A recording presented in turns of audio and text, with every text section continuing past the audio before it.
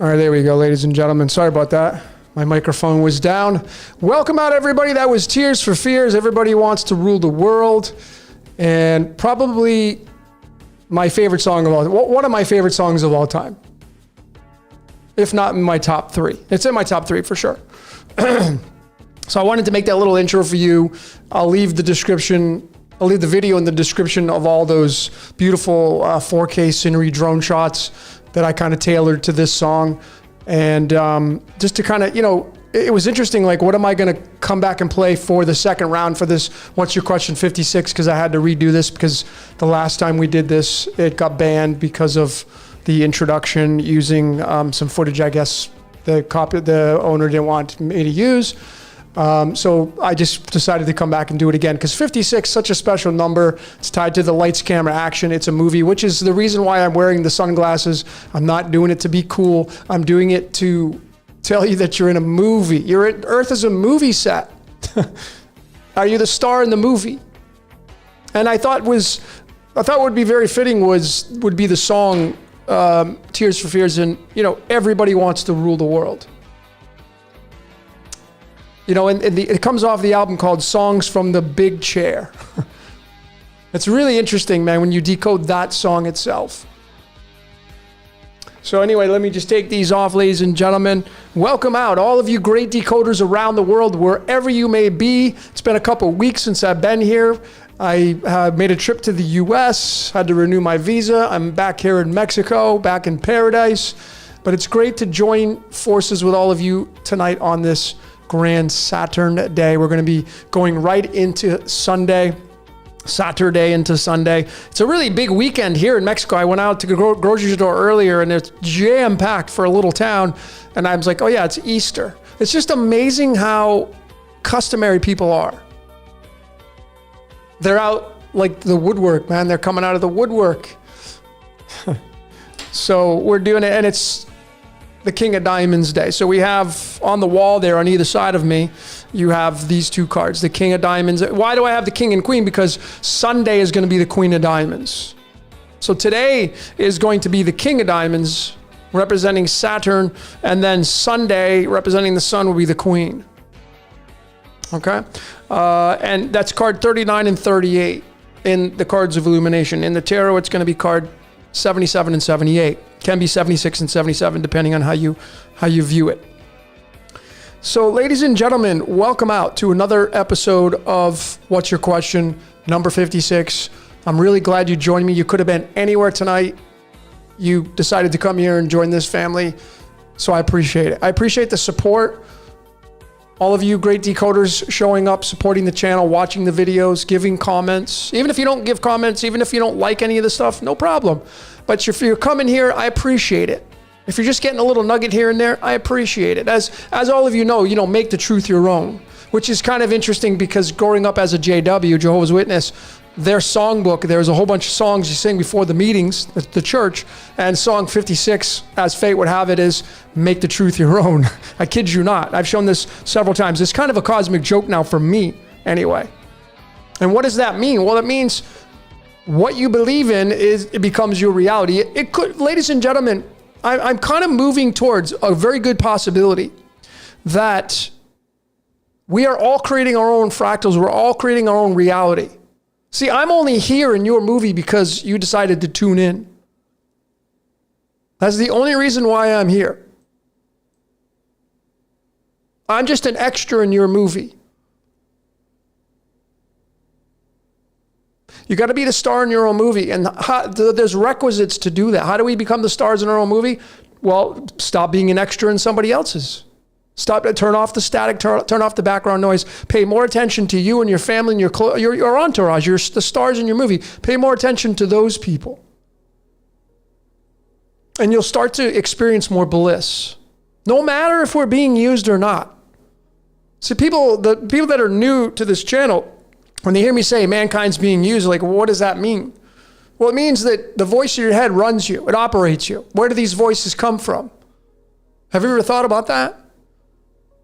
So I've postulated through support now with my research that mankind's being used, meaning that the supernatural, whatever you want to call it, God, Lord, you want to start giving it titles and names, it uses mankind to play out the movie. Since we're all actors and actresses here. And if you know what your code is, it becomes so much more easier. Because then you can be a creator instead of a complainer. Most people on the world stage, they're just extras in somebody else's movie, and all they do is bitch and complain. And they spend a lot of time doing that. Well, hopefully all of you here are not doing that. Hopefully all of you here are stepping up and becoming creators, doing less complaining and doing more creating. Okay? So I have my tools of the trade tonight. We're going to be talking about a lot of stuff, esoteric, theology, astrology. I'm going to show you a little bit about astrology and your astrology chart. I'm going to be showing you your some major positions in your astrological chart. I will be only using sidereal to give you some further aspects to take into consideration on what the hell you're doing here. I have a sneak peek on my my upcoming presentation on possessed. Possessed decoded. It's not a scary thing. See, once you can let go and figure out what your code is and then you let go, life becomes just a lot easier. People just, once they realize, when they're locked in, they just get scared. Or they freak out. Or like, no, nothing's going to control me. No, I'm going to make it. No. Anyways. So I will be once again looking over to my right. I have my second monitor over here, my iPad. Big shout out to Apple. I have all Apple products here. Without them, I wouldn't be doing this transmission. So I'm grateful. I live in a state of gratitude. I hope that all of you are doing that now. I hope you're a gratitude junkie. Meaning that the gratitude in your life supersedes any emotion. Even the things that go wrong that you say, oh man, I wish I didn't have to go through that. Those teach you things. We can be grateful for those things. Pain's not fun, but we can be grateful for the aftermath of what happens once we get through that. It's a teacher. All these archetypes, pain, suffering, love, these are archetypes. They're teachers, essentially.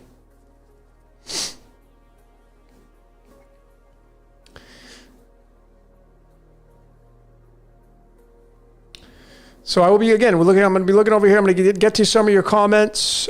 Big shout out to Jordan, Waters Above Crypto. I hope you followed him today. He's got a big following on, he does like 3 times the amount of people that I bring into my lives. He just has that gift of talking and his voice is just very soothing. So big shout out to Waters Above. Him and I have a big project we have in the works. We're really excited to share it with the world. A little premature, so I will not do that just yet. And then my main man, Phlox. There's like 3 of us that are in cahoots on this project, and we're pretty stoked about it. So really can't wait to share that with all of you. Great Decoders. This course I have coming out, it will be coming out. I would say it's going to be coming out this summer. So stay tuned for that. It's going to change the world.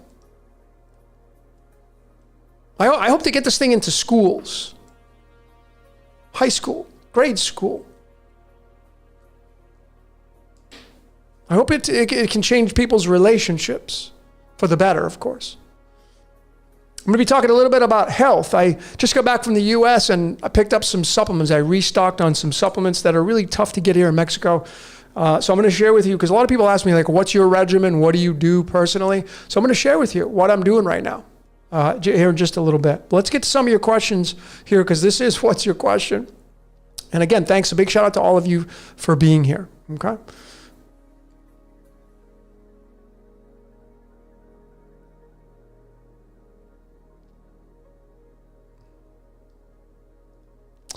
How do I pay you for if you're interested in a decode? I have limited space right now. I'm booked out, almost till June now. So I'm limited on space. I'm limited on time. And I'm not saying I'm going to eliminate readings altogether. I think I'll still do them because I enjoy them a lot, but I'm going to be very selective on them. And, but if you're interested in reading, just send me an email, Decode Your Reality, or go to my website, cosmicsugar.org. Or just email me, decodeyourreality@gmail.com, and say you're interested in a reading.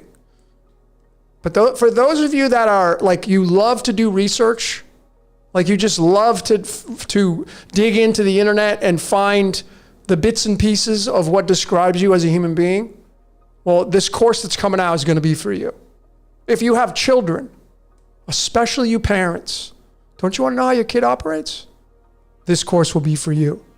You'll be able to decode your kids. You'll be able to parent them better because you'll have a little cheat sheet on how they operate. You're going to see how they're going to behave. Not exactly, because there are some things that they're going to pick up through habitual things from you, from your husband, wife, from the people they hang around with, their teachers, the students, all that kind of stuff. But their foundation is through these occult sciences: astrology, numerology, human design, gene keys, tarot, cards of illumination, alchemy, alchemology, personality types through the Briggs-Myers, all that kind of stuff. Okay?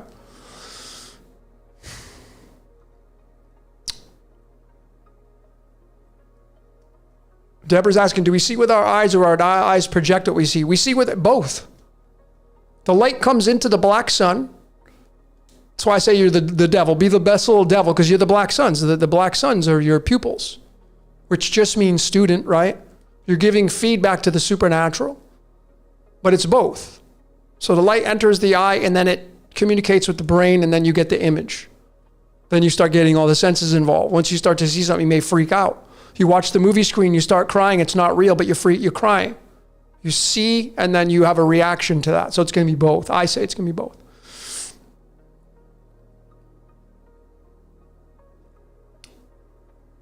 The Aquarian TV, look up your sidereal chart versus your tropical. You agree that tropical is where it's at.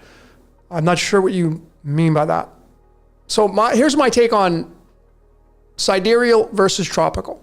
I'm a fan of both.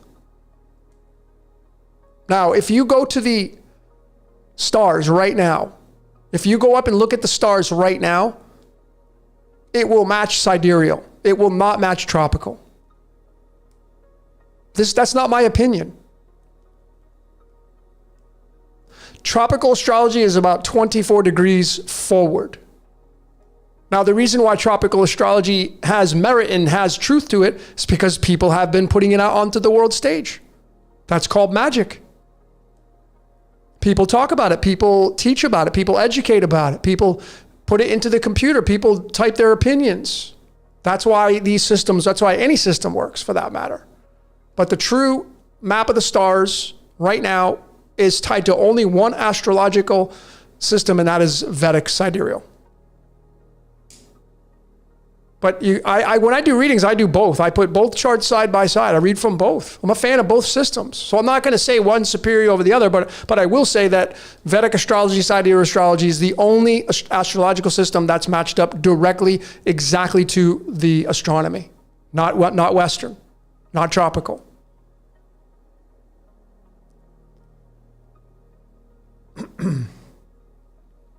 Desco says, I'm not living up to my potential. So, okay, great. Now you know that. So go start living up to your potential. Start to look at a lot of you that are, if you're stuck in a rut, that's great, because at least you know you're stuck. Now you just make the decision to get out of that. How do you get out of that? You got to make some changes. You got to change some things in your life. I mean, look, here's a gift from me to you. This is not something that I've not shared before. Go to YouTube. Thank you, YouTube, for hosting this, because without YouTube, we wouldn't be here.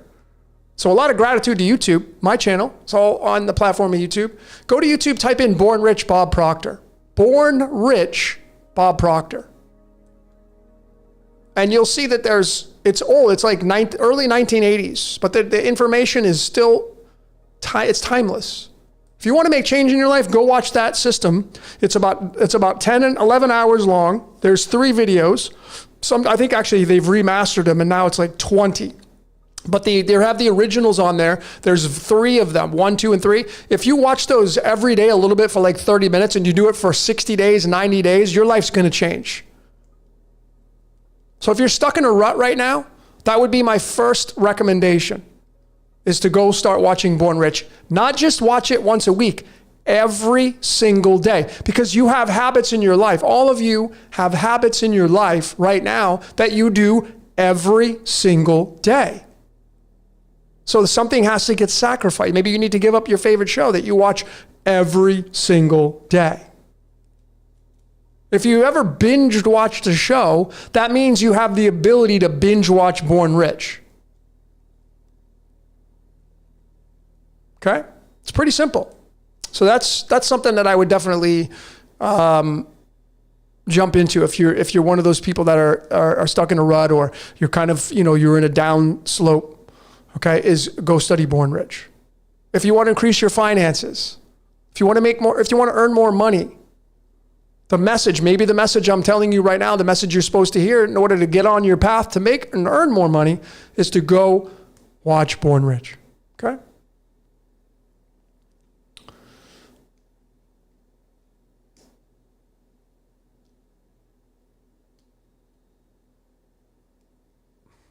Love is allowing. Flip mode 007. That's right. What does love is allowing mean? Well, it means like, I'm not going to give you grief for what you're doing. I'm not going to go out there and I'm not going to go push against what most people push against, which is the dystopian world. No, I'm not going to go push up against that. I don't need to.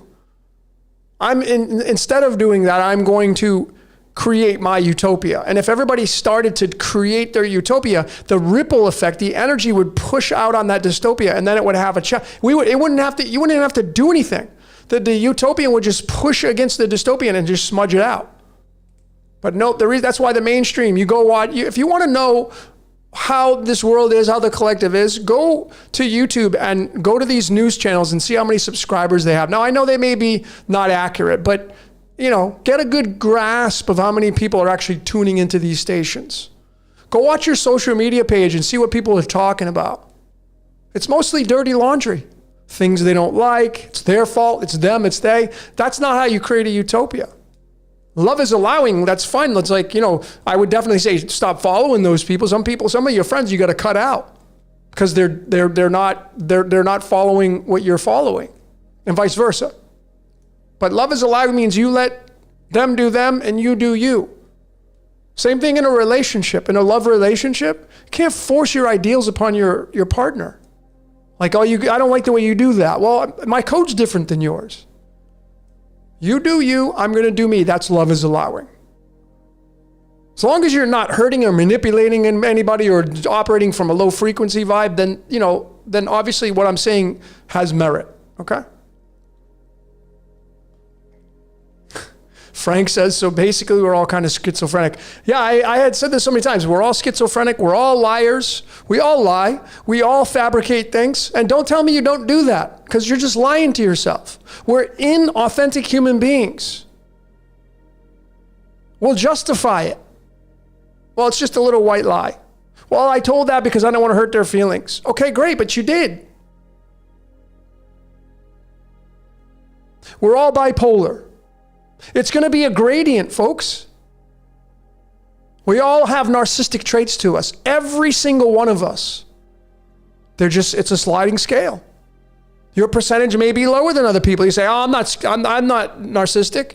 Well, your scale may be a little bit lower than someone who's showing the signs of it.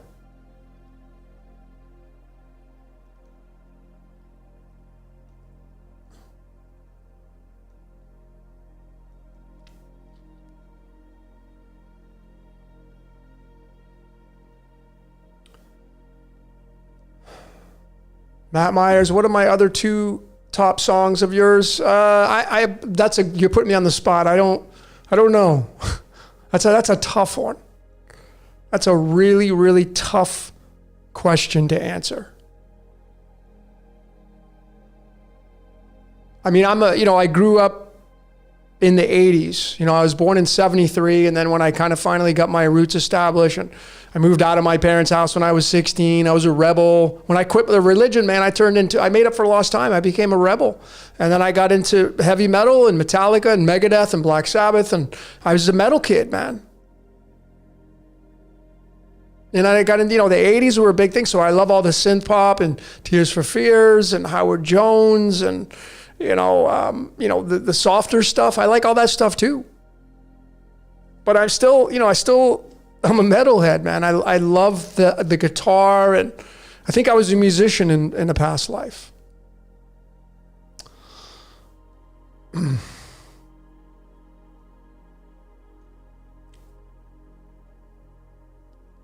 Flip mode says mostly scripted, predestined, some free will. Yeah, so my take is, and I'll show you this with my sneak peek on Possessed to decode it. I'm going to show all of you that, but I'll just say this. I'm not saying this is true now because it's a theory, something that became popular. Like they say, you only use 10% of your brain. Now, obviously, that's been that's been overcome by so many different other theories. But where did that come from? And then that obviously has merit because it's in our reality. So it may not be true for you. You may not, because what becomes true for you is when you say, oh yeah, that's true. Then it becomes true for you, right? Your truth is you adopt these ideas.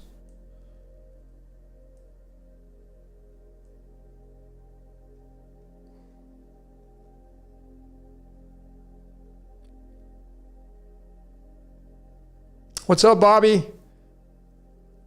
Thanks, brother. Wow, welcome. I got all these great welcome back. Good to see you. Boy, I love it. Ladies and gentlemen, thanks for all the love coming in here. Much love to everybody back. I hope where you're at in the world, it's warm and it's starting to, I just got back. I was in the South and I was in the state of South Carolina. And it was, it's crazy how the body adapts. There was a couple of days where it was warm, but man, at night it was cold. Like I had a jacket on, jeans. It's crazy, you being here in Mexico, I'm so used to 80-degree weather.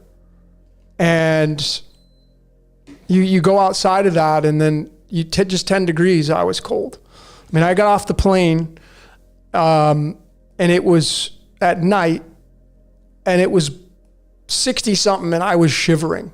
No joke. This is nuts.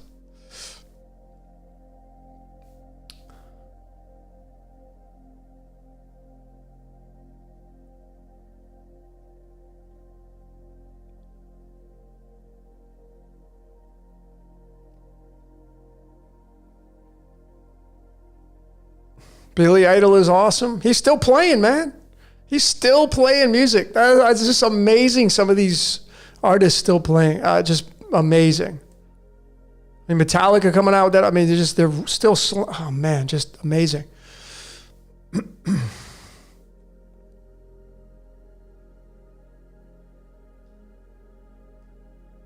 Screaming Jay Hawkins, yeah, he actually inspired me to do. If you haven't seen my decoding short on Spell, it was called Spell Decoded. Go to my catalog list and go type in under the magnifying glass under the search engine Spell, and it's that song. And the actual song was originally done by Screaming Jay Hawkins, but the song playing that I used for that is Creedence Clearwater. I think they did the best job on that song. But he's an interesting artist, to say the least. Stage presence, the whole shebang.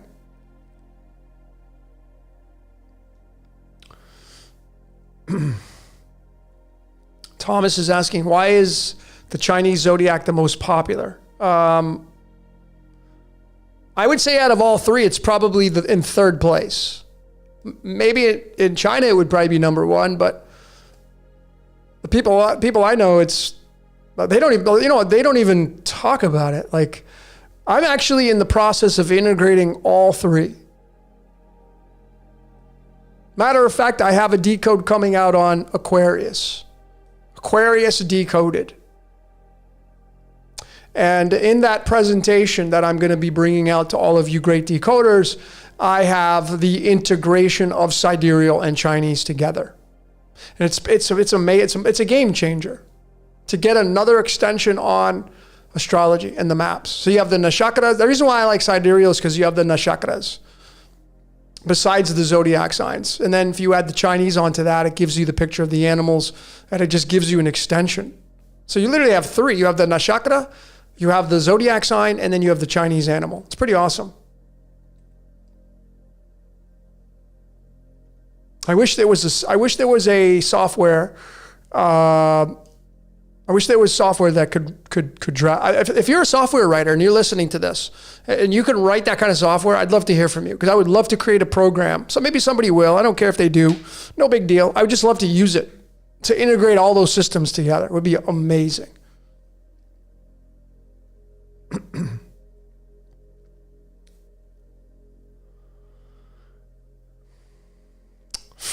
My question is, are we going through one huge psyop? If you think so.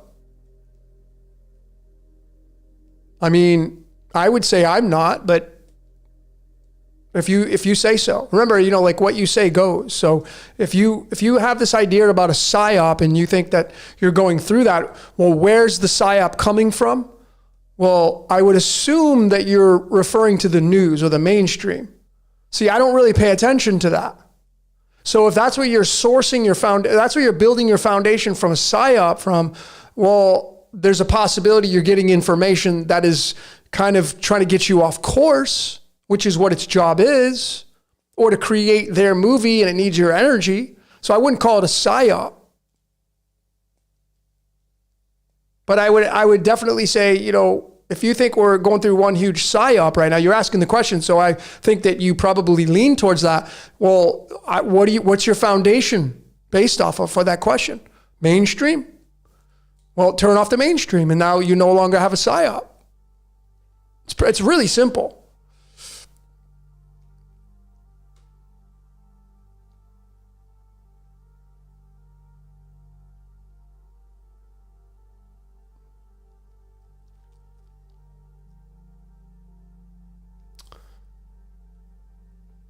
So the comment was, the thing about Chinese astrology, it's connected to the 5 elements. Yeah, they use water, wood, fire, earth, and metal.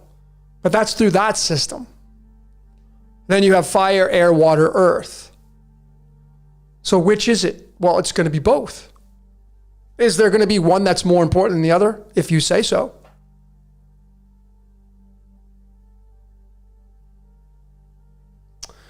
Who's Garth is asking, how do you find your dream perfect career path? Well, you got to understand your code.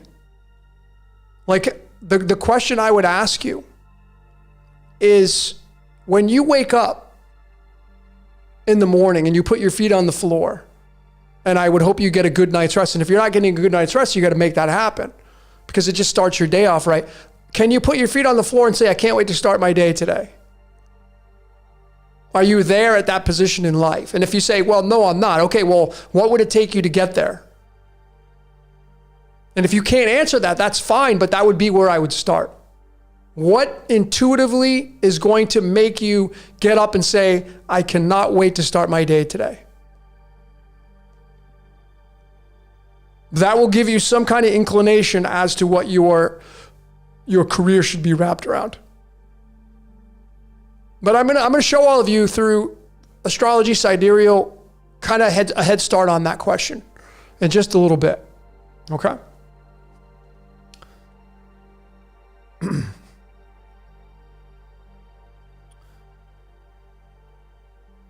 Jane is asking, does Santos know how to use both? Santos only uses tropical. For what I know, Santos only uses tropical.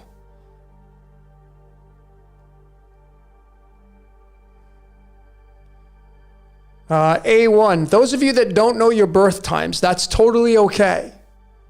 You will have a little bit of a variance, but if you do not have your birth time, then my suggestion is to really take one full day, maybe tomorrow, Sunday, whatever day off you have to yourself.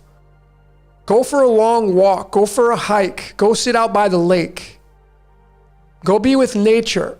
And the objective is to ask your intuition, ask the supernatural, ask God, whatever you want to call it. What time was I born? Think about it. And some of you will have an answer right away.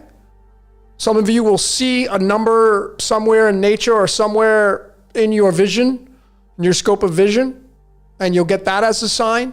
Some of you may see the time on the clock. A song may play exactly at the time the song comes on. That may be an indication of the time you were born.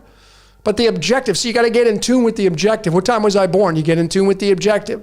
And then you figure out and finally decide upon the time. And that would be the time. Then you just punch that time into the parameters. Now, the only variance, if it is off, let's say that you're not in tune with the reality. Some people just, if you're way out of tune with this reality, which is a possibility, some of you, you may be off on the time. Even if you're off 5 hours, there's only going to be a selected variance in the astrological placements. The planets will primarily, the only thing that's going to be off is what house they are in. That's it. Except for maybe the moon, which is fast moving. It might be in a different zodiac sign. If you have something on the cusp, it may be, but for the most part, you're going to get an average. You're going to be able to read from the zodiac sign. So when I do readings for people astrologically, you not only read the planetary position in the house, like my sun, which represents your soul / spirit in the sky. My sun is in Capricorn. It's in the 4th house. Okay, so I have the sun in the 4th house through Capricorn and Cancer, because Cancer is the lord of the 4th house. So in the background of this sun in Capricorn in the 4th house, there will be a play on with the moon in Cancer. There will be, because the lord of that house is the moon. So you have to take these things into consideration. So if you don't have your birth time, you could just type, if you don't like known, you can't figure it out, just put noon time. And then forget about what house they're in, just look at the zodiac sign these celestials will be at. And you'll be able to get a very good indication of what your code is. Okay?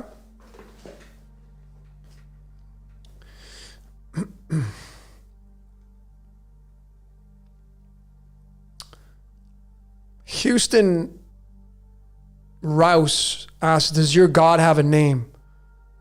I'm not sure what you mean by that. I think that whatever created this reality doesn't have a name. I don't even like using the God. I don't like using it. It's too vanilla. It attaches to so many things. It's too vanilla for me. So if you're asking me like, does what I think the creator is of this reality does it have a name? No way. You can't define it. Doesn't have a definition.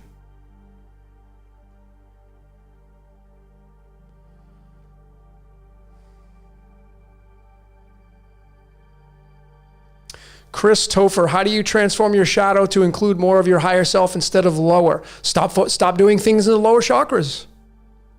You line up all your activities. See, I used to be a life strategist. That's what I used to do. And what is a life strategist? Well, some people say, well, it's a life coach. I don't like using that word. It's so watered down. Life strategist, you look at your whole entire life. Like if I were to take each and every one of you individually and we do an interview, so I would ask you like, okay, what do you do on the daily? What do you do on Mondays? What do you do on Tuesdays? What are you doing first thing when you get up in the morning? What do you have for your first meal? How many liters of water do you drink a day? Do you exercise? How many times a week? What kind of exercises do you do? Everything that you do habitually, I want to know about it. That'll tell you where you're at chakra-wise. Obviously, anything above the heart, up this is the higher realms, tapping into the third eye, meditation, visualization, all that kind of stuff. And then being neutral. This is neutral, neutrality. Love is it's neutral. Looking at both sides and not making a judgment call on what's good or bad, because everything in this reality just is. So if you feel like you're operating in your lower chakras, what is, like, if you look at the lower chakras, let me just give all of you a, here's my fun chakras here. And, if you're operating from down here, well, what is down here? Well, sex, satiation, like the stomach says, feed me. The stomach, if the stomach owns you, if that's your boss, you're operating more in the lower chakras, or you can be. And you definitely want to make sure the plumbing works here. Medical astrology, you want to make sure your plumbing's working good. So if your digestion's not working good, well, this is backed up. That stops the chi, which is prana, from moving through your body, and that can get you stuck. So if you have a blockage down here, well, then there's not going to be as much energy up here, technically. So we want to make sure medically that the digestion system is working properly. It's you're going to the bathroom regularly, and if you're not, then that's where you would start. I mean, there's some people that come like, I go to the bathroom once every 2 to 3 days. Like, what? Number 2, That's crazy. If you're only having one bowel movement a day, I'm saying if you eat regular now, some people just eat like birds, whatever, that's different. But if you're eating like a regular person and you're only going to the bathroom once a day, I'm going to say you're backed up. Now there's going to be there'll be exceptions, but you got to make sure that the digestion's working correctly. And once you free up that and the prana is flowing, the kundalini is going through the tree. This is the tree of life right here, running up and down. Then that would be the starting point, and then it's all a matter of what you choose to operate through. You know, I mean, if you're somebody who's watching porn, you're down here. You're giving your prana to the lower chakras. So the decision would have to be like, okay, I'm going to stop watching that. Okay, well then you'd free up the energy, and the energy would be able to move. But once you end up moving an energy down here, like this would be porn right down here. Sex and all, it's all down here. So once you pay attention to that a lot, you end up, the energy stops right here. And now it feeds this energy. And if you do that on the daily, then the energy stays down here. And next thing you know, now the culmination of energy is down in the lower chakras. So in order to at least get to here, you got to eliminate down here. And this is where all the fun's at, right? So it can be challenging to do that. All right, so that's kind of how I see it. I hope that helped you. Thoughts on lucid dreaming? Yeah, I mean, I've never been able to do it. I've only tried a few times. I wasn't successful, and I kind of just let it go. I'm like, it doesn't interest me for whatever. I have amazing sleep, so I don't know. Like I'm not crazy about trying to figure it out. But I think it's kind of cool. Some people do it.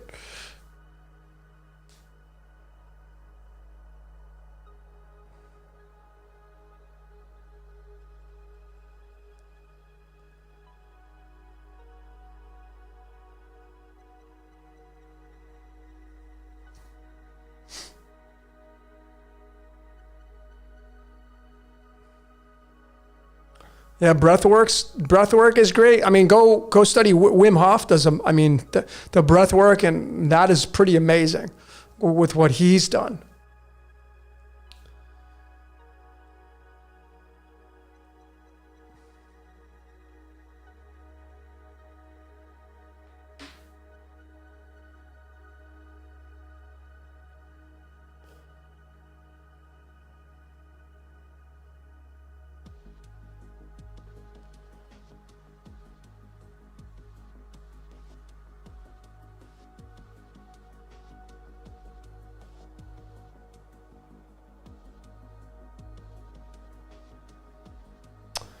Thoughts on the Dendera zodiac? Don't know about it.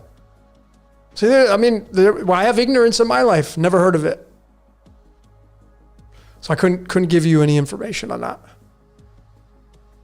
Do I do breath work? Sometimes I do. I actually have this really cool app on my phone, which you can't get anymore. And it's a breathing application. And you just breathe in and breathe out so many times a minute. And you do it for a period of time, and it's really clarifying for the brain. It's actually my friend who has the largest brain database in the world. He's a doctor, and obviously neurological. And he created this app, and I've been able to transfer it from my phone to phone here because I have an Android, and you can't get it anymore, right? But his website's called mybrainsolutions.com. Actually, I should probably reach out. I haven't talked to him in so long, but amazing guy. Largest brain database in the world, mybrainsolutions.com. Good friend of mine.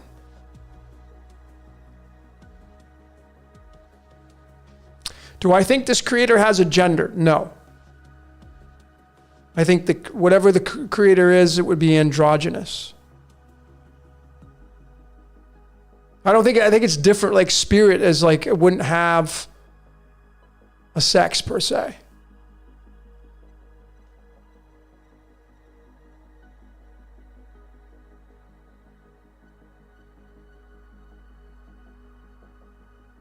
What does it mean to be born NCAL? I don't know what you mean by that.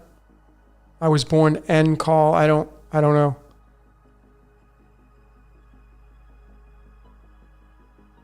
How do you describe, Deborah's asking, how do you describe shadow self? Well, what is a shadow? It's a fractal. When you go stand out in the sun and you look over to your right or left or behind you and you see the shadow, that's a fractal of you.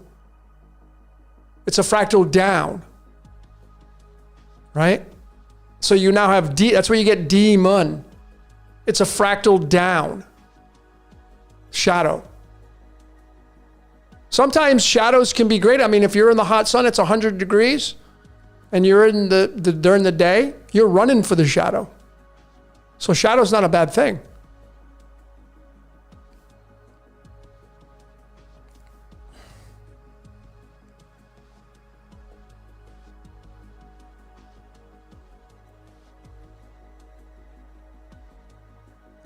Amy Benizra, I was adopted.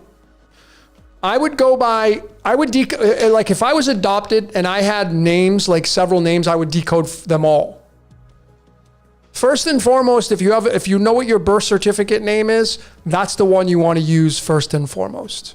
Now there are several ways to do that. I'll be coming out on that on my course. How to decode your name. But if you have an adopted name, then you would obviously use that one as well. And then you go look up the numbers that are attached to that outcome and you read about the numbers, the numerology, the science of numbers. And then if you start to resonate, like, oh yeah, that's, and I'm going to show you through my course on how to get that exact. Where when you collect the information, and if you were to share it with me, share it with anybody, it would be 100% accurate. That's what this course is going to bring to the table. 100% pinpoint accuracy. That's why I think it's going to revolutionize the esoteric world. But anyways, and it's so simple, but as some people can say, that's it? Yep. Well, how come you didn't figure it out? But anyways.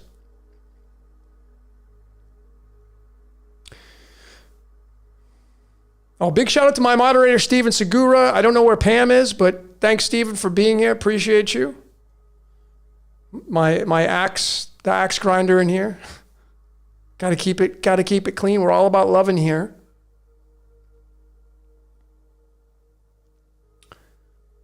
I felt that it was 7:14 p.m. Okay, so again, once you start to read, once you get your time, those of you that are trying to figure out your time, like I said, go on a walk, take a full day. Don't rush it. Once you finally get a time and you plug it into your astrological chart, and then if you know how to read from these charts, you start to read about what the parameters are, what the celestials are through these signs. And if they resonate with you, then you know you're on track. This is why this course that I have coming out is going to be so valuable, because you can go online and you can read about the sun in Capricorn, like you can go read about it. Not everything is going to be true for you.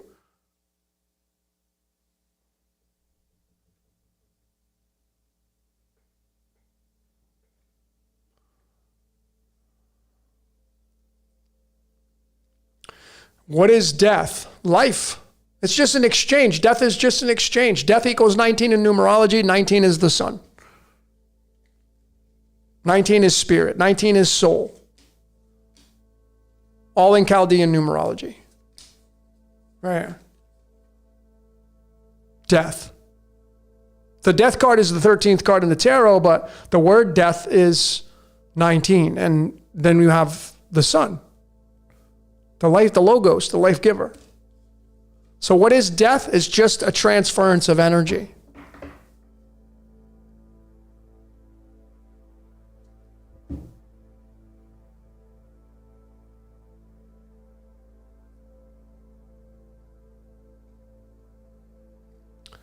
Robin's asking, has the Marseille Tarot deck been decoded? I haven't decoded it, but the 8 and 11, the 8 and 11 exchange, Crowley did that with his deck, which is interchanging strength card with justice. And then it's going to have its own set of standards. The 8 and 11, they're going to just switch, which moves the house of Scorpio to the house of Aquarius and vice versa. If you want to bring astrology into it, these tarot cards, they fit inside the astrological wheel. That's what they do. They fit right in the astrological wheel.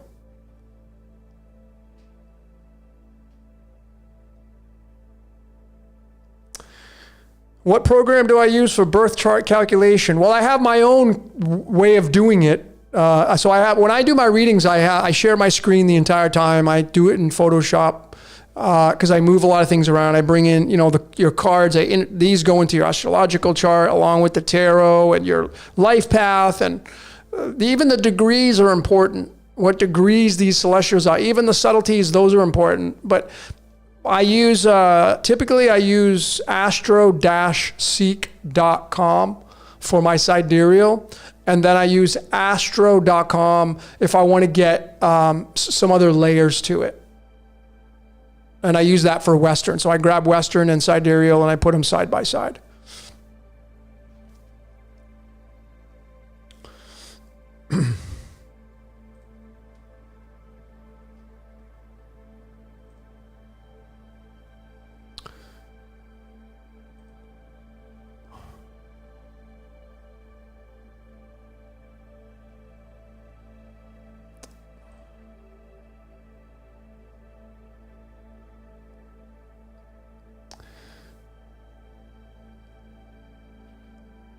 Vanessa is asking, what is my Mars placement? My Mars is in my third house. It's in my third house. But more importantly, it's not just that. So this is why you get the Nashakras involved. My Mars is in Mula, the 19th Nashakra. Okay, which means the root. And of course, it's in the sign of Sagittarius.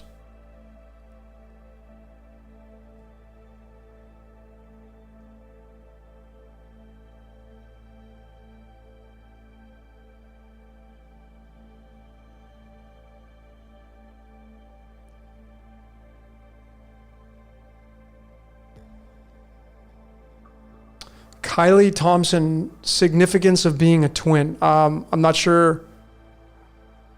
Twin what? Well, I'm not sure what you're talking about. Twin flame? Can you be more specific on your question?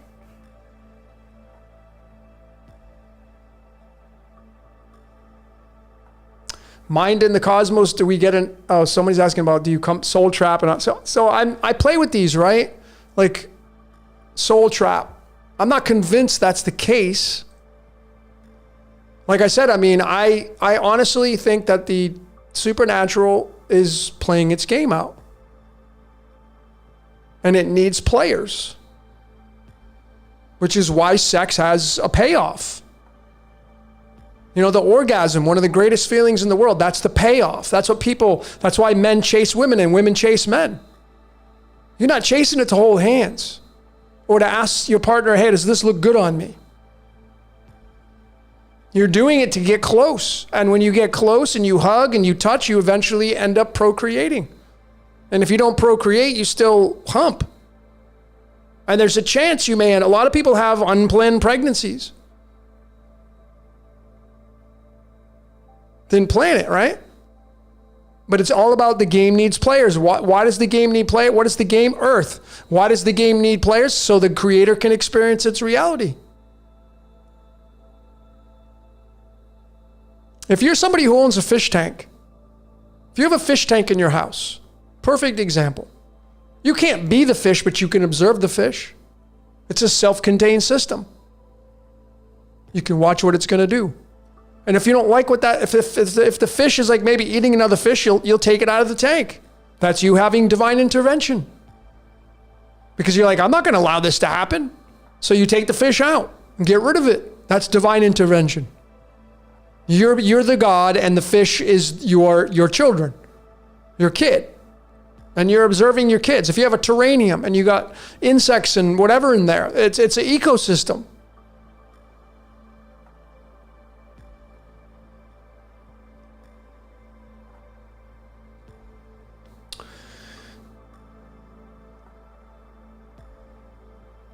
I haven't looked at the Marcel deck, Robin. I actually love this deck, which is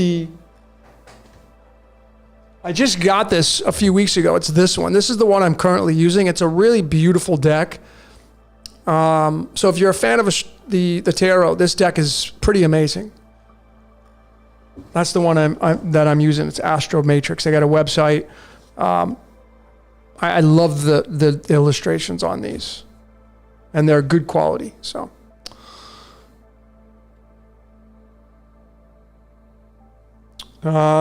Kay is asking, what do I think about the table of elements? What do they represent? They represent our reality.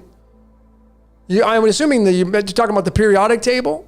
Well, I use it in my decoding. The period where some of these elements are essential for the body. So essentially, if you look at the periodic table, that's you. You're staring back at looking in a mirror. Not every single one, because there's a lot of synthetic elements. But those elements that are synthetic are still using an element that's in nature, and then it's bombarded by whatever, changing that whole entire element. That's how they get these elements. They bombard elements with elements.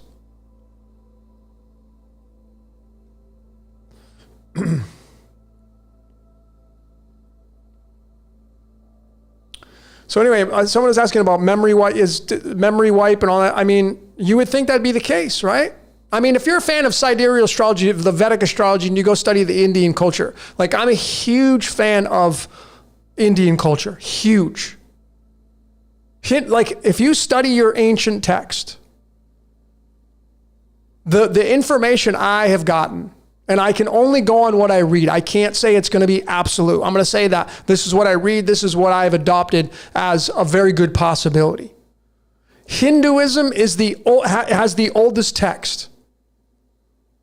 But besides the ancient Sumerian and the cuneiform and Enki and Enlil and Anunnaki and all, besides that, Hinduism is older than Judaism. It's older than Zoroastrianism. It's older than Christianity. It's older than any of them. But you see, Hinduism is not really a religion. They actually say it's not. It's a way of life.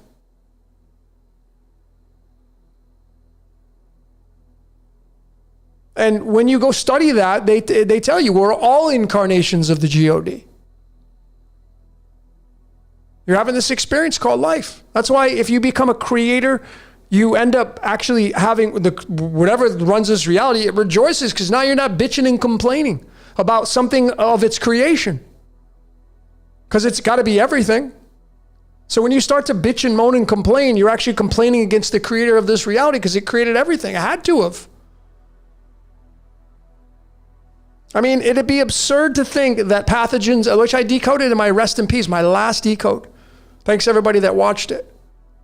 The white blood cells, the macrophages in your body, the job, what it was designed for, what the white blood cell was coded to do was to attack invaders coming into your body. Okay, great. That's a fact. Okay, so then the question would be, what created the invaders? Well, do you actually think that it was the boogeyman that created the invaders? Like pathogens, bacteria, like it was the boogeyman that created these things? No, whatever created the white blood, the reason why the white blood cell was created and coded to attack the invaders is because it knew the invaders were going to come in. That's because we're not designed to live forever, folks. You're not designed to live forever. Something's got to bring you down. It's called decay. Decay. Every day you decay a little bit more. Every day you die a little bit more. So do we get a memory wipe through reincarnation? Well, obviously, because I don't know what the hell I was doing here when I was growing up.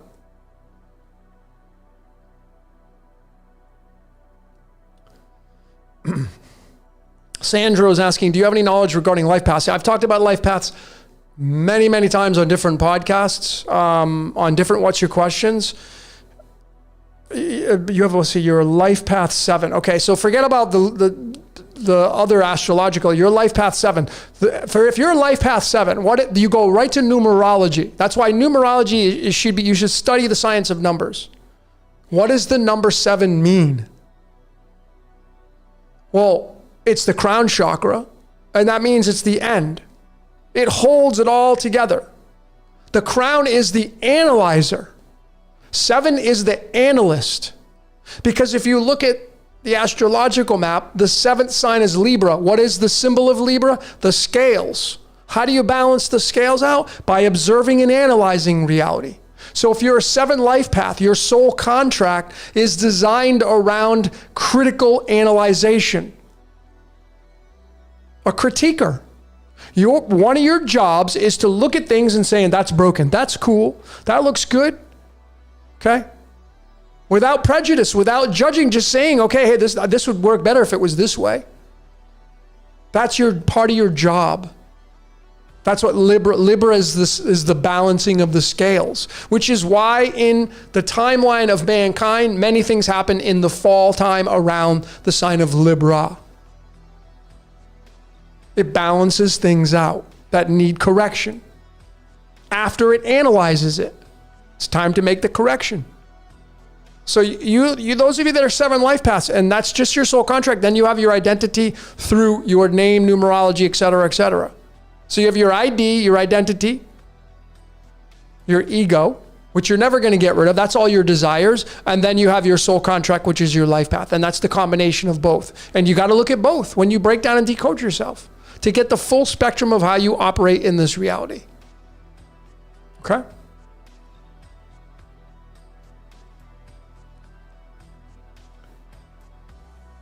Life path 1. What does number 1 mean? What does number 1 mean? Numero uno. It's the I. The letter I is number 1. The number 1, if you say 1, see if I can find it really quick. When you say 1 in numerology, it equals 17. This is how beautiful Chaldean numerology is, tied to tarot.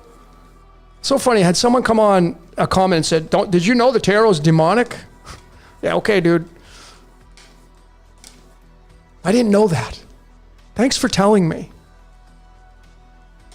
You just gave me so much knowledge.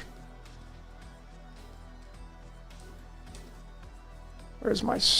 So those of you that are 1 life path, if you're born on the 1st, the hell is my... If you're born on the 1st, okay, this is gonna be true for you. See, those of you that and if you have any planetary positions in your 1st house of astrology, if you have anything in your 1st house, it doesn't have to be in Aries. If you have planetary positions in your 1st house, this is going to play tribute to you. If you have any kind of placements in the sign of Aries, this is going to be important for you.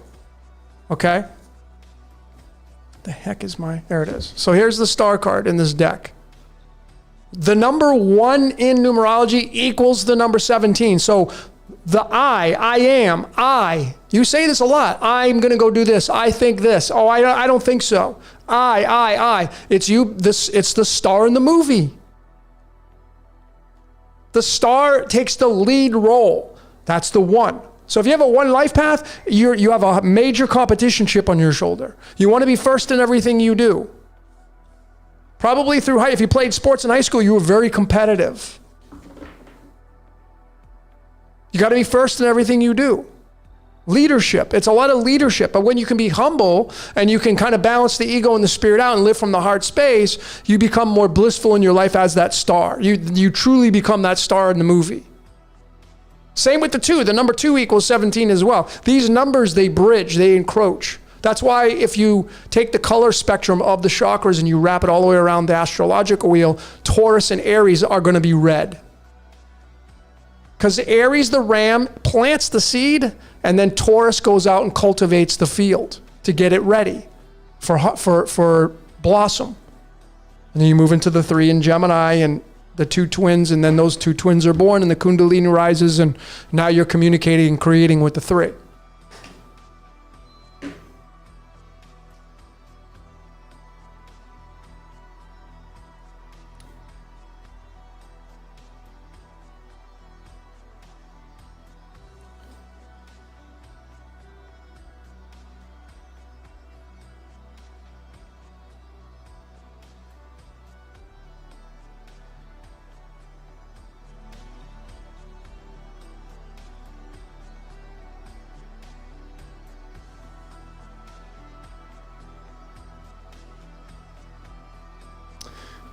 Science Babble says it's demonic to worship the tarot. Well, I'm not worshiping it.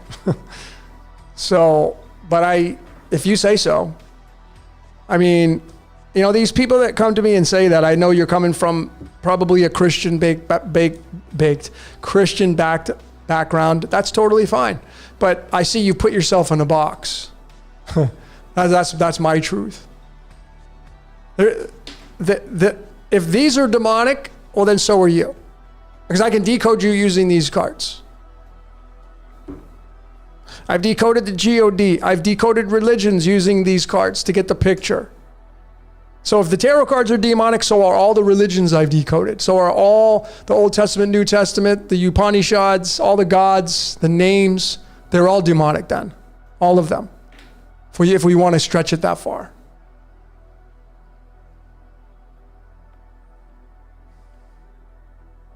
But again, ladies and gentlemen, with truth, all that matters is what you believe, not what I say.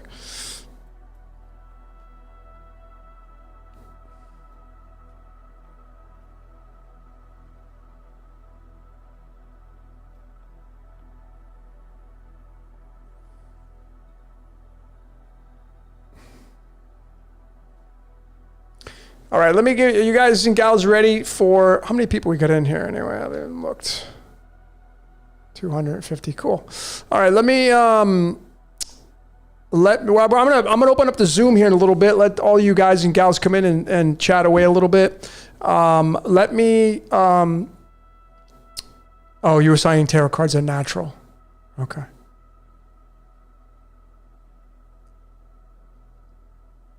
Let me give you, ladies and gentlemen, a sneak peek on my Possessed Decoded. I know, woo. Like, people are gonna probably freak out. Like, they probably won't tune, some people will not even tune into this decode because they think I'm possessed. Oh my God, okay. Before I do that, let me jump into some health. Let me shift gears. I'm gonna get into the Possessed Decoded, but let me shift it to some health and wellness, okay? A lot of people ask me what I personally do for my regimen. What supplements I take, what do I eat, et cetera, et cetera. And I just got back from the US. I re-upped on some of my supplements, as I mentioned earlier, that you really can't get here in Mexico. And you know, we're moving into the springtime. So if you follow Chinese medicine, the springtime is a time to flush out the liver and gallbladder, so I'm doing that. When's the last time you flushed out your liver? It takes a beating. When is the last time you actually got supplements or went on a plan to take care of your liver, your beautiful liver? Well, I decided to get some, you know, most of you know, but I decided to get some really good milk thistle. I like this brand a lot. It's called Life Extension. You can get it on Amazon Mexico, but you can get this. My favorite place to shop, by the way, besides Amazon, because I like Amazon Prime, my favorite store to shop in the US is called allstarhealth.com. Probably the most inexpensive prices. You get free shipping over $99. It's quick, it's easy. I used to use Vitacost a lot, but allstarhealth.com. That's my go-to. Right there on the bottle. All Star Health. Okay. But anyway, this is the milk thistle, and this gently scrubs down the liver, cleans the liver out. So I'm doing 2 of these a day. And then as well as doing that, I'm doing some niacin. This is a no flush niacin, so this is a version of it. It's like a inositol. It's, you know, similar to the really, I got both. I got the regular niacin, which gives the flush. But if you don't like the flush, what does niacin do? It opens up the capillaries, opens you up. This is known to lower your cholesterol. So if you got high cholesterol, if your LDL and HDL is out of whack, get on some niacin. It's well known to drop cholesterol. But don't just take it and then say, oh, I can continue to eat like shit. Take it with a construct of, I'm going to eat better. Okay? And then I posted this in my Greenbox Detox group. I'm a huge fan of this company right here from Japan. It's called Sun Chlorella. I don't have the box anymore, which I did because the package is really tough to see here, but it's called Sun Chlorella. And, it's you get about, what do you get? Like 600 tablets for like $90 or something like that. You take 6 a day. So it'll last you 100 days. So it's not that expensive. They're small, but it's a really good product from Japan. They've been doing it a long time.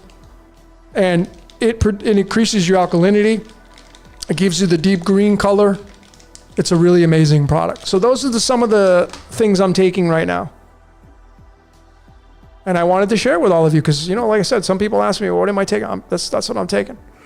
But the niacin's amazing. If you don't like the flush, get the no flush niacin right here by Life Extension. There are some say that, well, it's not as good as the flush niacin. So, like if you just do one of these, a 500 milligram of niacin, you get a little bit of a flush, but it's only temporary. But it tells you that it's working. And like I said, it opens you up. And it more than likely will drop your cholesterol if you have issues with your cholesterol. But again, that's coming from a position of I'm not offering any medical advice. I'm not saying you should or shouldn't do that. I'm just telling you what I take. And again, the big thing is cleaning the liver out with nature. I really like this brand. If you want it, they have amazing melatonin. It's an extended release. The best melatonin they have. That brand's pretty awesome. Okay.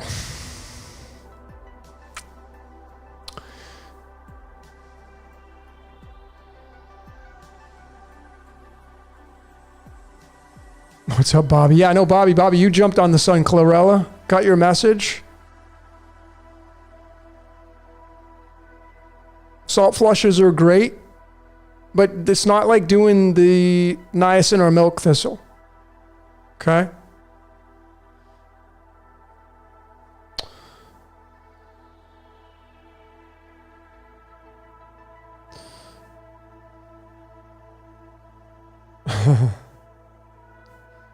Matt's asking my thoughts on Rosicrucianism. The Rosicrucians, it's a secret society, It's if that's something that you fancy and that's something that you like to do, go for it. A lot of knowledge they have, right? I mean, now that you say that, I'm going to show you some Rosicrucian stuff. Are you guys ready? I'm going to show you guys some Rosicrucian stuff with my upcoming decode on Possessed. Okay, so let me just jump into this really quick and show all of you. All right. So let me get my cursor. Okay. So here it is. Possessed, decoded. All right. And are we possessed? What does it mean? Starts with the letter P. That's the 16th letter in the alphabet. Well, how about this right here? They say that, I had mentioned this earlier, they say that we use 10% of our brains, and I laughed when I thought of this. Have you ever heard of this? Possession is 9/10 of the law. 9/10. So that meaning the 10%, that's what you got. Well, what about the other 90% that you're not using? Well, it's the supernatural. You see, that equals the number 130. And it links to this element right here, the bridger. The amazing xenon comes from the Greek word xenos. That's going to link to the number 27 and Ensof. I did a decode on Kabbalah, and I showed how Ensof is tied to xenon. Xenon's tied to Lucifer, the light bringer. You get Jesus in there. You get the Yod-Heh-Vah-Heh in there. You get Allah in there. You get Ahura Mazda in there. But this xenon, being 130.905, this is going to be isotope 131. So these numbers always will encroach. Whatever number you have, it will pair up with the next number when it rounds up. So you have 130.905, it will be the isotope 131. So here is the graphic from the Royal Society of Chemistry. I've highlighted it. And there it is. It's the 131 and the 130. And the reason why I have that circled, the 21, I'm going to show you that in just a little bit. But then you get into the lyrics from Pink Floyd's Dark Side of the Moon, song number 9 called Brain Damage, written by Roger Waters, who was born on September 6th. That's the 69 or the 96. There's someone in my head, but it's not me, and that's the 131. You see, this is the flash of creation right there. This comes from the word xenos, which means stranger. Okay? So, possession. What's possessing you? Well, the voice in your head, that's the possession. Okay? And then we get into the 45, which is Pandora's box, which is what we all live in. Pandora's box. Okay? And then we have mind control. Okay, being 45. Right? So possession's 45, mind control is 45, Pandora's box is 45, all in the oldest numerology cipher on the planet called Chaldean numerology. And then we have this graphic right here. I think this is the last. Oh, I got 2 left. So then I want to get the picture of possession. Okay, because possession is 45. Possession is 9/10 of the law. So here's card 45 in the tarot, the 9 of Cups. Now, what does this card mean? It means wishes being fulfilled. When you get this card and this outcome, it means all your hopes, dreams, and wishes are going to be fulfilled. Well, you look at it from a supernatural perspective. The supernatural's all its wishes, hopes, and dreams are being fulfilled because it's possessing you. It's possessing you. And it's tied to antimony, the all-seeing eye, because when we say 9 of Cups, through numerology, it's 51. The 51st element is antimony. Antimony, the picture for antimony is the all-seeing eye of Horus, which is right there in your brain, folks. It's right there. Everybody has it in their brain. All right? Everybody has this in their brain. There are no, unless you're not a human being. Okay? But this all-seeing eye, antimony, right? These are unmistakable here, all this. Okay? And then the last slide is this one right here because you get into the Rosicrucians. Okay, this element rhodium 45 comes from the word Rodon, which is right here. And I'm going to extend upon that in the upcoming presentation of what is so important about the 24 hours in a day. We have the X chromosome being the 24th letter tied to our DNA. And it's the rosy cross. What does this mean? Well, the cross is what gives the bees honey. The rose. The rose is what gives the bees honey. 45, it's Pandora's box. What is Pandora's box? It's your brain. Essentially, it's Earth. What are the bees? It's the hive mind. See how all these terminologies, the rose that gives the bees honey, well, roses get pollinated by bees. And then we have the hive mind, which bees live in a hive. You see? The hive mind. So it's pretty easy to see this stuff. You know, the all-seeing eye being there in your brain, right there, the icon for this. Possession. And then it's, mind control, Pandora's box, and then we have possession is 9/10 of the law. And, the reason why I have this circled right here is because of this. Do you know what ambrosia is? Ambrosia is what the Greeks called food for the gods. Food for the gods.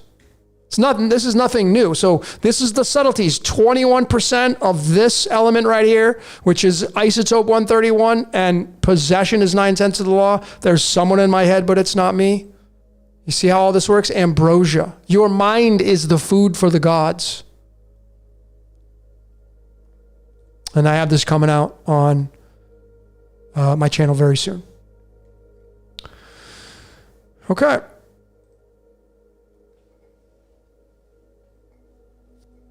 Let's get back to some of your questions.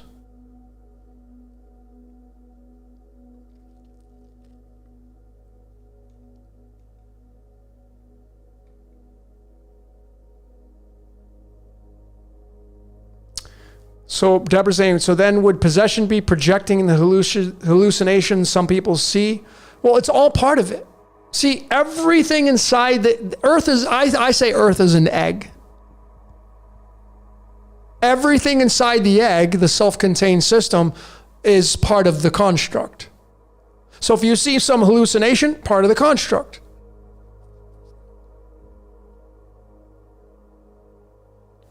I got to sneeze.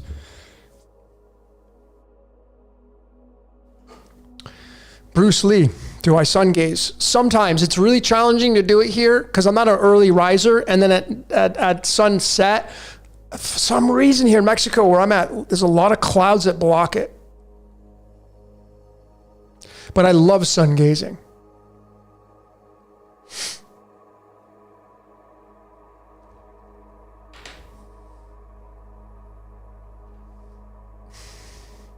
Let me take you guys on a little trip here. Hold on. Let me see if I can. The reason why, one of the funny things about, hold on, let me see if I can get this. Yeah, let me just show you. Okay. Let me just share this with you. So the song that I put out in the beginning of this, if you were here, thanks for sticking with me, was this song right here. Everybody wants to rule the world. And, the album came from Tears for Fears, and it was off of the album Songs from the Big Chair. Songs from the Big Chair. And you can get into it has 41 as its length, and 41 is going to be tied to possession. And you're going to see that in the upcoming decode. But this right here, everybody wants to rule the world. What is this tied to? Well, when you go to the periodic table, and we got to look for the element that's 115. Here it is, moscovium. Now this is where it gets super interesting. Now I want you to be the judge of my stretching things on this, and I'm going to show you that I'm not once I come out with my Area 51 decoded. But Area 51. Now, do you know what's going on over there? All right, what's going on here?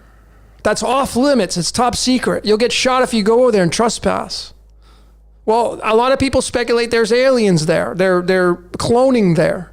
Well, look at what the longitude is of Area 51. 115. Everybody wants to rule the world. So is there some kind of ruling going on at Area 51? Area 51. And then if we just go back here, 51. Possession. So is there something going on at this location that has anything to do with mind control? It's really interesting. It's so fascinating because this element, moscovium, was talked about by Bob Lazar, and he said that this is what UFOs use to levitate, moscovium. And you mean to tell me that this has a 115 longitude, this area, and this is all about UFOs and stuff? Anyway, even you can decode this. It's, man, this is pretty hilarious. I mean, I have the abduction. I just did a funny one slide on my abduction, and it was 33. And I said, well, if you've been abducted, now you know it's the Masons that did it. That was my joke, though. And then, have you ever done abduction with your exercises? Now it was a Mason who created that exercise. That was like my joke, right? But there are people that get abducted, and if you're somebody who has, well, I'm going to try to do my best to include that in my Area 51 decoded. But you can clearly see, the connections are there with the 115 and moscovium. So there's something there too, right?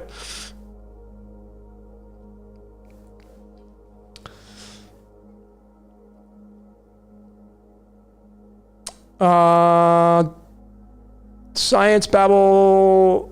A lot of people ask me to decode the song Ripple by the Grateful Dead because it has the tarot in it. And I looked at it. I just wasn't interested.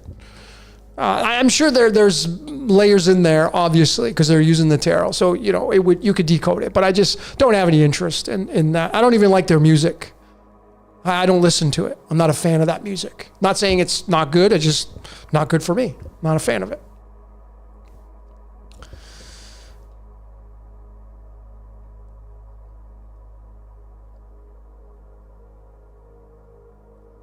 Little Gold Dragon, do I have a decode on Rahu and Ketu? I do not. I just use them. Speaking of that, I'll go to the chart here and I'm going to show all of you how to read your chart and what are some important layers in astrology.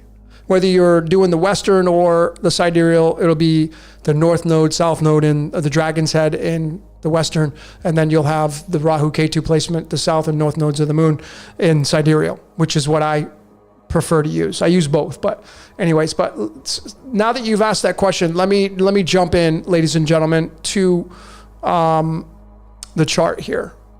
And here it is. Okay. So this chart right here is mine. I just had it up, so I'm just like, I'll just use mine. And so what I want to point out first and foremost are some important layers in sidereal astrology, and that is the placement of Ketu and Rahu. Okay? Because to me, these are, if not the most important layers in astrology. I know Moon is really revered in sidereal Vedic astrology. I know it's like the most important because it's like your mind. It's your hard drive, if you will. It's what stores information. And then you get the as above and the moon, and now you're going to get into the cloud, and that's why it's the cloud and in computers. But the moon's really important, the sun representing your spirit. But this axis right here will tell you a hell of a lot about what the heck you're doing here in this reality. Now, I'm just using myself as the example because most of you that are here, you know who I am and you know what I'm all about. You know what this channel's all about. So Ketu is really what you did in your past life, what you're good at, what you're going to fall back on. Been there, done that. Been there, done that. And so my Ketu is in the 7th nakshatra in the sign of Gemini. Now, we can break down this nakshatra, but if we just talk about Gemini being the two twins, Castor and Pollux, Gemini being the planet of the sign of communication, ruled by Mercury. So then I would say, okay, well, since I have it here and this is what I fall back on, what do you think I'm doing with my Decode Your Reality and all my expressions? And I'm bringing art. I'm an artist, so I bring music, my taste of music. This is all wrapped up into the 3rd house of creativity and Gemini. And it's in my 9th house. So it's flipped with Sagittarius. So you're seeing a combination of artistry, musicianship, communication tied together with the 9th house of Sagittarius, which is ruled by Jupiter and the higher mind. Philosophy, religion, theology, etc., etc. And then my Rahu being my desires, what I'm going to chase after, what is going to bridge the gap on my identification, is in Purva in the sign of Sagittarius, in the 3rd house. So these are flipped. So this is my axis right here. So you want to look and see where your Ketu is. That's where your been there, done that is. That's where you're going to lean and fall back on. And then you have your Rahu right here, which is going to rule your desires. What do you desire in life? That is Rahu. Rahu is your cause. Rahu does not care about what it leaves behind. Meaning that if Rahu is a boat on the water, it doesn't concern itself with the wake that the boat leaves as it moves through the water. It just wants to experience the water. So it runs your desires. What do I desire? Getting to the root of the issue. This is the 9th zodiac sign. So if I go and I look at the 9th tarot card, it's the Hermit. So my drive, my desires in life is to be this guy. This is what I've been doing for the past 5 years now. I mean, my whole life, but this is the Hermit, the wise one, the sage. My desires are to study and be the Hermit. This is the card that's ruled by Jupiter. Jupiter being the largest planet. And then my Ketu is in Gemini in the 3rd, tarot card, the Empress. The Empress gives birth to things. So I'm giving birth to ideas that involve guru and being a sage. I'm not saying I'm a guru. I'm never going to say that. I'm just Logan. But that is my axis right here. And then you can even bring in the Chariot and Judgment here if you want to break it down through the Nakshakras and get really micromanaged on this aspect. And then you bring in the moon as well. My moon being in Aquarius in the 5th house. So this is how my mind works. My mind works through the symbol and sign of Aquarius, which is the 11th zodiac sign. And you go back to the tarot. What's the 11th card? Justice. What do you think I'm doing all this stuff for? Justice for the world. I've always said to people from the very beginning of my Decode Your Reality channel, I'm here to deliver to you information. Whatever you want to do with it, you do with it. But my goal here is a global village. My goal is to give you freedom, justice in your life. That's what my goal is. That's how my mind works. Leave me alone. I don't want to follow governments and states. I didn't sign up for that. I don't want to sign up for that. All I want to do is bring justice to the world. That's because my mind operates through the moon here in the 5th house. And the 5th house, of course, is ruled by Leo, and it's the sun. And then you look at my sun placement, it's in Capricorn. Capricorn being ruled by Saturn. Saturn being father time, kind of being the dictator, kind of being crossing the T's and dotting the I's. And then we can jump around. Where's my Saturn placement? My Saturn placement's up here in Taurus, in the sign of Rohini. So you just jump. These things jump around and they connect. Okay, they connect. And that's how you read these like this in astrology. But the main takeaway for you is going to be the Ketu Rahu position with the moon placement. And then you can tie your tarot cards to that. Okay? So I hope you got something out of that.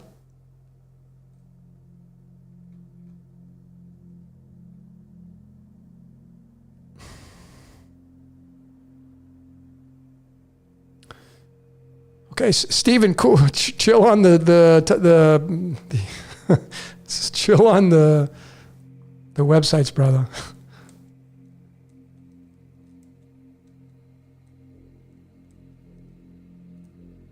I appreciate all the links, but you're kind of clogging up the.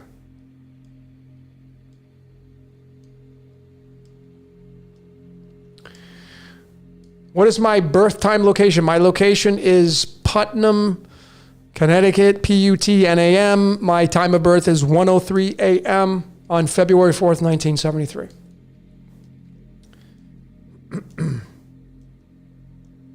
February 4th, 1973, 1:03 a.m., Putnam, Connecticut. That's my birth parameters. 41 degrees north, 71 degrees west. I am heavily tied to Lucifer, 41 and 71, tied to Lucifer, tied to the Elohim, tied to Ra. My birth city's Putnam, that's 28, tied to Lucifer, and 28, light. I'm all about delivering to you, and ladies and gentlemen, that's why I do this. Now you know, there's nothing demonic about what I'm doing here. I'm showing you how to level up in this reality, how to stop, how do you turning off the static in your life, turn off the static and get rid of yourself being an extra in someone else's movie. And as well as being the Jesus Christ superstar. Same thing. We're all Jesus Christ having the superstar experience. Okay? That's why that story was he came to earth. So when you're a human being, the whole story of Christmas, watch my Christmas Decoded. What does Christmas mean? The celebration of being a human being. That's all it means. The simplified version of Christmas, forget the mistletoe and the tree and the star and the missile and the tinsel and all that stuff. Christmas is all about the sun rising from the depths of the zero position. On December 25th, the sun moves 1 degree above the ecliptic from below that on the 22nd, 23rd, and 24th. That is what it means. So the as above is the sun, the so below is the Christ. That is you and I. We are the spirit into matter. So when you celebrate Christmas, you're celebrating being a human being. That's what it means. And if you want to really get clarification on that, from the tarot, the pictures, here it is. Christmas Day, there's the card. Look at that. It's the 6 of Cups. It's 2 little kids.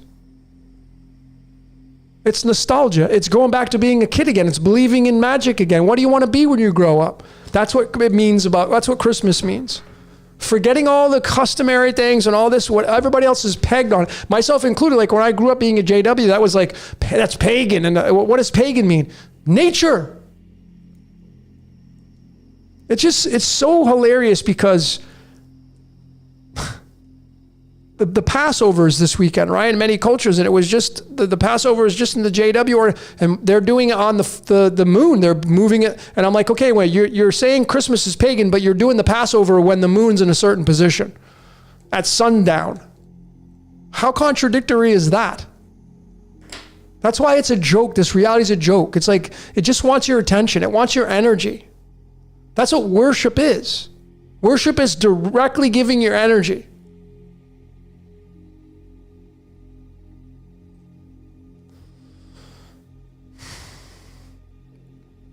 Flip mode 007. We live in the Jesus Christ experience. Absolutely. That's why they did a Broadway play on it, which I decoded in my Superstar. Check out my Superstar. It's probably out of the almost 400 videos I have, some of the most important ones I have are Superstar 1, 2, and 3. Very, very important decodes. They're fun ones.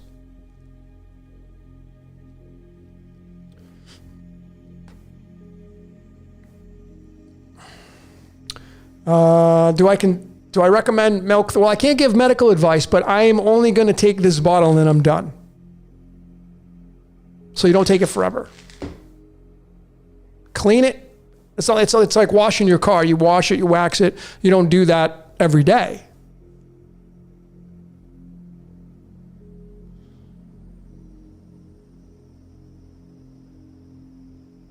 Yeah, Easter is just you're passing over. Easter is just the birth. It's springing into action.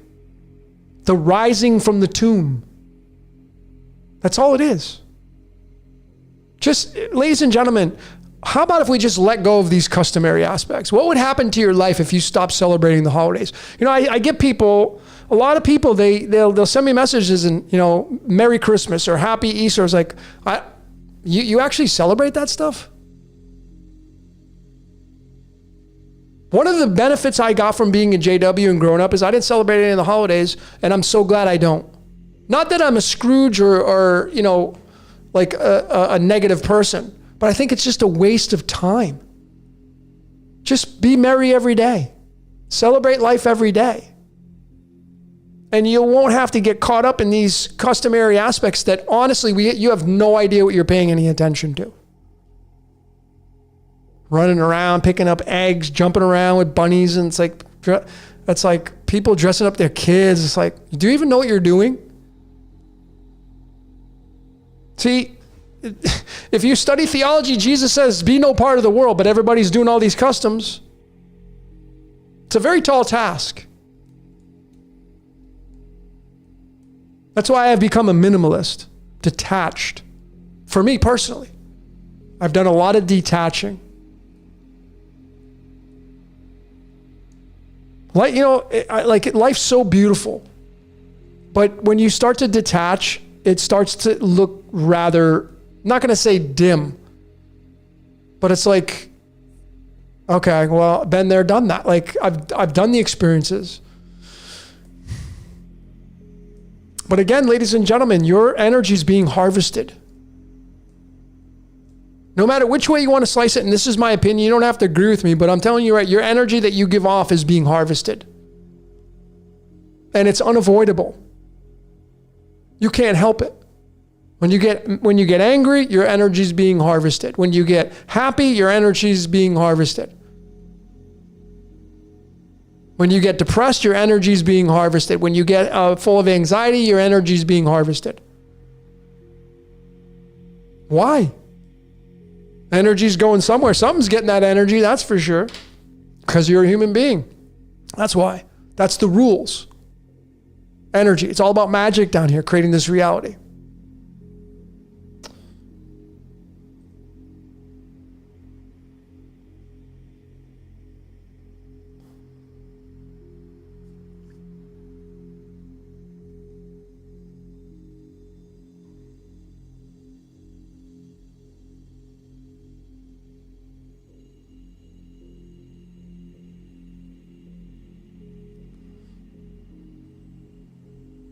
Vanessa says, I like Halloween. You know, a lot of people say that's their favorite. Here in Mexico, it's huge, called Day of the Dead. They do it, especially in San Miguel de Allende, where I first went to Mexico. Wow, they do it up big. That's like one of the biggest holidays, the Day of the Dead.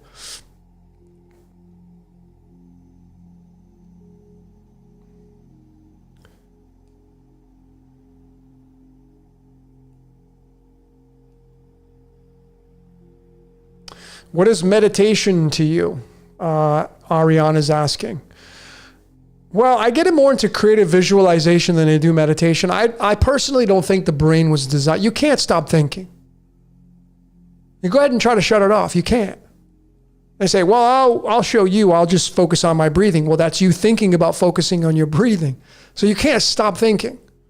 You're not designed for, you're designed to give feedback, because your brain is possessed by your all-seeing eye inside of your brain, which is the implant. That's the implant in your brain, is the all-seeing eye of Horus. If you go all the way back to ancient Egypt. So when you meditate, ladies and gentlemen, you're thinking. I like to do more creative visualization than I do meditation. I've done meditation. I've practiced it. I got up to 30 minutes straight with no music, no nothing, silence. And there's payoffs when you meditate. It's not a scratch ticket, though. Most people, they look for the scratch ticket. I understand why. Because people want a reward. When they do something like, hey, they work 7 days and they want their paycheck. Programmed to be that way. But that's meditation to me. Like I'm more into creative visualization.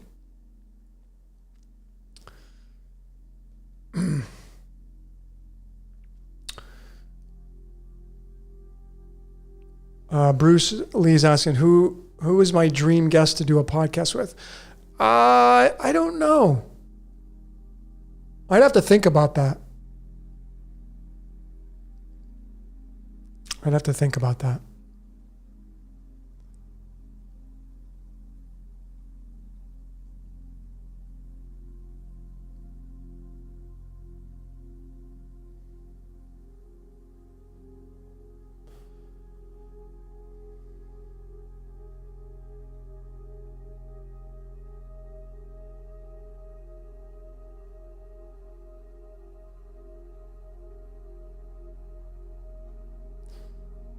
Just going through your comments. So a question was, if we don't procreate and have children, does that affect our reincarnation? I had a friend of mine, a fellow decoder, had postulated this to me. It was the first time I had ever been introduced to this theory. And he said that he felt that if you do not have offspring, it may be your way out of here. Now, those of you that have children, you may just be like, that's bullshit, because this is my last lifetime. I'm not coming back. And so, but again, ladies and gentlemen, all that matters is what you believe. I'm just giving you a theory. I'm not saying it's true. But I had a fellow friend, his name's Roland, and he had postulated this. He said he thought that the way to get out of here was not to have kids. That was a requisite.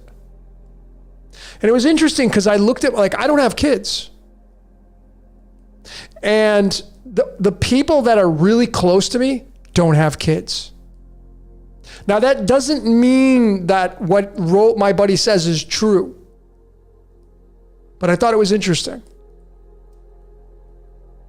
I'm just along for the ride, ladies and gentlemen.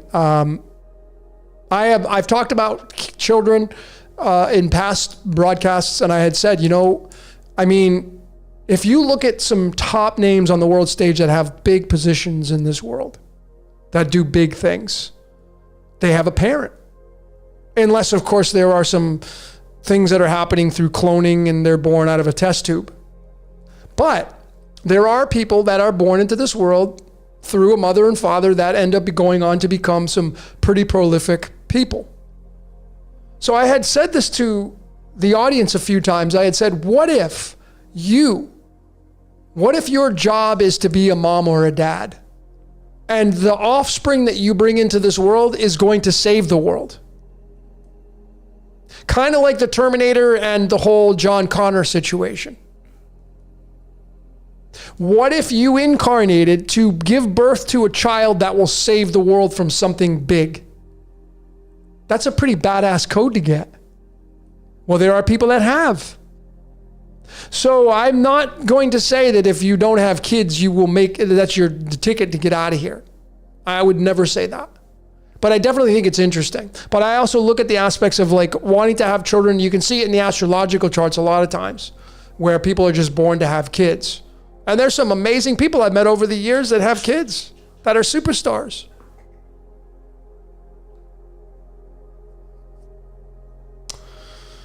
But again, I just look at the whole life in all its totality, and I'm not a dad, and I'm totally not against it. Like if I met the right person and they wanted to have a child and it just happened, and that's what my script called for at this stage of my life. I mean, I'm only 50, I'm only 50, so it's not like I'm over the hill and I couldn't do it. But I mean, it's not on the forefront of my mind, and that could be because I'm living in hermit mode. I've been living in hermit mode for a while, et cetera, et cetera. What about you? Like, where are you at in the stage of the game?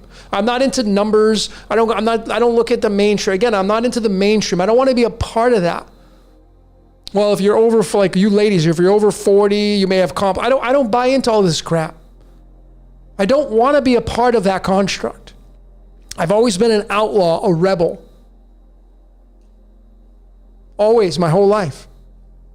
Not wanting, like if you had imagine if you were born into this world and you instantly and automatically had the decision to make whether you wanted to be part of the government you were born into. Would you sign up for it? Well, I sure as hell wouldn't. I don't need anybody ruling over me. But you weren't given that choice.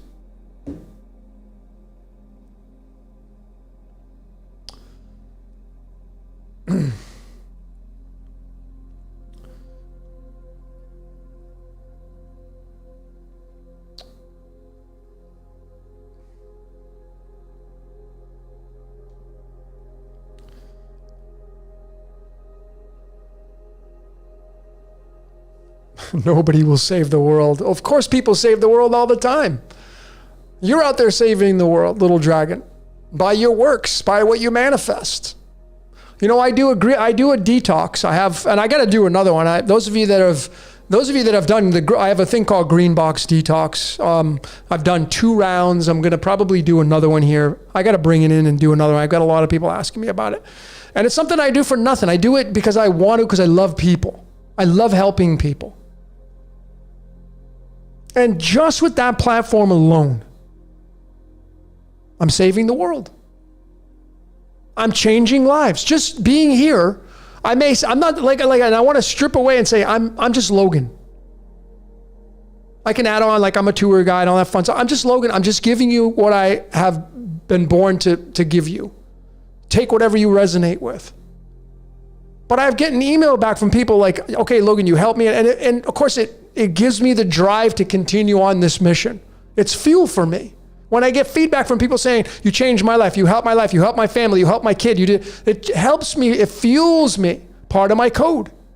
So am I saving the world? Of course I am. Not the entire world, but I'm creating a ripple. And there just could be somebody that could save the world, like literally save it from a disaster. One person. That's what I believe anyway.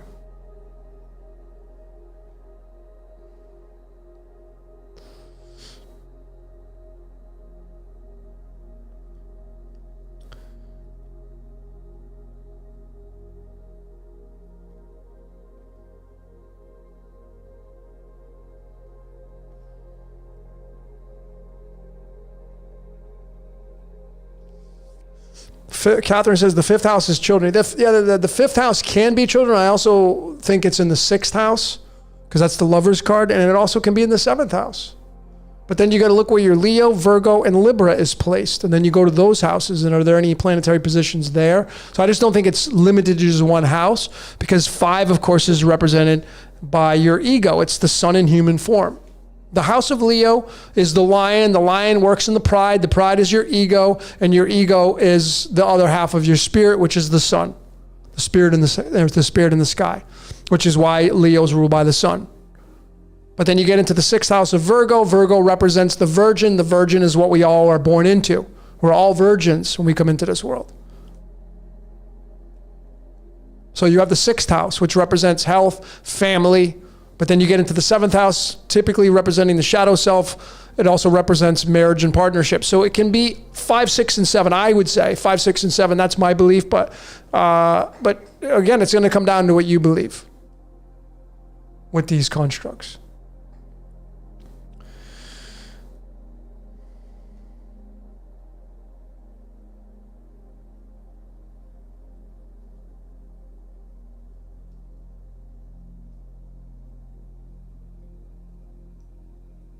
What's up, Pam? Pam finally getting on here. Pam, another moderator. Pam being, oh, you're in Texas.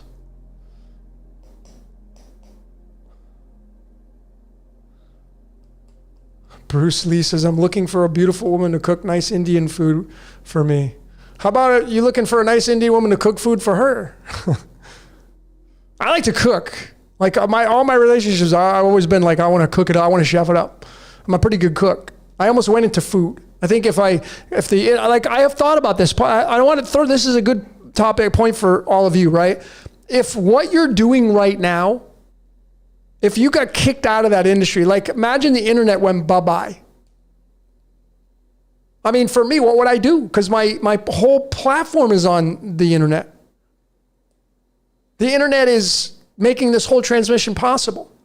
I was just talking to my mom about this when I was visiting my family, and I was like, what would I do if I couldn't do this? Well, I think I would go into food. I was gonna go to culinary school. I love cooking. What would you do? What if your industry that you're in, what if it went bye-bye and you couldn't do it anymore? What would you do? What would make you happy? There has to be something that would make you happy that you can put your feet on the floor and say, I can't wait to start my day today. If something outside of what you're doing right now that you're saying, today's going to be an amazing day and I can't wait to start my day. Can't wait to get out there and attack it. Not sipping pina coladas by the beach. That's not part of this.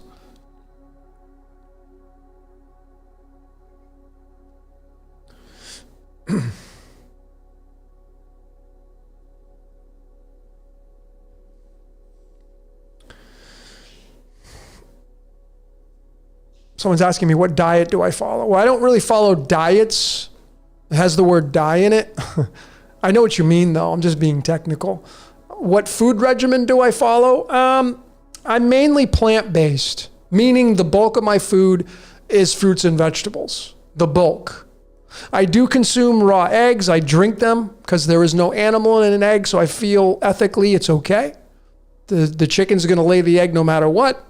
There's no embryo inside of an egg that you buy at the store. And the egg to me is the complete protein because it's the representation of the as above. The yolk in the egg, the vitalis, which feeds the embryo once the chicken is developed after day 21, that is the sun. So I feel like the egg is the perfect food. It is acidic, but I do occasionally have that. I do still have cheese. I do have fish from time to time. I introduced it back into my eating habits, but I'm mainly plant-based. I have a completely different outlook on food and this whole vegan movement, and I have a much different outlook, and I'm not going to go into that tonight, but I have a much different outlook looking at all the layers of how this reality works, because the foundation of my foundation and how it looks and what I've learned is far different than most people's foundations.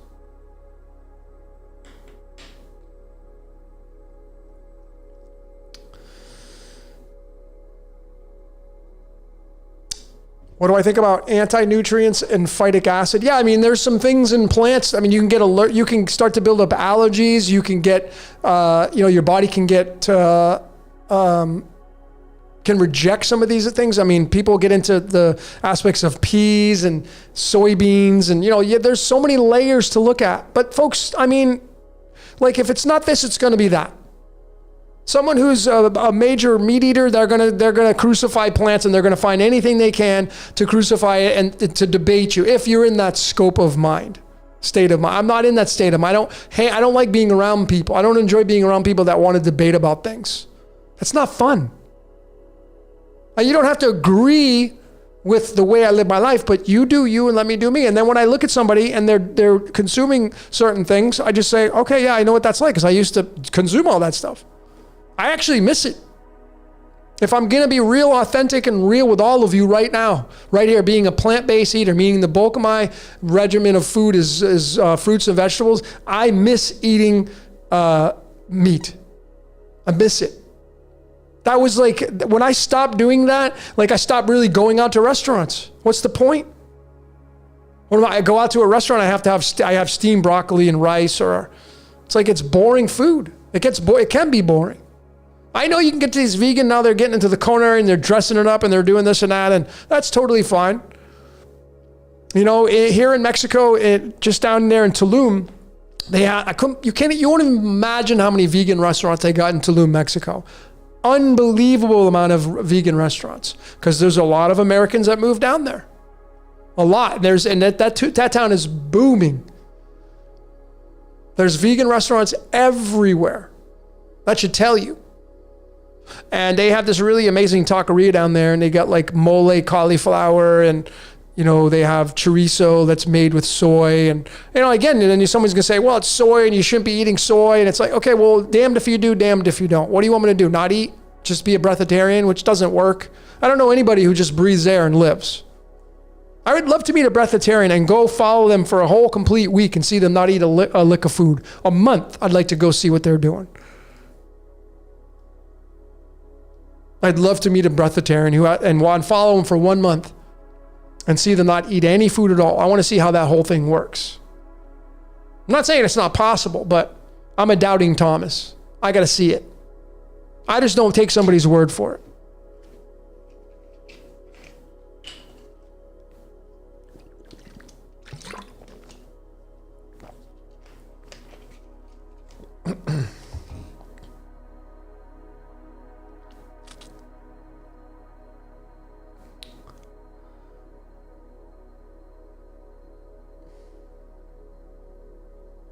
I mean, I guess if you're at that point where, you know, again, it's like when you become a minimalist, like I'm a minimalist, I've gotten rid of, like I don't own a car, I got a bicycle, which I'm totally content with.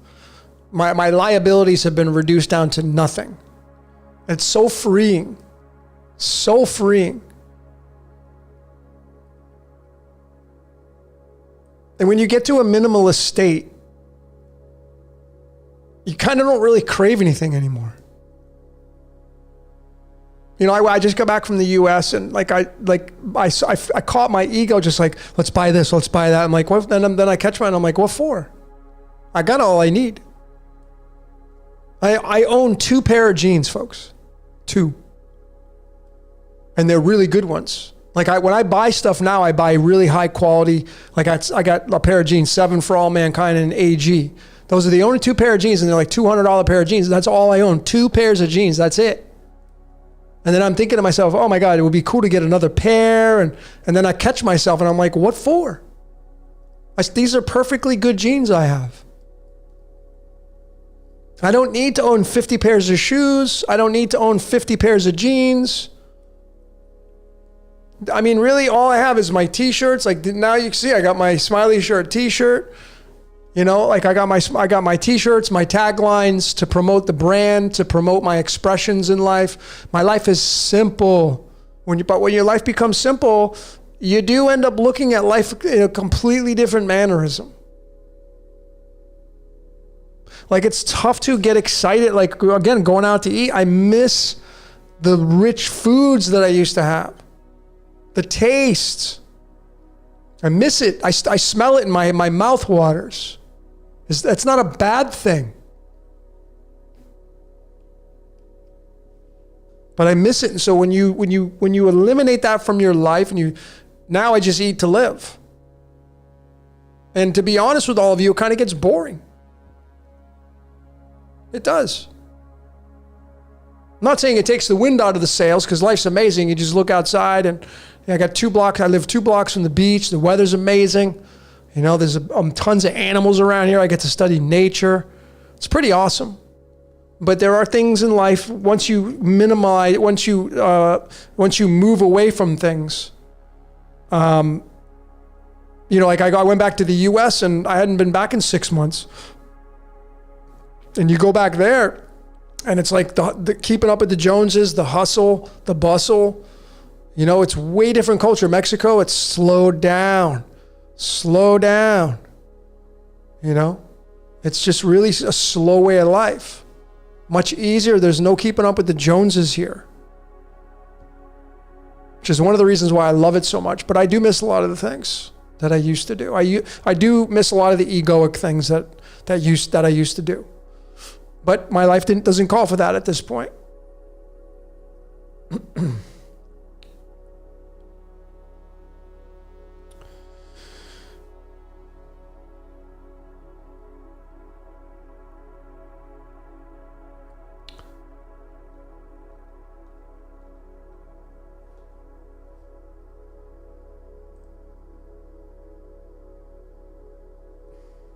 So we got a good amount of people up here. Thanks everybody for joining in tonight on this. Is it still Saturn Day or is it not still Saturn Day? Been going for a couple hours. So I do have something special for all of you. I'm going to share with you in just a little bit. I don't know if I'm going to get a copyright for this because of the song I played in the beginning, but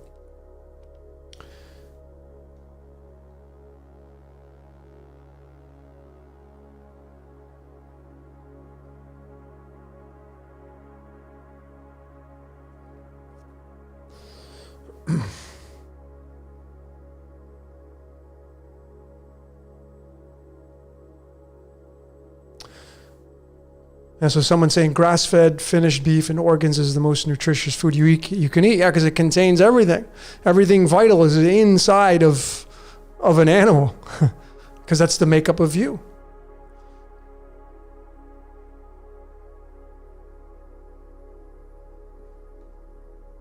You know, I can tell all of you here from I'm certified in nutrition. I got certified in nutrition many, many moons ago.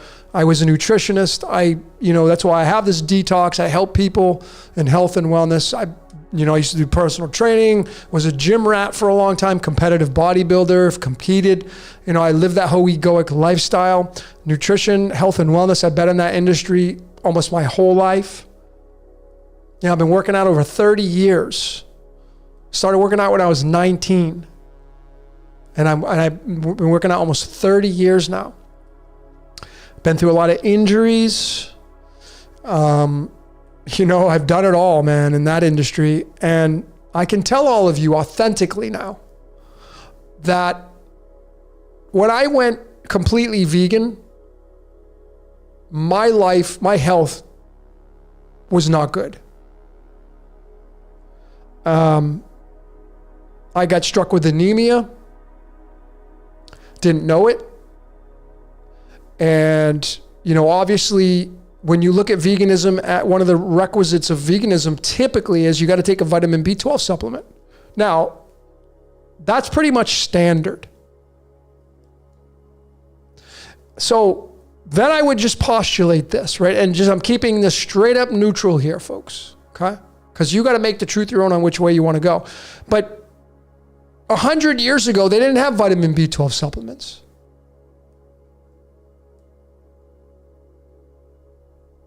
They didn't have them. Probably even 50 years ago, they didn't have them. Okay? And so, one of the requisites is you got to pretty much you got to take one of those if you go plant-based, because you can't. B12 is something is absolutely essential, and you can get anemia, and I got it, and I suffered from it for years. Couldn't figure it out. And there's no way for me to run a parallel life right now to see which way is better for my body type. And then you get into your blood. I have the most rare blood type there is, AB negative. I have the most rare. 1% of the population has my blood type. So I've been trying to figure this stuff out. Now, again, I'm not leaning towards any which side here. But for me, I went plant-based because of ethics. How about you? I decided to stop consuming animals because of ethics, because I love animals. That's why I stopped. Not because of health. And so I got anemia, and then when I found out I had it, it was like I still suffered. It was tough, and it's like to this day I struggle. So, it's so challenging to go from one regimen to the next. And then, someone that tells me, well, that's the only way you should be. Like, you got to go vegan. That's the only way to be. That's just a crock. If that's what works for you, great. And then I know they're going to get into the whole, cruelty to animals. And I get that. But you know what, ladies and gentlemen, if you look at the totality of how this reality works, if you're wiping your ass, you're part of taking down trees. If you use toilet paper and paper towels, you're and toothpaste and all these products that you take, something has to be made with those. Something has to suffer to get those products to your door. I guarantee you something has to suffer, something has to die, something has to get disrupted. To plant trees and vegetables and fruits, you disrupt insects in the ground. You kill insects in the ground. Oh, I know, those aren't important though. Those aren't as important as fish and other fowl, and those are more important because we look at those things, they're bigger, we can see them. When you look, you don't see these insects, but those things have families too. Everything in this ecosystem, if you study the ecosystem, you'll see that it's a delicate balance. It's all about death and regeneration here. Something is designed to take something down, eat something, or be food for something else. If you went outside and you dug yourself a big hole and you filled it with water and you filled it with fish, if there was no natural predators in that pond, what would happen to it? What would happen to that pond that you built with fish and threw fish in there? If there was no birds, no herrings, if there was no snapper turtles, no natural predators of the fish, if you kept that into an aquarium and there was nothing to take those things down and they started to procreate, what would happen? It would overgrow and it would collapse. Just by your hands alone, by going out and digging a hole and creating your own pond with fish. You can create an environment that will collapse all on its own if the ecosystem is not balanced. People don't use this kind of thinking. And again, I'm just giving you some ideas to think about. If you go study the cow, go study the cow. What is the purpose of it? What is the cow's main predator? What is the cow's purpose? To eat grass?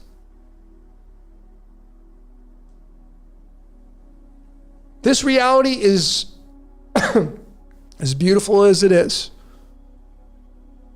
As beautiful as this reality is, it's very harsh and cruel.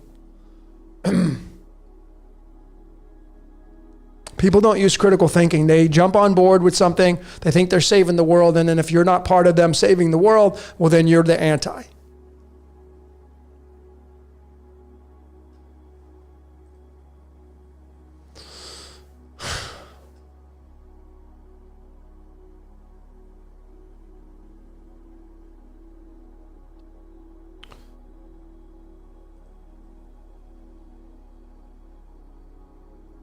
I mean, I pulled up this. Let me see if I can find this. I'm going to give it all to you. Let me see if I have it.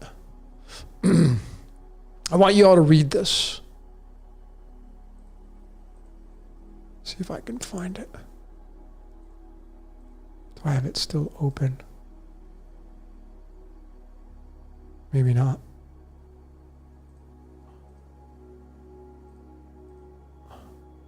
Hang on, I'm still looking here.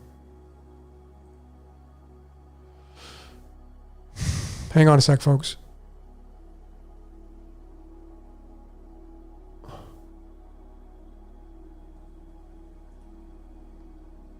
There it is. I want you to go read this link. I'm going to tag it.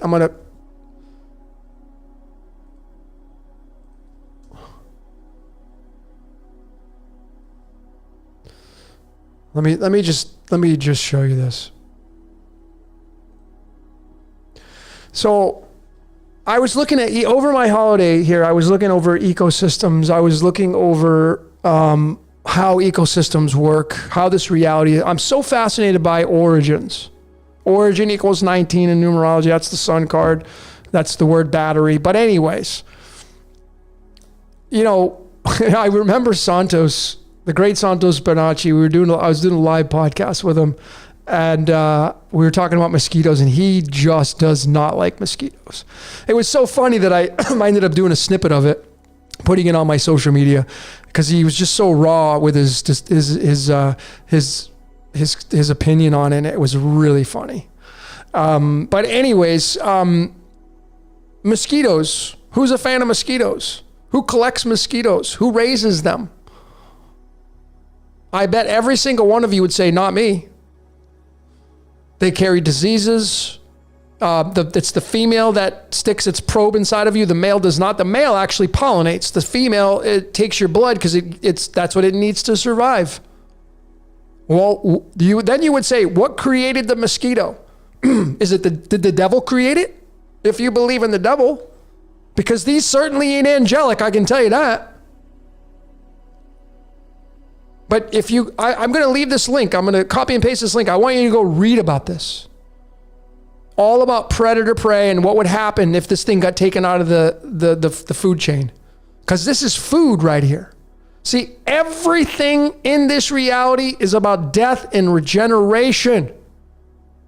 And if everybody, I'm just really saying this, if human beings got wiped off the stage, if they got wiped out, the ecosystem, what would happen to it?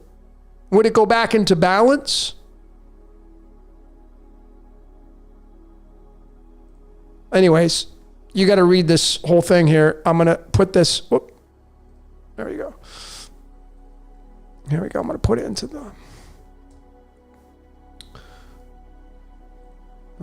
pin this at the top. So go ahead, and if you want to read that amazing link there about the mosquito, I pinned it at the top there. But they are food. The thing about mosquitoes, they pollinate, the males do, and then they're food. But then they also transmit diseases, as do ticks. Those are probably the worst for me, is ticks. Those things gross me out.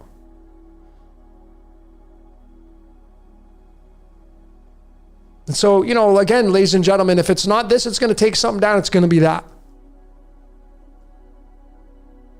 If you start to look at the ecosystem, you're going to start to see some of these animals, they're not native. Like there's a bird that is like a pest in the US. I can't remember the name of it. Actually, I learned about it from watching the great show Ozark. I can't remember the name of the bird, but that was something I got from that show. And the bird is like a big pest. It does damage. It ends up, it's just a mess.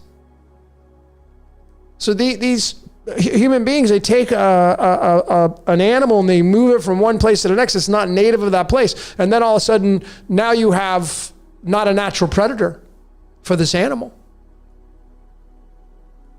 And now you get some disruption.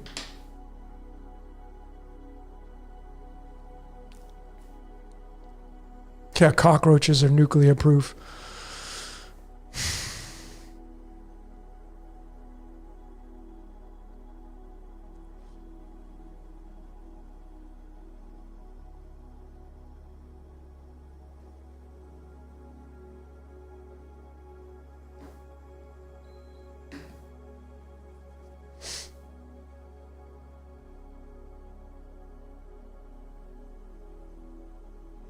Pigeons, yeah. I mean, there's all your great comments here.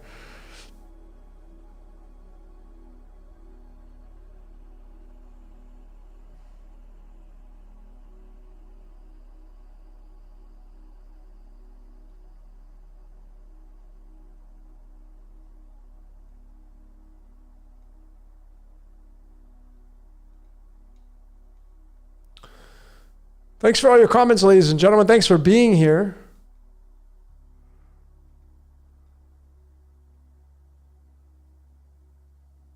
Rocio is asking about a personal decode. You just send me an email, decode your reality. My email is decodeyourreality@gmail.com. Just request it through that.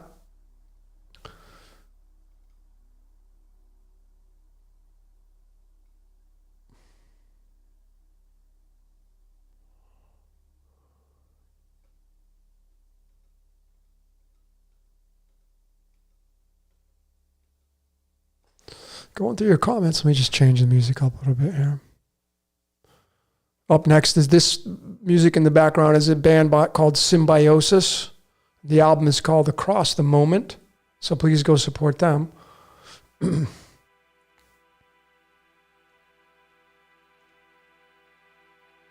Plants have conscience. That's right. You know, I don't know if you're a fan of marijuana, cannabis, right? I used to be a huge fan of it. I don't really do it anymore, but I still think it's amazing.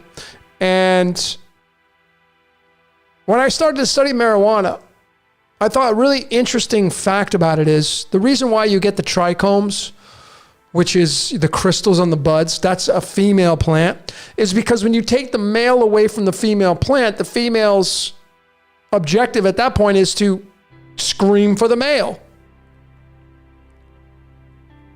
So it releases its pheromones, which are the trichomes, which are the crystals on the buds. That's kind of how I interpreted it. When you remove the male away from the female, then you get the crystals, the trichomes. Interesting, right? So these plants, I mean, plants definitely have a consciousness.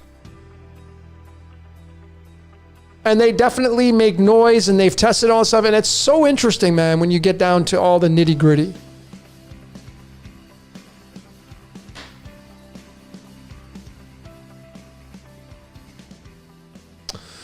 All right.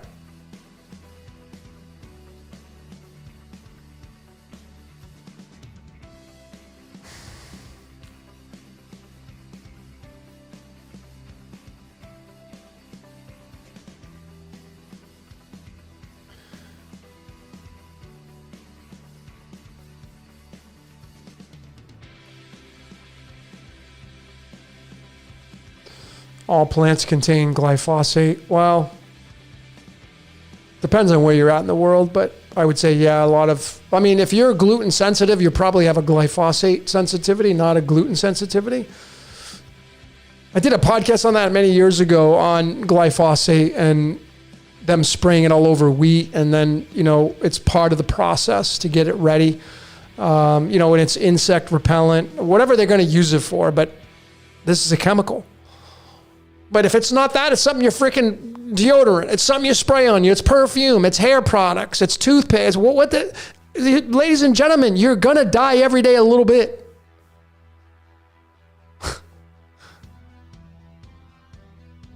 Something's going to take you down.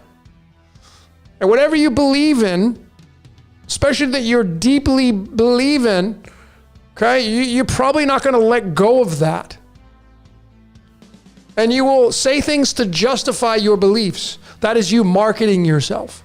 Because that is exactly what this entire reality is based upon. It is based upon marketing. Market.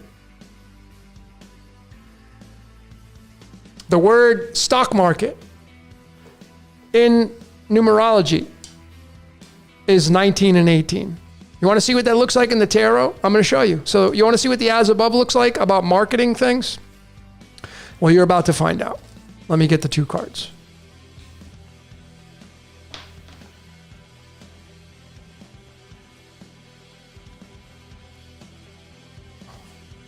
Stock market we're talking about.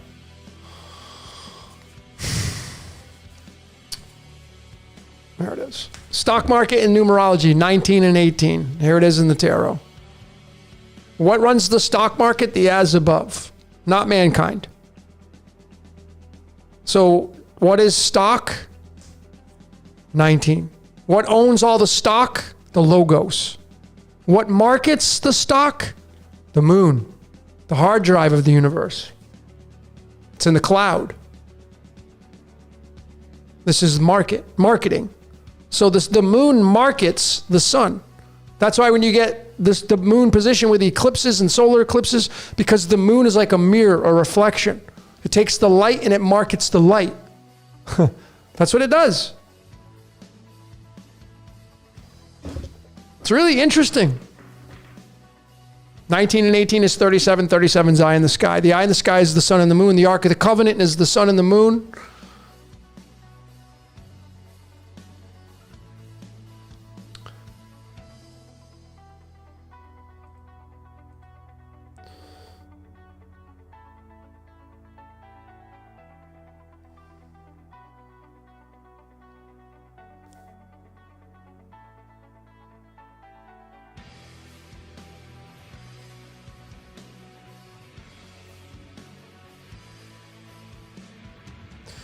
That's right. So someone says, too much to worry about everything every day. Pick the battles and live. That's what I say, ladies and gentlemen. Get out there. If you can plant a garden, plant a garden. I would. If I had a house and I had a backyard, I'd be freaking hiring somebody to come in and make me a garden. Fresh vegetables, man, they are the best. Create a garden. And then do whatever it takes to make yourself as happy as you can be. The pleasure principle. Because when you're happy, your frequency goes up. I'm not saying about getting happiness from going out and buying things that are only short term. Like when you buy a new car, you get the new car syndrome, you get pride of ownership. That doesn't last. There's a honeymoon stage ticket on everything in life, by the way. There's a honeymoon stage in relationships. There's a honeymoon stage on buying a new car. There's a honeymoon stage on buying a brand new phone. When you get that new phone and you're like, oh, this is so much fun. And you're like, oh my God, it's been 2 hours I've been messing with this new phone because it's new. And then over a period of time, then the phone just becomes a phone. It's like, oh, what kind of phone do you got? I got a phone. You buy a new computer. It has its honeymoon stage. You start dating somebody, honeymoon stage. That doesn't last. So you go from, nothing's going to really make you happy in life. Short term. You get short-term happiness. You got to continually ride that wave and do whatever it takes to make yourself in that position. And so like, I don't, like personally, if I had to meet each and every one of you, I want you to show up your best. I don't want to see the shitty part of it. I don't want to see the disgruntled version of you. I don't want to meet that person. Nobody would.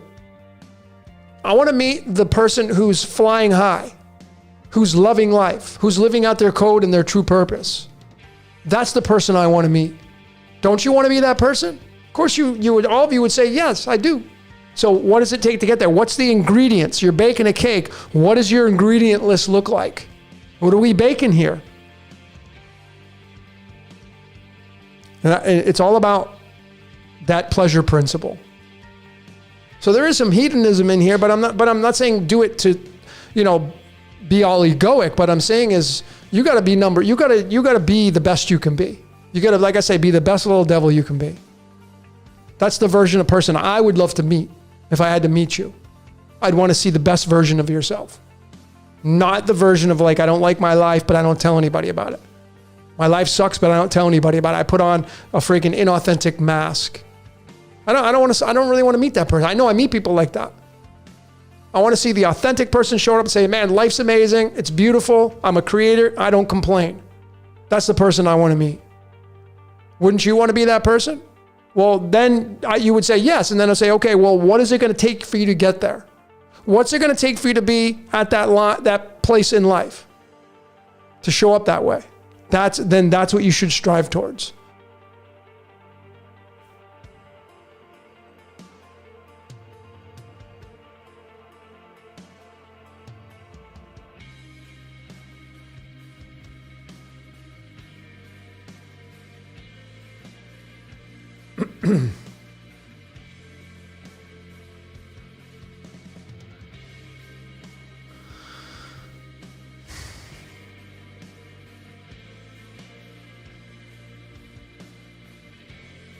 Yep, no growth in comfort. Well, there is growth in comfort, I think, but it's not as much as suffering, that's for sure. Because I think when you look and see what makes you comfortable, you grow in that. And you're like, okay, well, now I know what my base is. And then when you get something slip up in your life, something kind of puts you into check, you get some suffering, you're like, oh, I'm not going to do that again. So you check that off the list. It's a pretty interesting process, I think.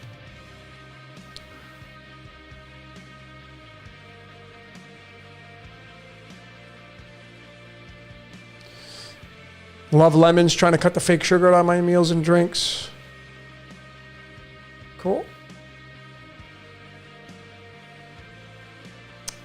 So someone's at Oakham saying, would you do paid decode? Okay, so this is actually a really good time to tell all of you a few things. Very soon, I'm going to have a Patreon channel.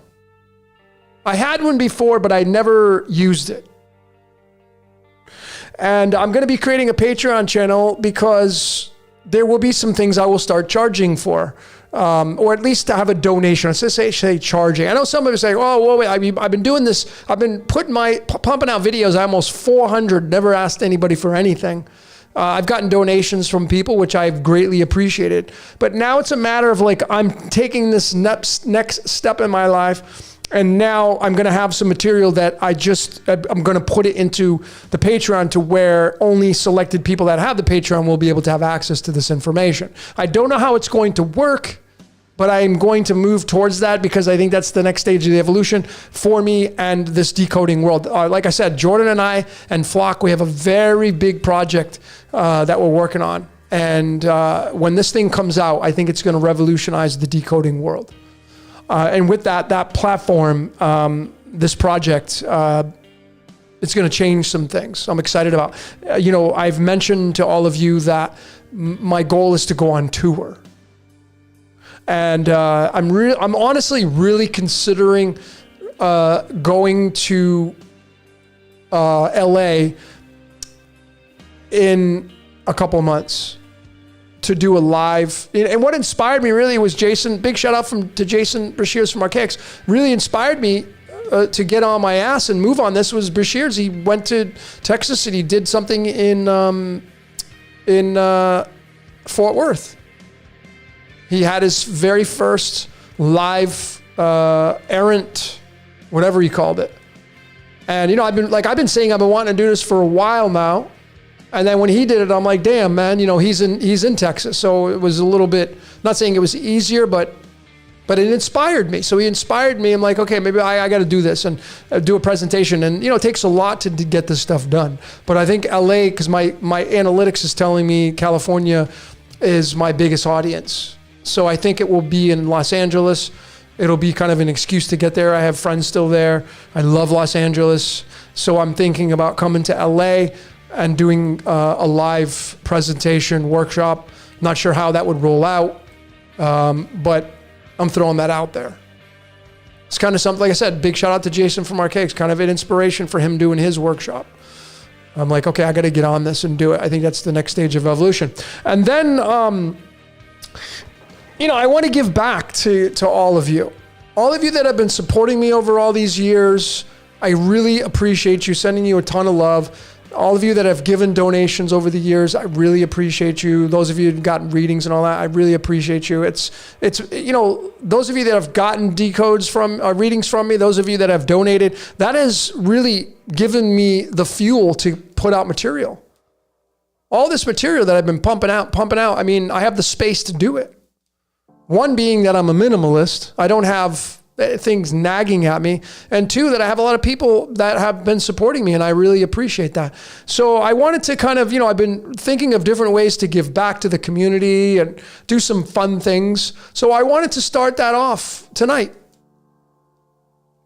And you'll notice that I'm wearing the Smiley t-shirt.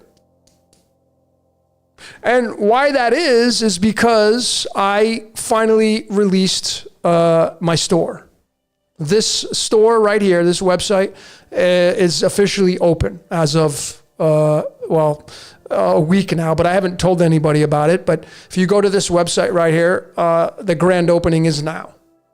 And, what I have done is I have created this store with you in mind, of where I'm not charging like astronomical prices for merchandise.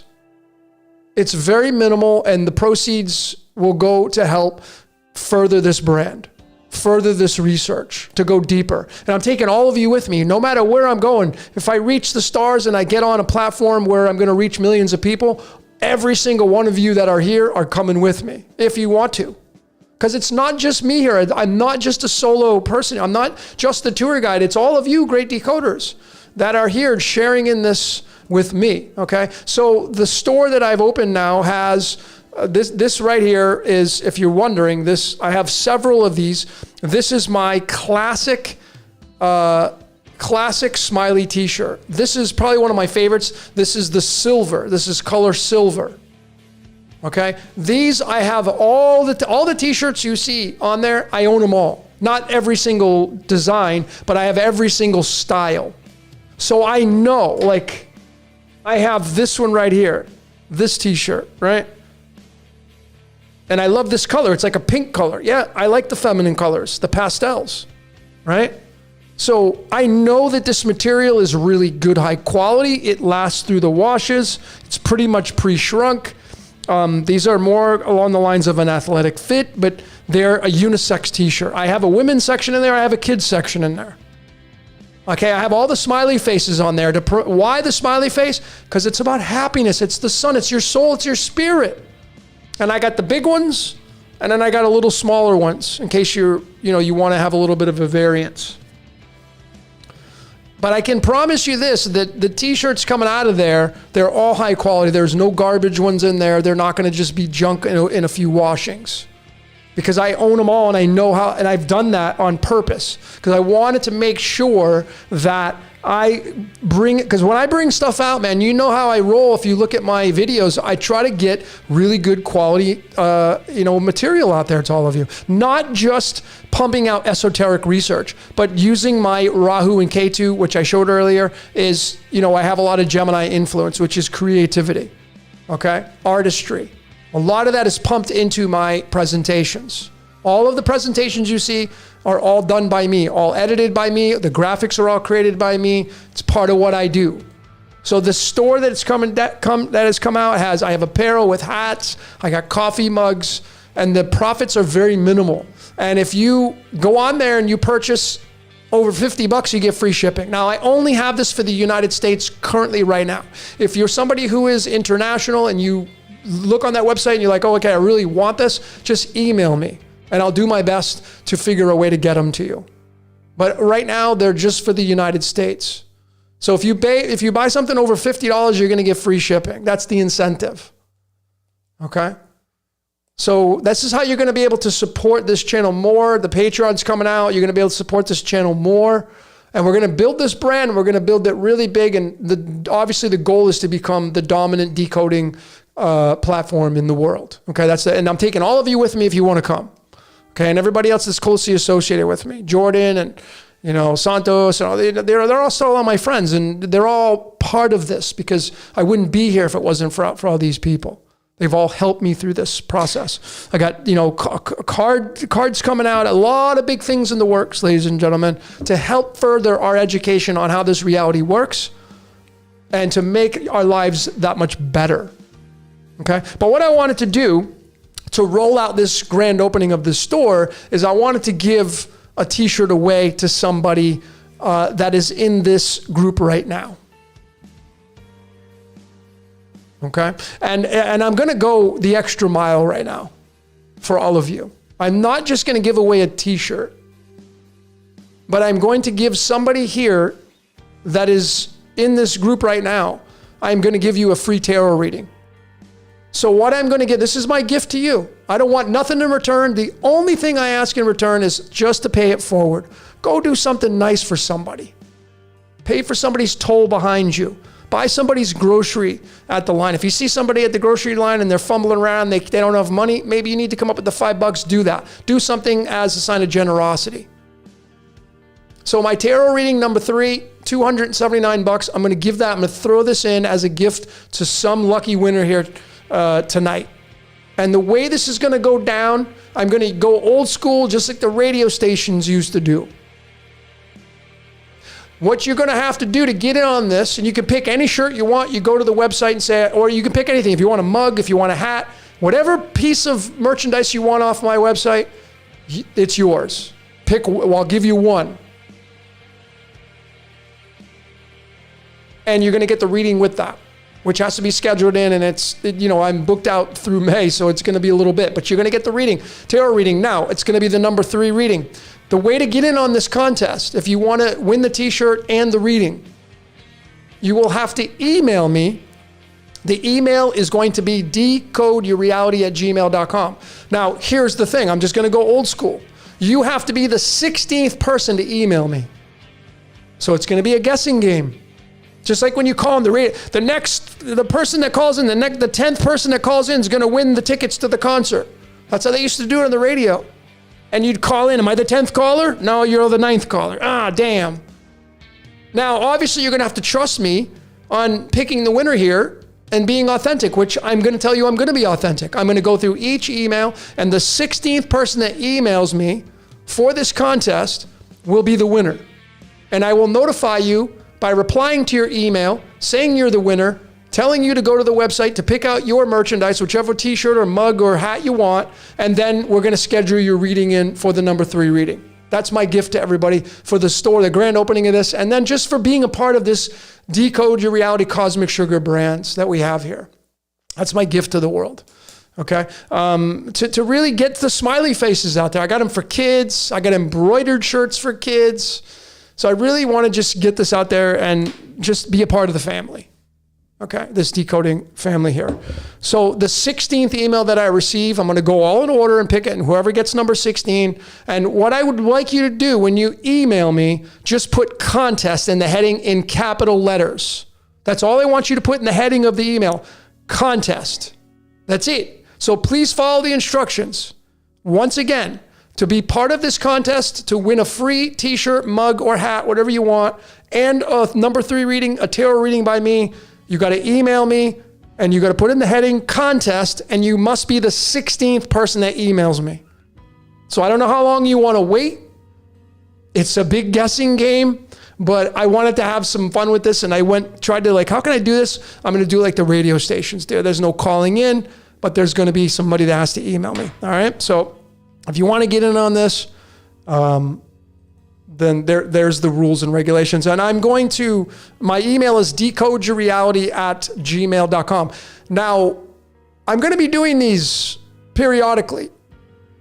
I'm gonna be doing it. I may end up doing like merchandise every time I do a What's Your Question. I don't know about the readings because I'm very selected on my dates and I'm really a tight ship right now. But the t-shirts, to get the smiley face, whatever it is that you want, I have some amazing taglines. Like I said, I own all the shirts. They're unisex. I have, if you want women's only, I have a small section for the women. I have some sports stuff, some tank tops for women. They're all high quality. I promise you they're amazing. If you're looking like what size and all that kind of stuff, the fittings are, they really don't shrink in the wash and the dryer.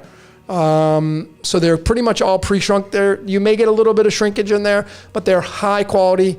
And then if you're a woman, and depending on how you like it fit, depends on your body structure. So if you have a question on this, like you don't know what size to get, whatever, you can email me and ask me that question. But just make sure it's a very serious question because I have a lot of emails to go through, I'm sure, with this. But the descriptions of all the shirts, they all tell you that. And all the sizes of all the apparel. If you go and you click on whatever shirt you like, click on that shirt and scroll down, it will tell you the size charts.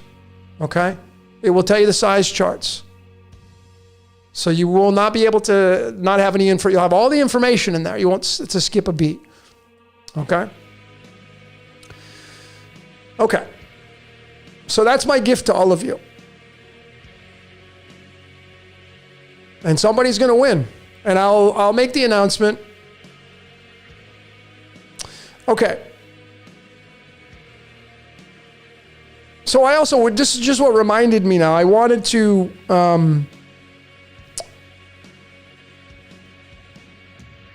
just a couple weeks ago, I got word on Facebook that my friend Ethan Rucker passed away. The great decoder.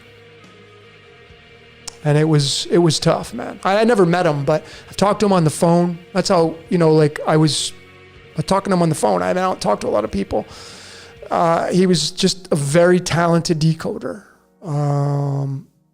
And so just a big shout out to him wherever he's at now. He was a great person from what I knew about him. Very intelligent, superstar decoder, and he'll be missed. So I just wanted to let all of you know in case you knew who Ethan was. But yeah, he passed away. So.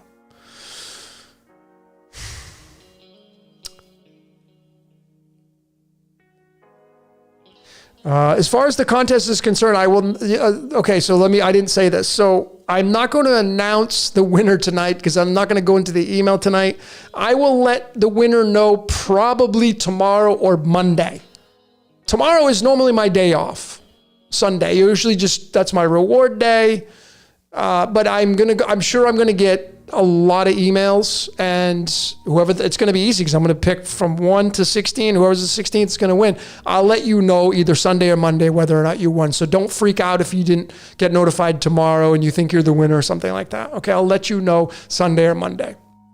All right, so that's when the winner is going to be announced. Okay. Yeah, man. Ethan Rucker, man. First it was Nigel. Nigel passed from the Devil's Playground, and Nigel and I were pretty tight. And then Ethan, and I got the news on Facebook, and I was just like, wow. Young guy. Yeah. So big shout out to Ethan, wherever you are, brother. His spirit, amazing dude. I celebrate his life. Even though I didn't really know him, but I celebrate his life. Big hats off to him. And I know, his brother even commented. So, sending a lot of love and compassion to the family that's mourning over the loss of Ethan Rucker. He will be missed. He will be sorely missed. I don't know how he passed. Didn't ask. I'm really not interested. I just know that he's not here anymore. So, okay. Thanks everybody for the love and compassion. Death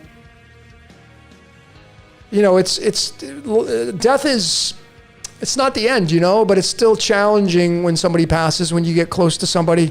Like I didn't even, like I said, never met him, but he's very talented, very, very talented, super talented. One of the top decoders.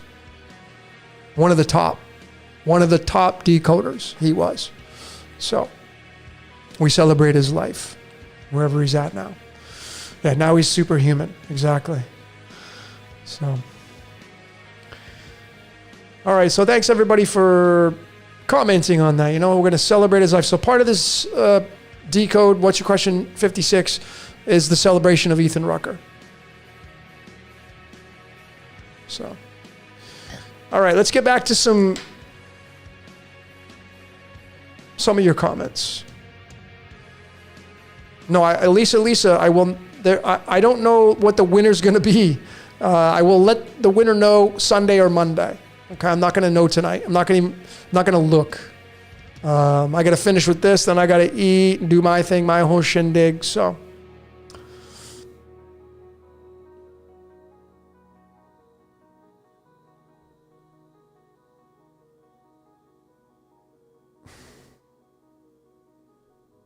Angela says, I love to cook, but would love a break and have someone else to cook, but it has to be at least as good as mine.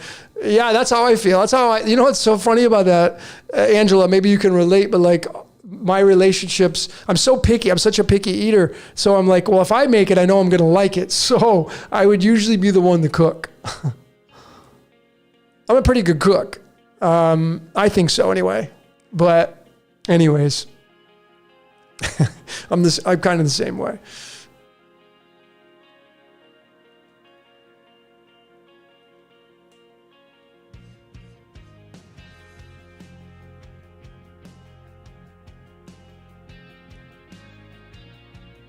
All right, so I see a lot of people that are in on the contest. Thought it'd be fun, right? A contest to get this out there, be fun, and I get to, provide somebody some information on their life with the tarot. So.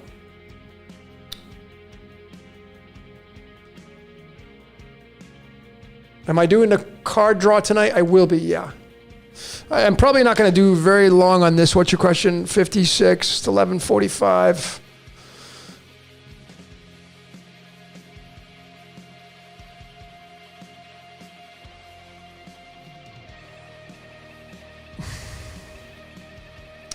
How much do I charge for the tarot reading? My tarot readings are $279. That's my number 3 reading on my website. It's about, I say an hour and a half, but I normally end up going over that, just like I do all my other readings. But, when I do my tarot readings, I don't just pull cards and then tell you about them. I pull the cards. I pull 13 cards, and it's the match of the astrological wheel. And then after I pull them, so you can see them, I've already created a graphic which has the astrological wheel. I then import the tarot cards from a graphical standpoint, and then I place the cards that we picked on that wheel. And then I go through each house one by one to tell you kind of what your energies are looking like in the present moment. Now, the energies for a tarot reading, they will definitely encroach into the future and into the past. Okay? Because it's a bleed. The energy. The now moment is the only thing that matters, but the energy will bleed. So you can get a really good idea of what kind of energy you were or have been living through, what's maybe coming to an end if you so choose, because you can prolong it by not stepping into the new energy that's offering itself to you. And then you have the houses of astrology, which can really give you some insight on perhaps more of the as above, especially like the 9th house. It's just so amazing when you look at the tarot and you get the picture, right? I mean, astrology is amazing. Obviously, the 9th house being Sagittarius being ruled by Jupiter, and Jupiter being the largest planet, which has the all-seeing eye on it. So if you have Jupiter in your 6th house, woo! If you have Jupiter in your 6th house, I say, my opinion is you're born to meditate, especially creative visualization. And then, if you're a fan of the human design system, if you're a manifester and you got Jupiter in the 6th house, oh my Lord, man, you're like a gem. Because Jupiter has the great red spot on it. Great red spot equals 48. Flower of life is 40. A tree of life is 48. A lot of Jupiterian energy. So if you got Jupiter in your 6th house, and if you got it in Virgo, and you're a manifester in the human design, geez Louise, you're like holding the genie lamp. You're ready to rub that sucker. You should be doing visualization and keeping account of it. And, the 6th house being the lover's card, right? Virgo energy. It's really interesting. Some people say, well, this is Gemini. The only way this card could be Gemini is through the Nakshakras. Because the 3rd Nakshatra, actually, let me just double check something before I spit that out of my mouth.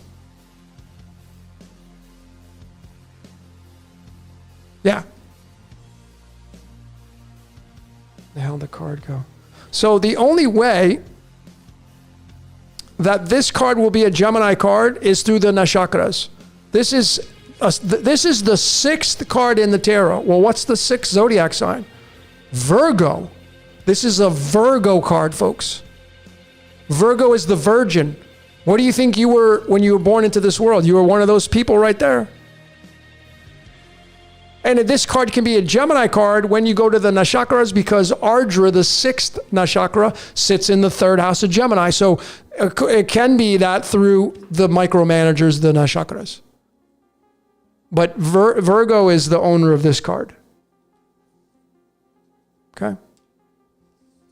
But the 9, I was going to go into the 9.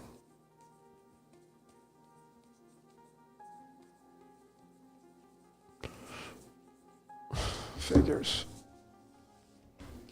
Wish there was an easier way to go through 77 cards. There's not. Just to give you the picture, right?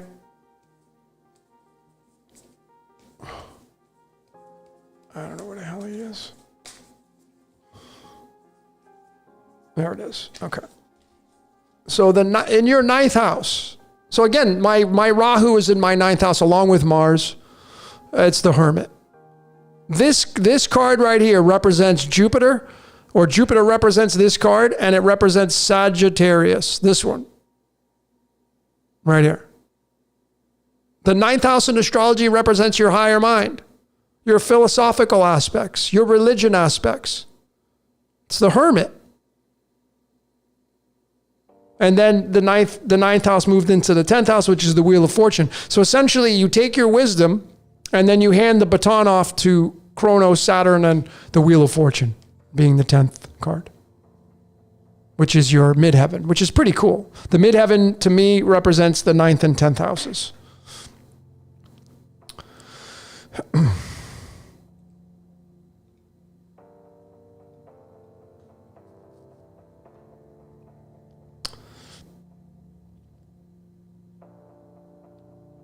Patriot Eagle says, why did you pick the number 16? Because it's the golden ratio, 1.6. That's the main reason why I picked it.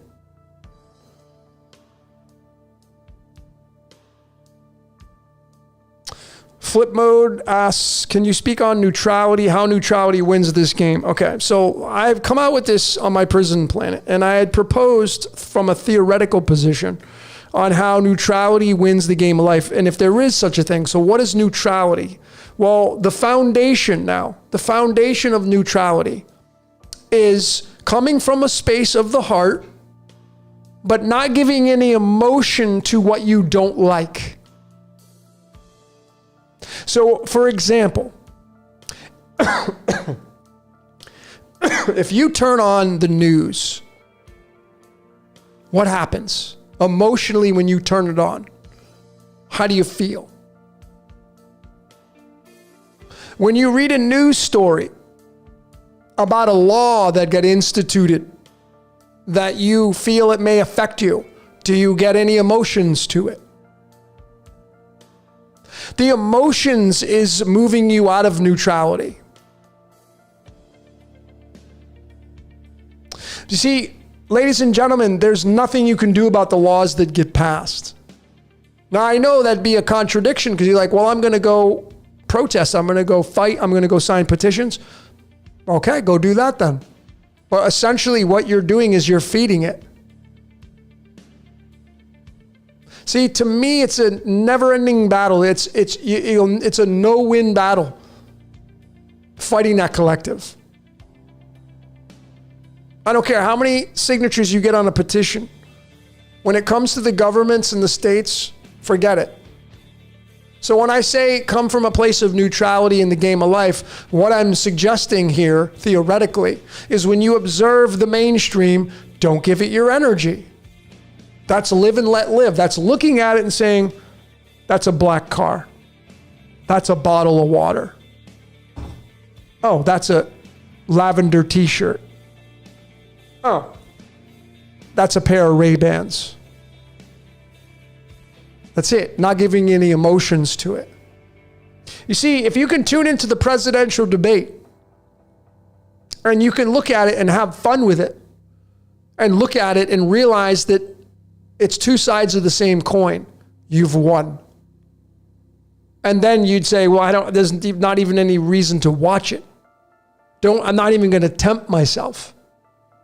See, most people, they'll tune in and then they'll start to get emotionally involved with it. They will. You will. So how do you avoid that and stay from a place of neutrality? Don't watch it. Don't watch it. Don't pull in the dog's tail if you don't want to get bit. So if you have a emotional reaction to something, you move out of neutrality. I say, in my opinion, if you want to win the game of life, it's all about live and let live. You have to realize what the foundation of is how this reality works. This reality is an ecosystem, and it's all built on yin yang, antagonist, protagonist. You can't have one without the other here. Imagine, I want you to imagine just for 1 minute, you got rid of all the predators in this world. Nature got rid of all the predators in this world. There was no more killing in this world. What would happen to this world? It would get overgrown. It would get overconsumed. You'd have everything be munching on the grass. The grass would end up dying. The flowers and plants would end up dying. That's what would happen. When you take a predator out of the ecosystem, it starts to collapse. I didn't design it that way. I'm just an observer of it. I'm a fan of how this reality works. I'm not a fan of suffering and death, of course not.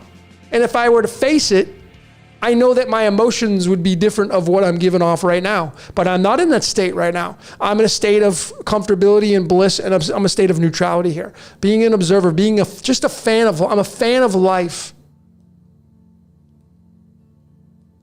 And I have a lot of people that come to me like, oh, your silence is your consent. That's bullshit. My actions are my consent. I don't need to go say anything. I just need to go do things. So silence is consent is a bunch of rubbish. My actions are my consent. I decided to turn the news off. That's my actions. And my life has been so much better since I did it.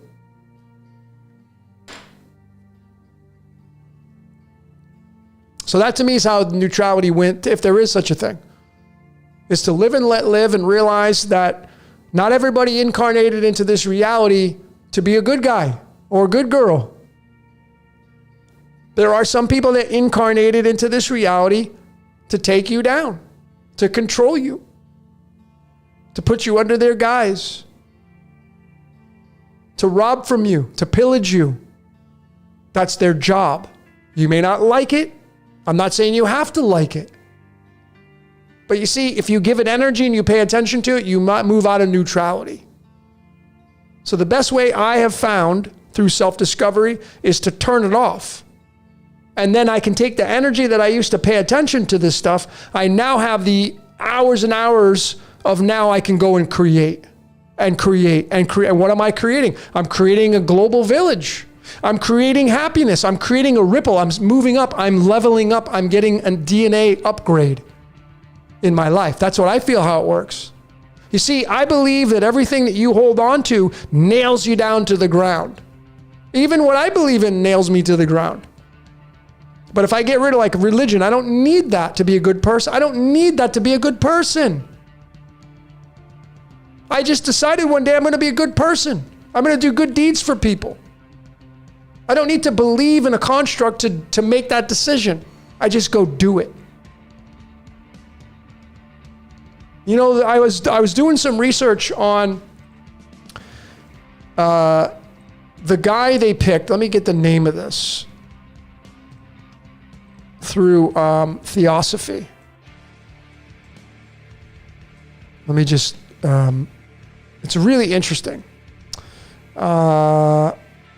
And you should study this dude because he's Indian, from India.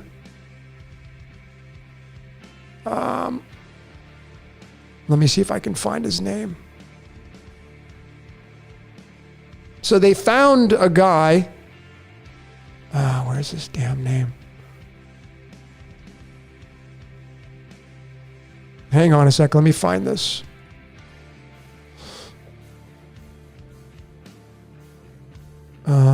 Not Maitreya. Darn, I can't remember his stinking name.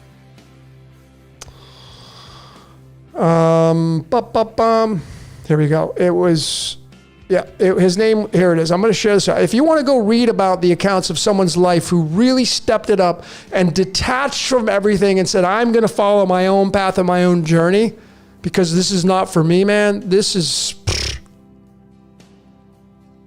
going to be it. Let me just change this. Okay.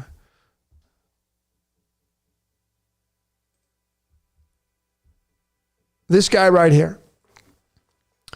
Jiddu Krishnamurti. This guy right here, they found him, the Theosophy, the group of Theosophy, which their headquarters is over in India, I believe, or Tibet or something like that. Well, this guy, Charles Webster, he found him. And they thought he was going to be the chosen one. They thought he was going to be the Maitreya, the Jesus in their religion. The chosen one. They thought he was going to be it. But if you read his whole account, he ends up departing from it and disassociating from it because he didn't want to follow anything. As he said he had no allegiance to anything. And he spent the rest of his life traveling the world speaking. This is, kind of like I'm like a fan of this guy because it's kind of what I do. But he ends up going to California, and he ends up going there and dying in California, Ojai, California, which is just right outside of LA. He died at the age of 90. 90's tied to thorium, tied to Thor, tied to the Christ. It's just so interesting what this guy did in his life. And it's, and I'm a huge fan of the Indian culture. I'm huge into it. I love it because it's so beautiful, because it doesn't force anything on you. Jesus is Krishna. Someone today was saying, they were on this Jesus trip, and I'm like, okay, I know where you're coming from. And he's like, you got to do this, you got to be saved, you got to do this. I'm like, okay, well, what if you're born in India and you're born into a family of Hinduism? Well, then what merit would what you're saying have on this family? It's just so. But I get deflection because these people don't have any comebacks. They're just so programmed, and it could even just have been a freaking robot, a bot. But if you've been noticing, what I've been doing lately is I've been not commenting as much. I'm slowly detaching from commenting. So it's not that I don't read your comments, but I'm slowly not commenting anymore because I don't want to give it my energy anymore, because my energy is precious. And, you got to take into consideration, or you should take into consideration, the placement of my Mars and my Rahu. And again, I already showed that. My Mars and Rahu is in Sagittarius, which is all tied to the hermit, which is tied to the higher mind. And my Mars is in the nakshatra called Mula, the root. And Mars is the god of war. So my go-to is to defend what Rahu is desiring, which is higher wisdom. It's very challenging to disconnect from that because of the Mars energy. I feel like these planetary positions, they want to get fed. So they give circumstances in your life to get fed. Like Mars is hungry. Let me throw something into Logan's life where someone's going to piss him off, debate him, say something to him, yada, yada, yada. And then you end up reacting to that energy, and now Mars gets his food. It's a really interesting concept. But that's, partly the reason why I've disconnected from comments is I'm just refining things. So...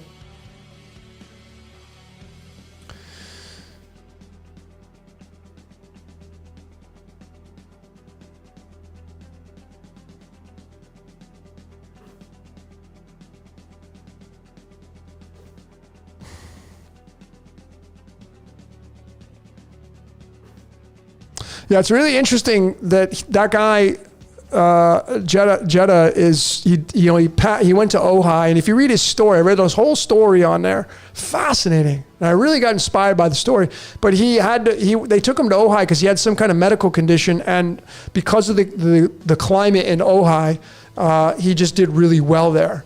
And he had some kind of spiritual awakening, something profound. So let me just tell you something, ladies and gentlemen. If you're in California and you're in LA and you haven't been to Ojai, man, I would highly suggest going there. Now, there's not just because of the story of that kid. He had a profound spiritual experience in Ojai, California.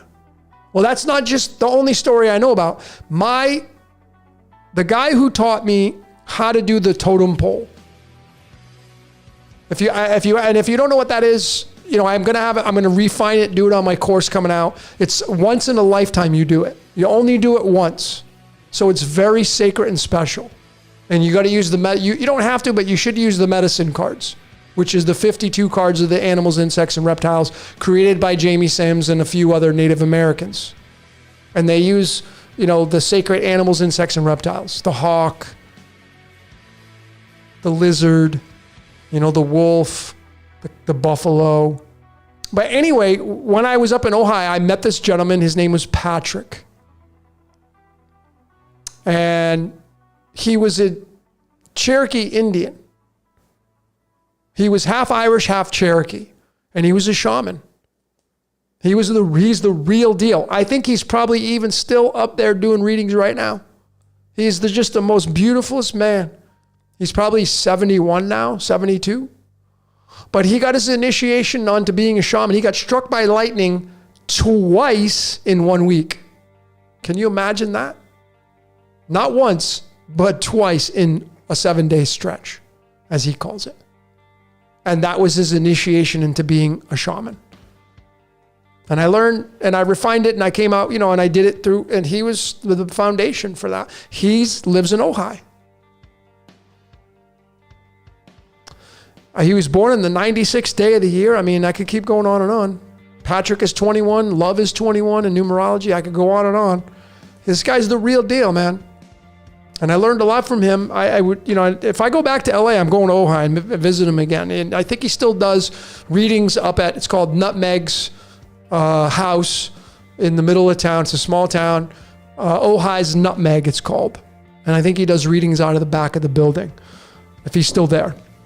Beautiful guy. So if you're in LA, go to Ojai. It's an hour and a half north. It's a beautiful place.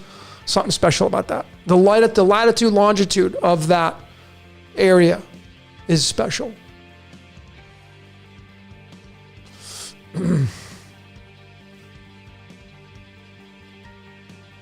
Jelani, yeah. If you're in LA, go to Ojai, man. Make a trip. There's the Ojai.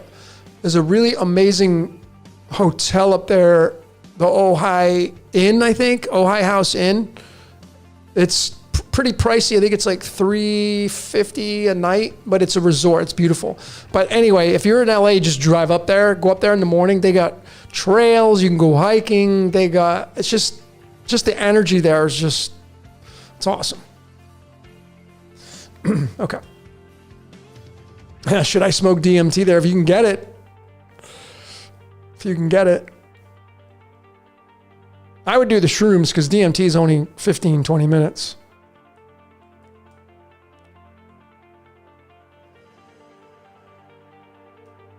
Yeah, they have great restaurants there too. Ojai Mission Inn. Thank you, Jerry. That's it. The Ojai Mission Inn. It's an amazing place, man. Oh, cool. The Atman and me or something. I don't know. But favorite place to golf? Had a DMT experience there. Cool.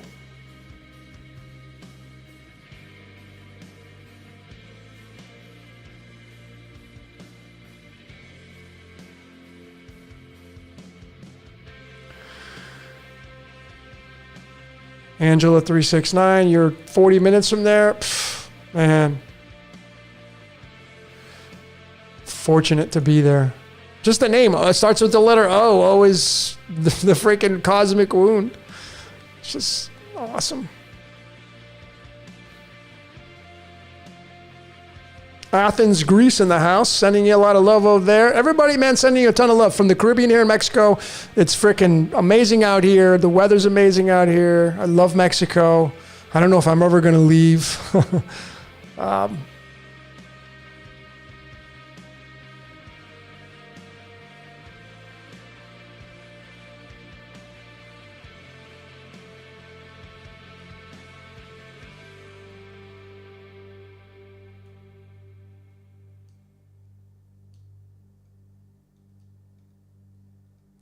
Going through your comments.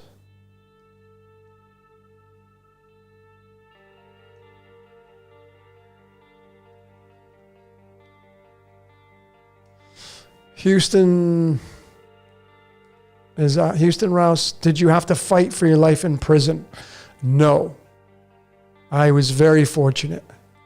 When I went into prison, I went into federal prison, and the first year of my sentence, I was in like a transit center up in the Bay Area of California, and there was everybody there. It was like people going from medium security to low security, high security to medium. It was a transit center, and there were some people that were there waiting their sentences. I was one of them.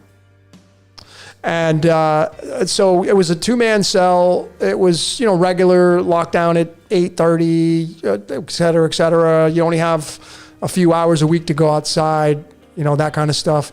And when I first got there, it was, it was challenging. But then after about a week, I got settled in, and, it was the most rewarding time of my life because I learned how to meditate for 30 minutes a day. I read over 100 books. I did some mirror work. I was working through Louise Hay and How You Can Heal Your Life. And, I did a lot of healing there. I educated myself. That was kind of the starting of my journey on this, Decode Your Reality, because I was studying numerology, astrology. A lot of these books that I got into were when I went away. And then after my transit center, the rest of my time I spent at a camp. It's called a federal camp, and it's just kind of a joke, really. No fences there. They had, stuff there. You can go outside. I had a little job. You have to get a job, but there was no pressure there. Would I do it again? Of course, I wouldn't volunteer to do it again. But it was the greatest experience, one of the greatest experiences of my life. Besides going in the military was very rewarding. I got to go experience what government is all about.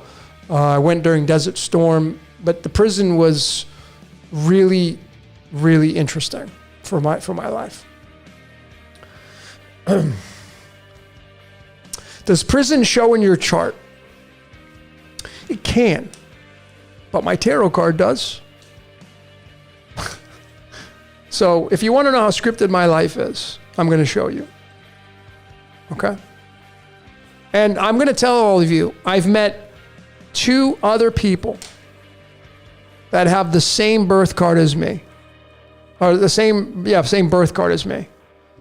One of them, I did a reading for, can't remember her name. She worked in the prison system for 20 years. Now, here's the thing about how scripted my life is. Both of my parents worked for the state of Connecticut in the prison system. My dad ended up becoming a captain for the state of Connecticut. My mom was the secretary for the warden. They're both retired. They both worked in the prison system. I went to prison. Here's my birth card. It's the prison card. It's the trapped and limited card. So I met 2 people that have the same birthday card as me. One of them went to prison like me, and the other one worked in the prison system. My parents both worked in the prison system. It's in my karmic code, folks. There's no avoiding it.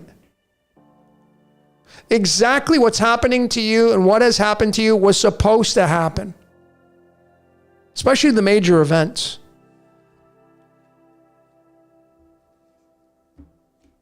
Why did I go to prison? Well, I got involved in real estate. I've come out with this so many times, but I'll tell the story again very shortly because I don't want to spend a lot of time on this. I went to prison because I was in real estate. I worked for a big developer up in the Bay Area. For the first couple of years, I was just doing single residence houses. We were extending upon those, et cetera, et cetera. And then my developer, who was a very big developer, decided he wanted to go commercial and go big. So he started to buy condos or apartment buildings and convert them into condos. And when you convert them into condos, his idea was to grow this business that he had, and he needed buyers for the condos that he converted from apartment buildings. And so in order to get total control over the buildings, he ended up having to get people that are called straw buyers. People do it all the time when they buy cars. They'll get somebody's credit to buy a car, and because they don't have the credit to do it, and then they make the payments on the car. In the real estate market, it's not allowed. Okay? At the very beginning, when I got involved, I didn't know this. I was naive. And then as we went, for the years that we were doing this thing, I even got my parents involved. That's how big it was. That's how naive I was. And that's how much I trusted this guy. And then ended up just imploding. And then he lost it all. And that was it. Got indicted in 2008. Didn't know it was coming. That's when the market, everything crashed in my life in 2008. That was the biggest wake-up call. That was the market correction, 2008. The real estate market collapsed. I got indicted. 5 of us got indicted. I lost everything in 2008. But I found personal development. I found the movie The Secret, changed my life. So there was kind of a blessing there. So I ended up getting charged with conspiracy to commit wire fraud because it was over state lines and there was all these deals, and I was just a real estate agent. But of course, I was the spoke in the wheel. So there was all these deals over state lines, so then it became federal. Thank God, because if it would have went state, I would have gone to state prison, which is much more of a nightmare. I don't even know what that looks like, but state is something that I wouldn't want to go to. But that's my story. So I've said this so many times. I'm very transparent with it. You can go online. You can type my name in. You can read about. There's not a lot of it on there anymore, but it's still there. San Diego paper has the whole story on there. But it was the greatest experience of my life. It woke me up. It made me who I am today. And I wouldn't be here doing this if it wasn't for that experience in my life. Was I a scapegoat? No. I definitely got hammered more than I should have. But I mean, I was so inexperienced with all this that happened. You know, I lost everything. In 2008, man, I lost everything I had, everything. It was a big pulling of the ego. So, but hey man, it's what forged my fires. It's, that's not who I am today. And even with that, man, I mean, throughout my whole life, I've always helped people.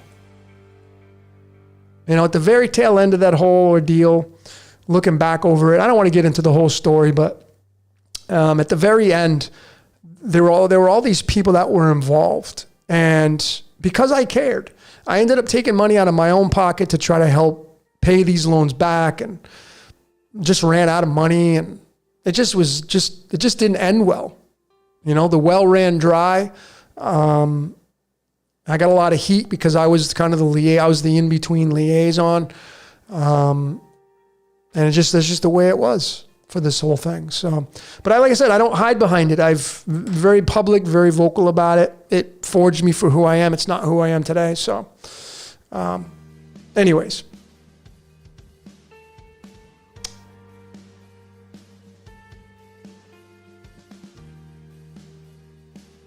Celestial is asking, when do you recommend to do the totem pole reading? Whenever you feel the calling to do it. If you feel like you need to smudge your house and buy a whole bunch of feathers and put them around your table and, get these pyramids, or fast, or, dry fast, or whatever you feel like you need to get into the mood for this thing, do it. But I can tell you, if you do it, it was the right time. It was the right set of circumstances. Some people have emailed me like, oh my God, Logan, I did it wrong. No, you didn't. Well, I didn't pull enough. Pull another card. What you pulled is what you pulled. Because you pulled 9 cards.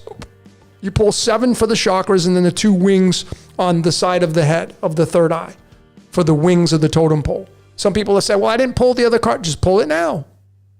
It's okay. See, it's your intention behind it. The definition of, I'm going to do my totem pole.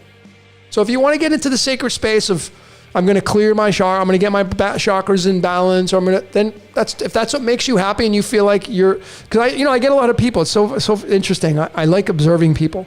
So I'll get the tarot, and when I do readings for people in person, I only do tarot readings in person. But when I do tarot readings for people and I fan the cards out, and I'm like, okay, pick 13 cards. The majority of people, some people, they close their eyes and they'll move their hand over the cards. Or some people will they'll move the cards, and then oh no, I'm going to, and then they move to the back of the deck, and then they move to the front, and they pick a card there, and and my mind's, I'm having fun. Because the thing about it is, ladies and gentlemen, is you're going to pick the cards that you're drawn to no matter which method you do. If you want to put your hands over there, doing a little seance over the cards, it doesn't matter. But whatever makes you feel better. Whatever makes you feel better.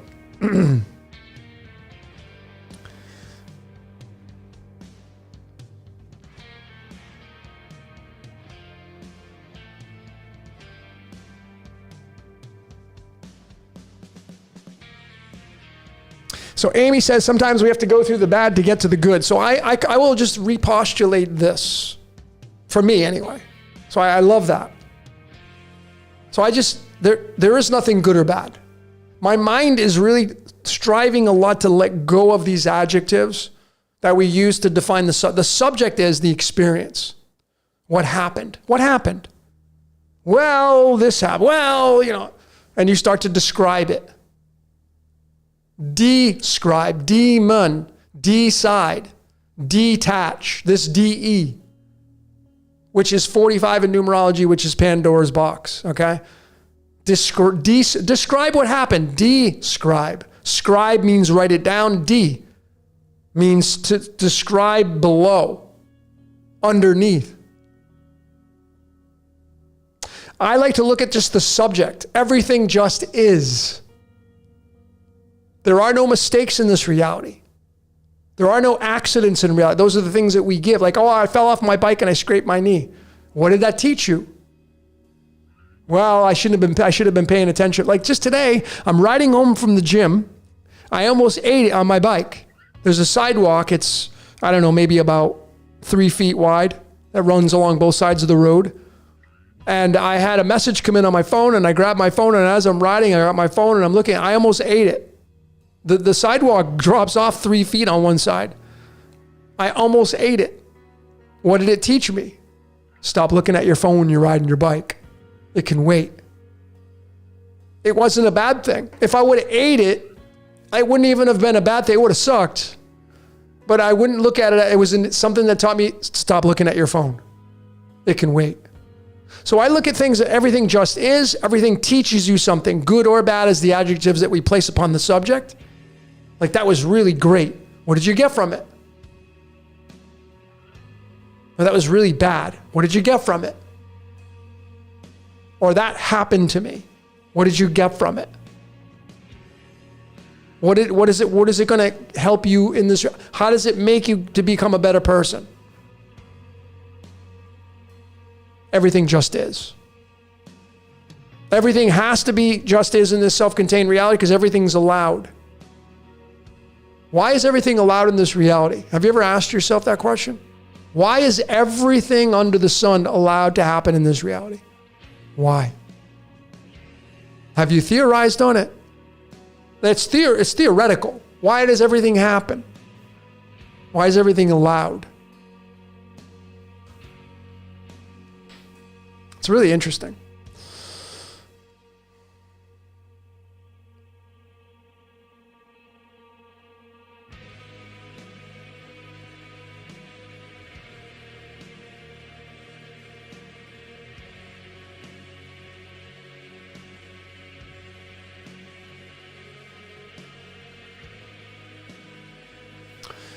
All right, so I'm going to do a collective card pull. Let me start shuffling the cards, and then we're going to move towards the ending of this transmission. But let's get to a few more questions. So Flip Mode is asking to talk about life being a battery and a movie.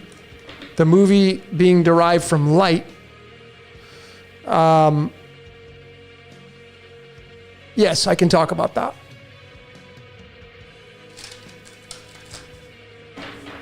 I can talk about that. So this reality to me, from all my research and study, from my intuition, from everything I'm downloading, from whatever's running me.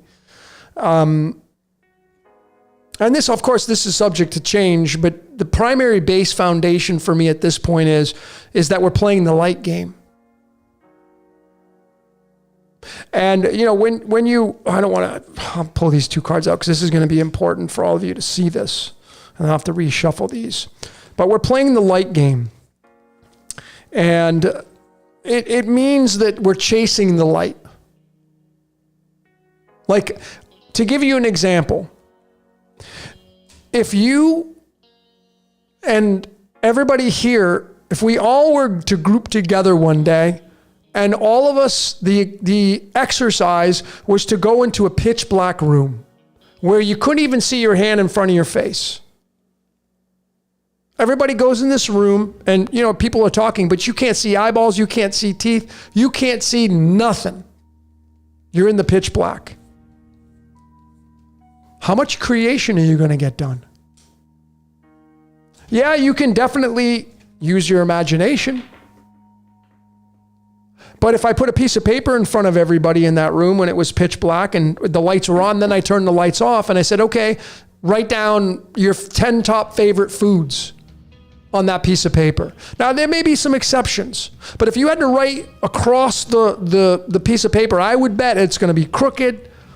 It's not going to look nice. You need light in order to create properly. That is why light is so sacred. What is making me come through this broadcast? Light.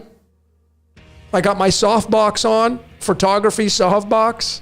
I got a side ring light here to give some accent light, which casts an image of me onto the camera that I'm looking at right here.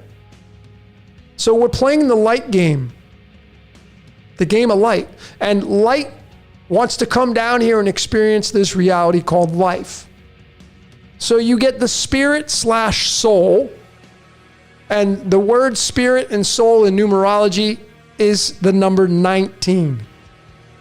Soul and spirit are 19. The word apex is 19. The word battery is 19 in the same numerology cipher called Chaldean.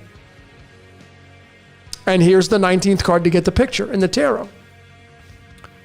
Your spirit, your soul, the spirit of the sky is the sun, the life giver, the logos. If you get into the law of one material, what do you think it's going to be? The sun. What do you think Ra is going to be tied to? The sun. And then when the spirit goes down and it becomes matter, you then instantly and automatically, when you come out into this world as a baby, you now have a name, and now you have an identification. You have an ego, and you start to develop your ego. Well, the word ego starts with the letter E, which is 5. And the 5th house of astrology is Leo the lion, ruled by what? The sun. The dragon in the Chinese. And the word ego is, in numerology, equals the number 15. And what is the 15th card in the tarot? You become the devil. You become the best little devil you can be down here because you're a sinner.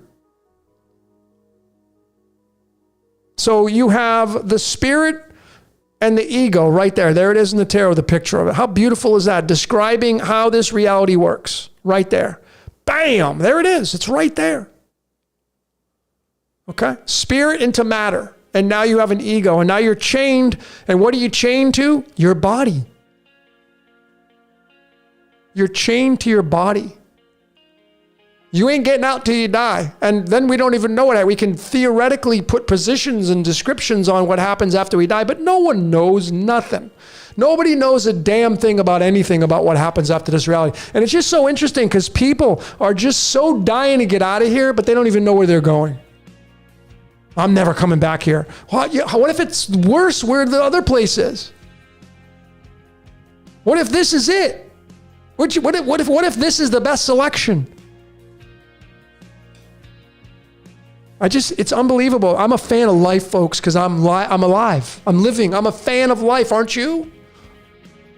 I'm a fan of it because I got one. I'm grateful that I got a life. It's a great time to be alive. Despite the things that happened, despite the suffering, I still, man, just today, man, I come back my bike. I'm so grateful for my bike. So grateful I got to work out today. So grateful that I got to eat food today. I'm a fan of life. And then you get other people, like, how do I get out of here? I can't wait to get out of here. This place sucks. And it's like, man, your life really must be shit if you're living through that construct. I'm a fan of life, folks. I am a fan of life. So that's what it looks like. So we live inside of a battery. Why do we live in a battery? Because we live inside of a self-contained system. It's called Earth. Earth is a self-contained, it's like a terrarium. It's an aquarium. It's contained. The firmament represents the globe. So when they say there's a globe and then, oh, well, no, it's flat. Well, it's both. The globe is the firmament. That's what I think. And you live inside the self-contained system and it's a movie set. That's why we have movies. And the manipulation The manipulation that people say, oh, mankind's manipulating. Well, okay, fine. If you can say that, that's great. But you know what I'll say? Their minds are being manipulated. The people that are manipulating people, their minds are being manipulated. What's manipulating their minds? Theoretical, but I have 400 videos showing people's minds are being manipulated. It's not a bad thing. Remember, ladies and gentlemen, you got to establish the foundation. What is the foundation? The foundation, for me anyway, is we live in a cyclical reality, meaning death and regeneration, meaning golden age to dark age, and then it repeats and starts over. And it's a process. The base premise of what I'm saying here to support that is you as a human being. Just take yourself, for example. You got a birthday, don't you? That's your golden age. And then one day you're going to pass. One day you're going to leave this meat suit. That's your dark age. You know, I'm 50 right now. And my body is definitely not as what it once was when I was in my prime. 21, 30. I was invincible.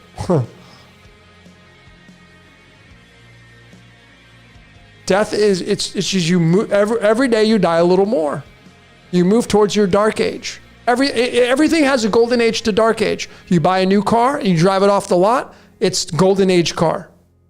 The car is gold. And what happens when you drive that car and you drive that car and you drive that car? Shit starts to break. And eventually, typically that car will end up being sold back to the dealership as a used car. It will have miles on it. It will have depreciation. And inevitably that car, unless it's a collector's item, it's going to end up in the junkyard. That's death. That's the dark age for the car. You buy a luggage set. The luggage set gets beat up. If you're someone who's a frequent traveler, the luggage set gets beat up. It gets beat up. It gets beat up. Something rips off. The wheel falls off. And you're like, I got to get new luggage. The luggage is at its dark age. It was brand new when you got it. It was golden age. It's now at the dark age. Everything, that's what this whole life is, cyclical.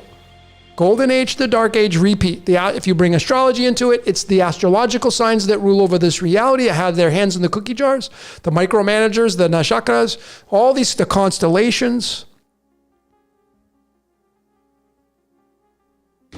That's what it's like to live inside of a battery. And this is a battery in your cells. That's why it's all fractals. It's all fractals above. It's all fractals below. If you go into the microcosm and you study the single-celled organisms, the ciliates and all this kind of stuff, there's all predator-prey going on inside your body right now. All these cells, these trillions of cells that are working inside your body, you don't have to tell them what to do. They're already programmed to do it. They're already designed to do a job. Your white blood cells, you don't have to talk to your white blood cells and tell them what to do. When you get foreign invaders, they instantly and automatically, they send out their armies and they march in there and they start to attack the bacteria. Anything foreign to the body, their job is to attack it. You don't got to tell them to do that because your body is programmed to do it. It's designed to do that. Well, it just doesn't stop there. This reality is programmed and designed a certain way. And it's golden age to dark age, repeat. This is such an easy concept to take into consideration here as the foundation of living inside of a battery. So you have trillions of cells in your body, and then we as human beings, we become the cells. And why are we, what do cells, what's the purpose of a cell in a battery? To give off energy. That's what, when you turn the key in your car, well, what makes that possible? What's the starting point? The battery. It ain't your engine. The engine ain't going to start unless you got the battery in there. You need the battery as the origin for the starting of the car. So you become the battery. And the energy you give off is through your emotional responses of love and fear and everything else that you call as an emotional response. Mad, angry, sad, depressed, happy, joyful, loving, caring, compassionate. These are all energy sources that you give off, and something is siphoning this energy off in this reality. It's not a bad thing. It's just the way this reality works. You work for the world. You work for the earth. You work for the supernatural. You don't have a choice in it, folks.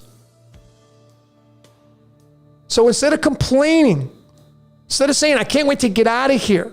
I hate this place. Man, I would really, really ask you to take into consideration, like, what's so bad about your life? Especially if you're here in this group listening to this message. What is it? What's so bad about your life? Like, no one's out to get you. No one's trying to dupe you. And if someone's trying to dupe you, then pull the plug. Get rid of it. Get rid of the person. Something's not making you happy. Get rid of it. In your life right now, man, when's the last time you did? A lot of people are like, I got to do my spring. It's time for spring cleaning, right? Springtime in the North Americas or in the Northern Hemisphere, Tropic of Cancer, spring cleaning. Some of you will do that. It's time to clean the gutters, clean the screens, clean the windowsills, do a deep clean of the house. When's the last time you did that with your body? When's the last time you went in your closet and got rid of all the things you haven't worn in 6 months? Go donated it to somebody that can use it. You're just hanging on to these clothes that no longer serve a purpose in your closet anymore, but you don't want to get rid of them because, like, well, maybe I'll wear it one day. Shit, if you haven't worn in your closet, if you haven't worn it in 6 months, go freaking donate it. Clean up your life.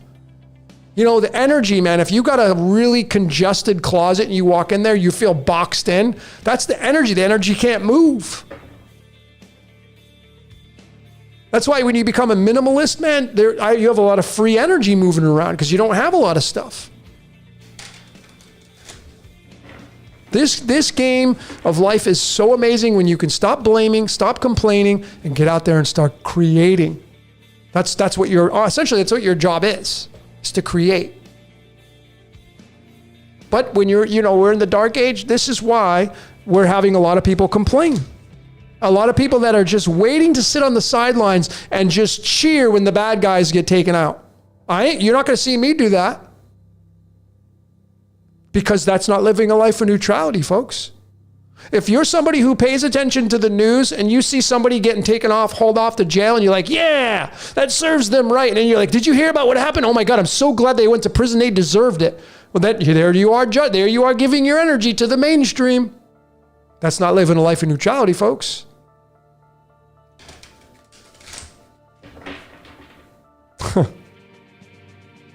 It's not.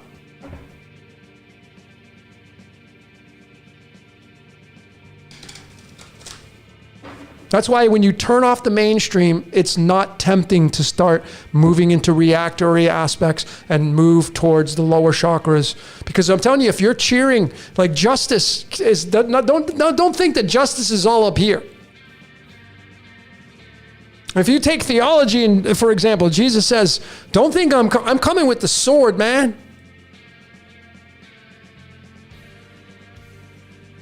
Well, the sword ain't freaking it's not coming in on a unicorn on a marshmallow cloud with some Skittles following behind it. With play that funky music, okay? That's not the scenario what the sword means. But if you're a fan of that, like you did, yeah, and the justice, it's like, man, you're giving all your power away. Just let nature do nature. Like, to me, man, death is death. I mean, when I see death, like especially nature, when I've seen crocodiles dead on the side of the road last year. I've seen birds get hit by a car. Man, it makes me cry, man. Sometimes, not all the time, but I get really emotional because I'm like, I love life. And so life can't be just all about the antagonist or the pro. It can't just be all fluffy marshmallow clouds. It can't.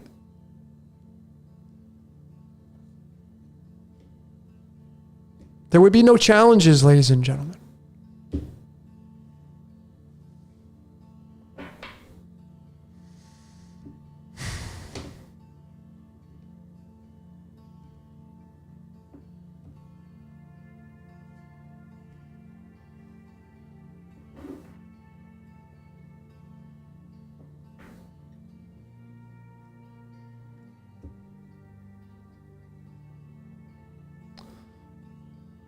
Christy Decker, I love pizza. Yeah, so do I.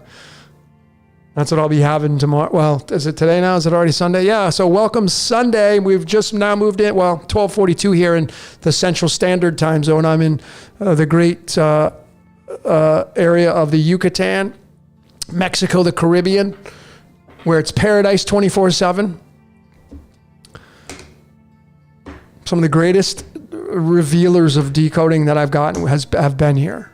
You know, it's crazy, ladies and gentlemen. I look at the coding in my life, and I hope you do too, but like the latitude, longitude, I would encourage all of you to look at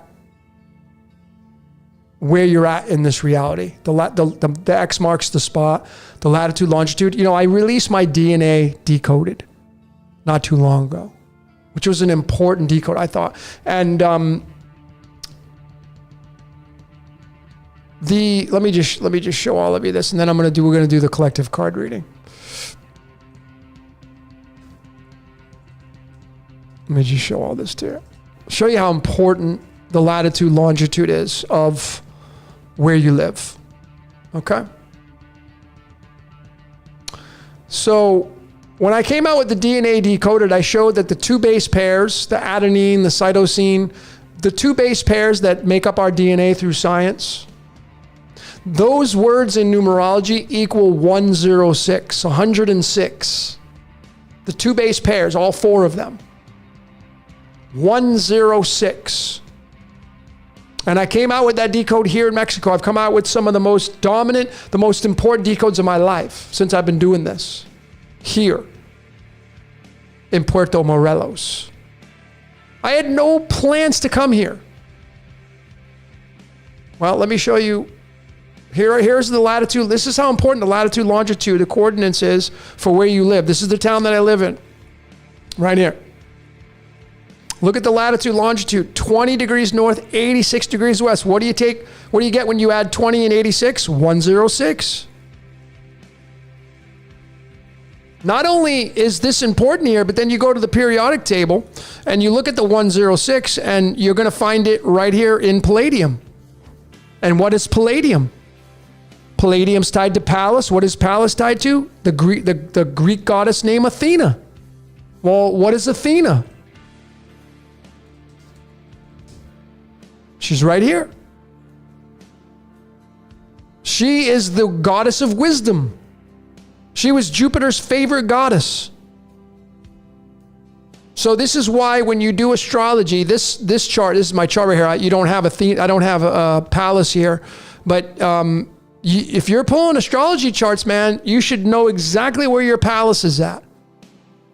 Because it's going to tell you how your mind operates through what you have coming down through you. Being a fan, but this is how important the latitude, longitude is for where you're at. And I mean, even the 20 degrees can be matched up with my 20th Nakshatra where my Rahu is. This is my Rahu Ketu axis. So like I was supposed to come here. When I was in San Miguel de Allende, before I got here, I was in this town, San Miguel de Allende. I was in this town right here, which was an amazing town to live in. It was also 20 degrees.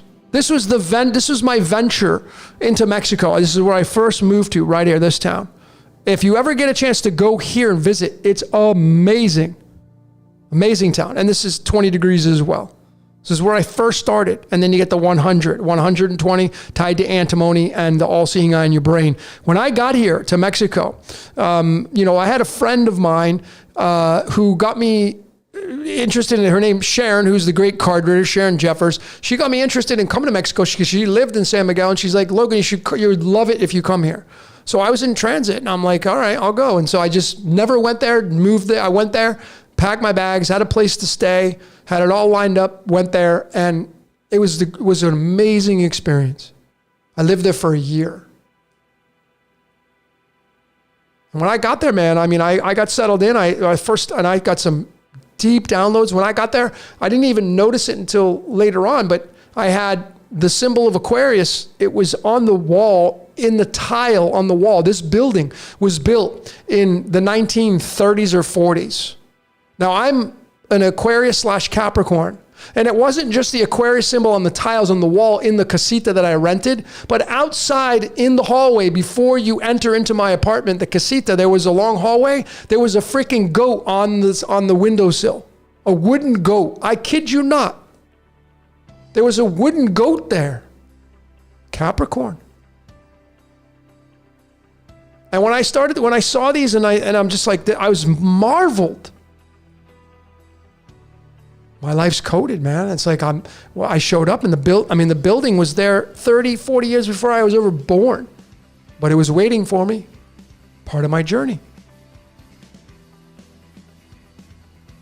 Pretty amazing when you can really just start to look at all the layers. And this is what I'm going to have in my course coming out very soon, is how to do this. Reminding, like, step by step, looking at this, looking at that, looking at and keeping notes and showing you how to do this.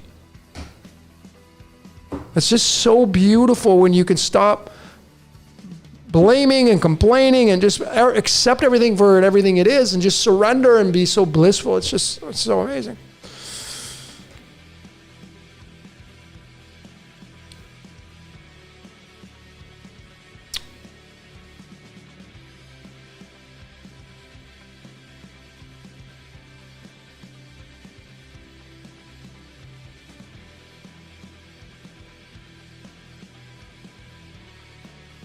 All right, so we have a little bit of debating going on. Ladies and gentlemen, just live and let live, man. Here's the thing that I've learned. Maybe this will help some of you. And I struggle with this to this day, so I'm just being authentic. I'm keeping it real. The day you have to stop defending your truth is the day you level up. Meaning, like, okay, if that's what you believe, great. And then when somebody comes at you and says, no, you're wrong, that's your opinion. I mean, at this point now, like, this is the way I look at it, ladies and gentlemen. If anybody challenges my work, okay, if anybody, and the actual methodology of challenging it would be that we'd have to go to court and we'd have to go before a jury, not just a judge, a jury.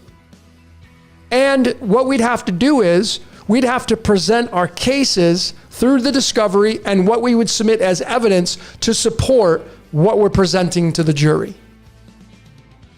So, of course, you guys all know, like, I feel all through all my research, I'm telling you, we're living in a scripted, predestined reality.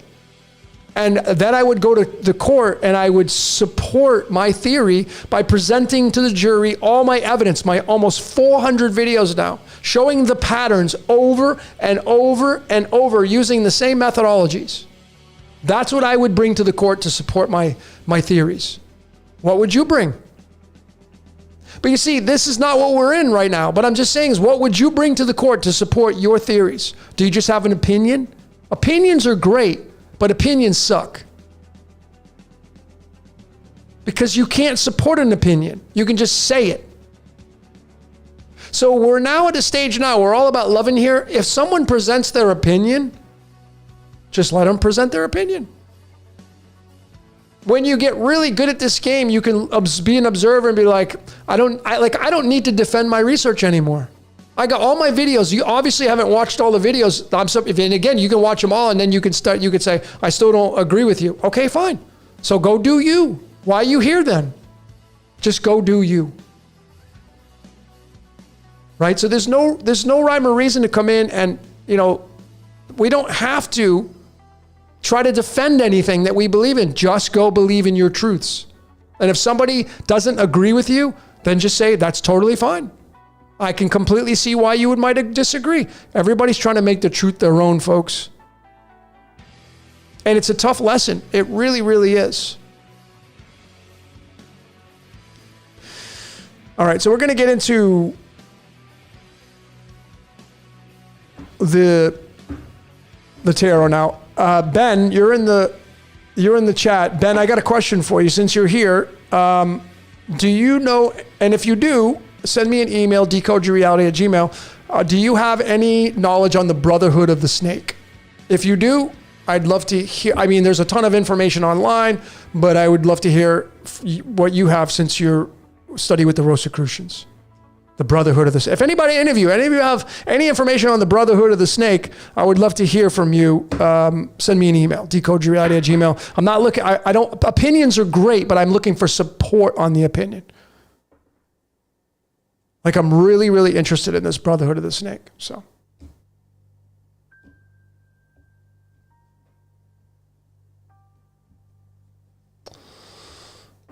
Okay.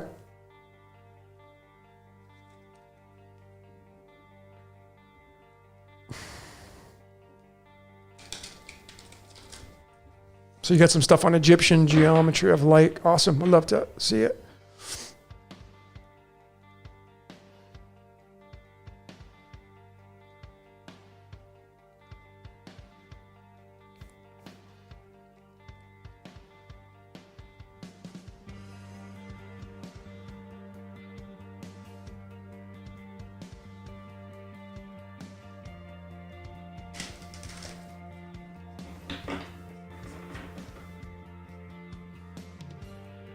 All right, so let's get into the tail end of this. I've shuffled these tarot cards a zillion times now. Maybe not that many, but I'm exaggerating. But I now have them on the desk. I'm still kind of doing like breaking it 3 or 4 times because we're going to get the bottom card. So what is this collective card pull? Well, we're all going to come together. We're going to kind of look at what's coming down the pike for our reality. Like, and I don't have any timelines. I can't give you forecasts on like predictions and all that stuff. All I can do is interpret what the tarot is going to say here. And the base fundamental, the question here is like, what's coming down the pike for all of us?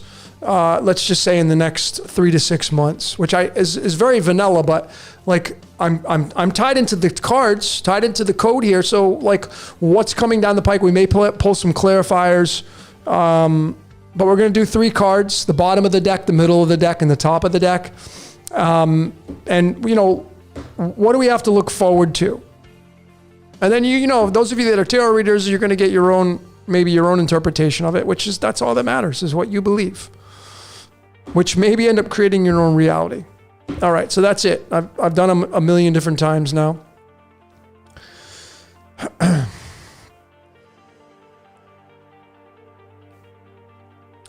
Okay. Last question, then I'm going to get into the card pull.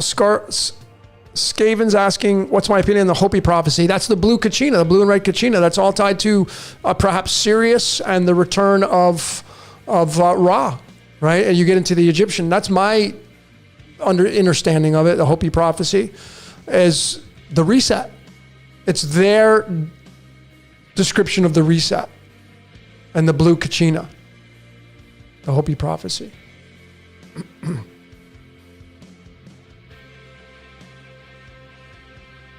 Okay. All right, ladies and gentlemen. So let's get into the card pull now. So what are your thoughts? What do you think? What's coming down the pike? What would you like to have happen? This is kind of collective here, but normally I would wait, but we don't even need to.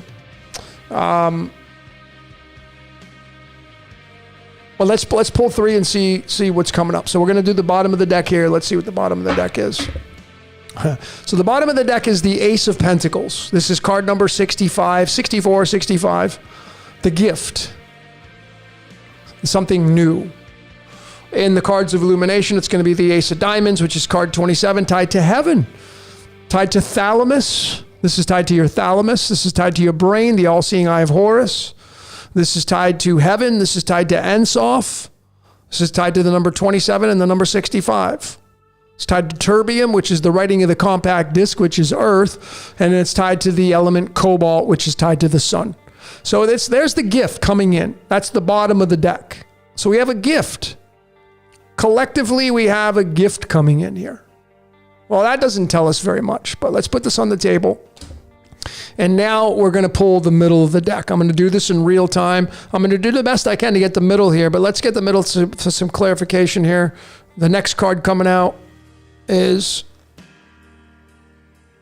oh, it's interesting. We got my birth card. So we get the 8 of Swords. Okay. So I don't really know what this is saying at this current moment, but let's keep going. With the Eight of Swords, and we have the Ace of Pentacles. So we have a gift, but we have some trapped and limited information, trapped and limited energy here still, which the Eight of Swords really means to be a human being. That's what the Eight of Swords really means, because the card that is linked to the Eight of Swords is the King of Clubs, which is tied to the sun. Okay, tied to the sun, and the sun, the rays of the sun. Spirit into matter, Eight of Swords. And now we're just going to pull the top of the deck right here. Okay. And we get the Eight of Pentacles. Interesting. So we have the Eight of Pentacles. Now, card number 72. Card 71 or 72, depending on if you use the Fool twice. In the Cards of Illumination, this is going to be card 34. This sits in the crown line. This is a very important card. The Eight of Diamonds, this is tied to Lucifer. But it's a card of working. It's a card of working.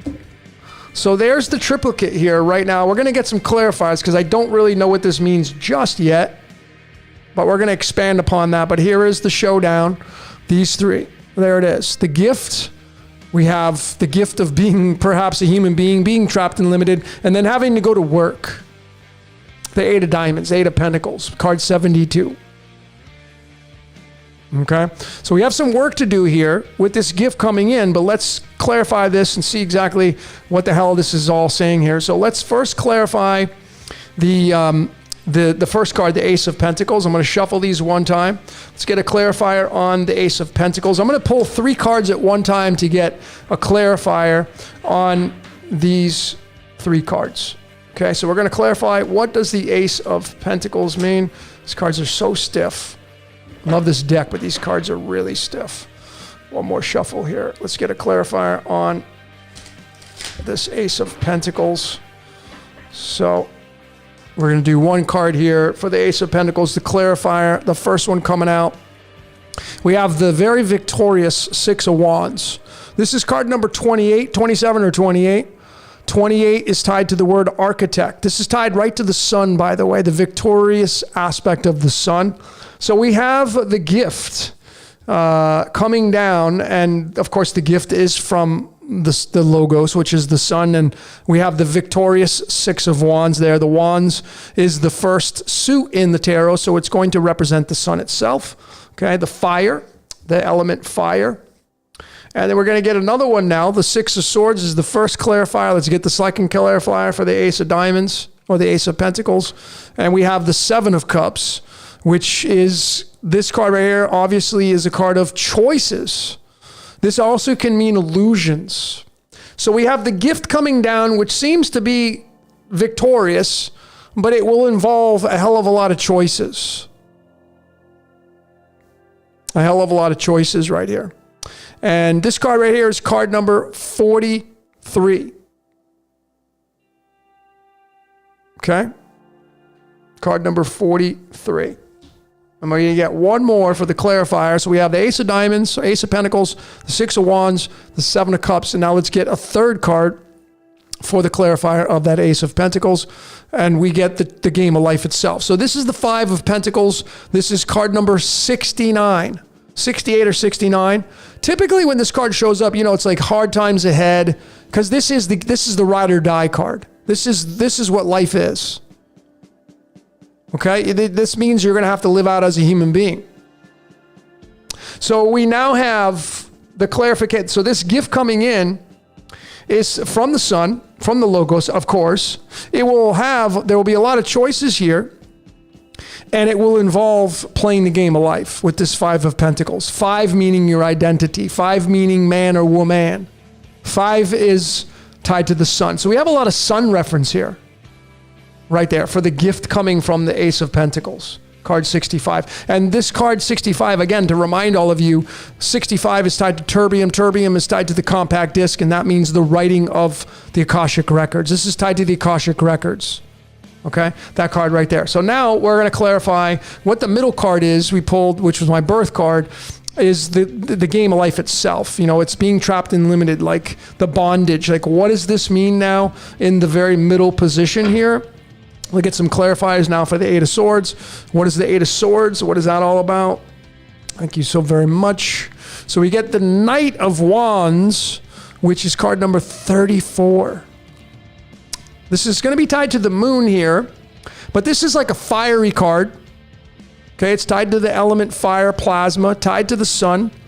And it's the Jack of Clubs if you follow it into the Cards of Illumination, which is card 24. Which, you know, it's interesting because that possession, I showed earlier how it's tied to the Rosy Cross. Okay, this definitely has a tie into that. So now we have these two cards right here. I have no idea where this is going right just yet. But we have the Eight of Spades or the Eight of Swords, and we now have a clarifier with the Knight of Fire, the Knight of Wands, and you can clearly see the horse is on its hind legs, and you know this person here is all dressed up, so it's the beginning point of, like, you know, moving into something. And you know, the Knight of Wands is typically a card. It's not like the Knight of Swords, but this card definitely has the starting point of fire and moving into something. So it's moving into something. You want to get another clarifier on that. So we have the Eight of Swords. We have the Knight of Wands. Let's get a second card for clarifying what this Eight of Swords is all about. Thank you very much.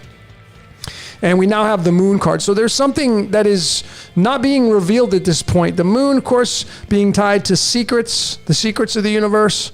But it's something, this is the hard drive.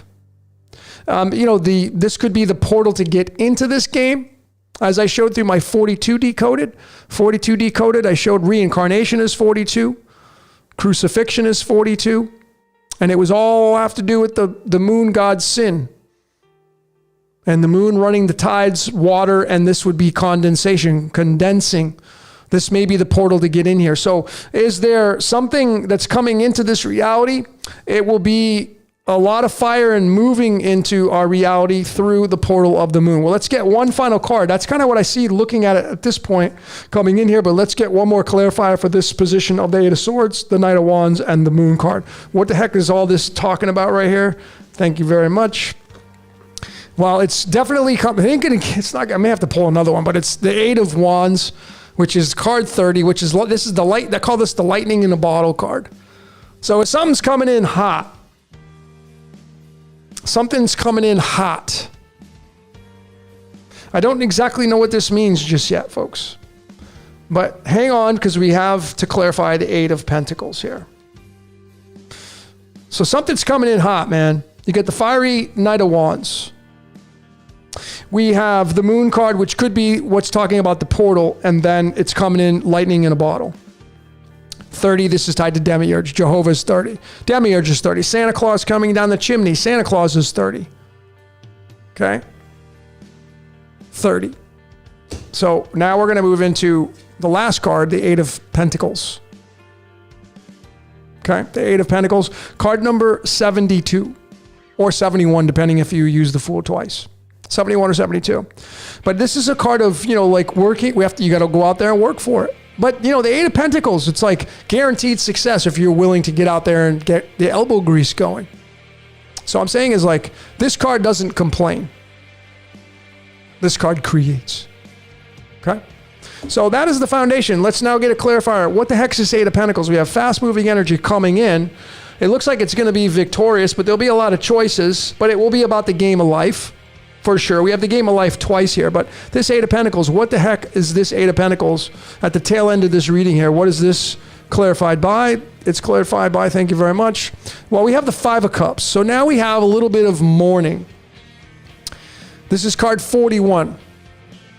So we now have the aspect of working hard for something, but then there is some aspect of, like, being somebody who's not fully content, or something that's not fully content.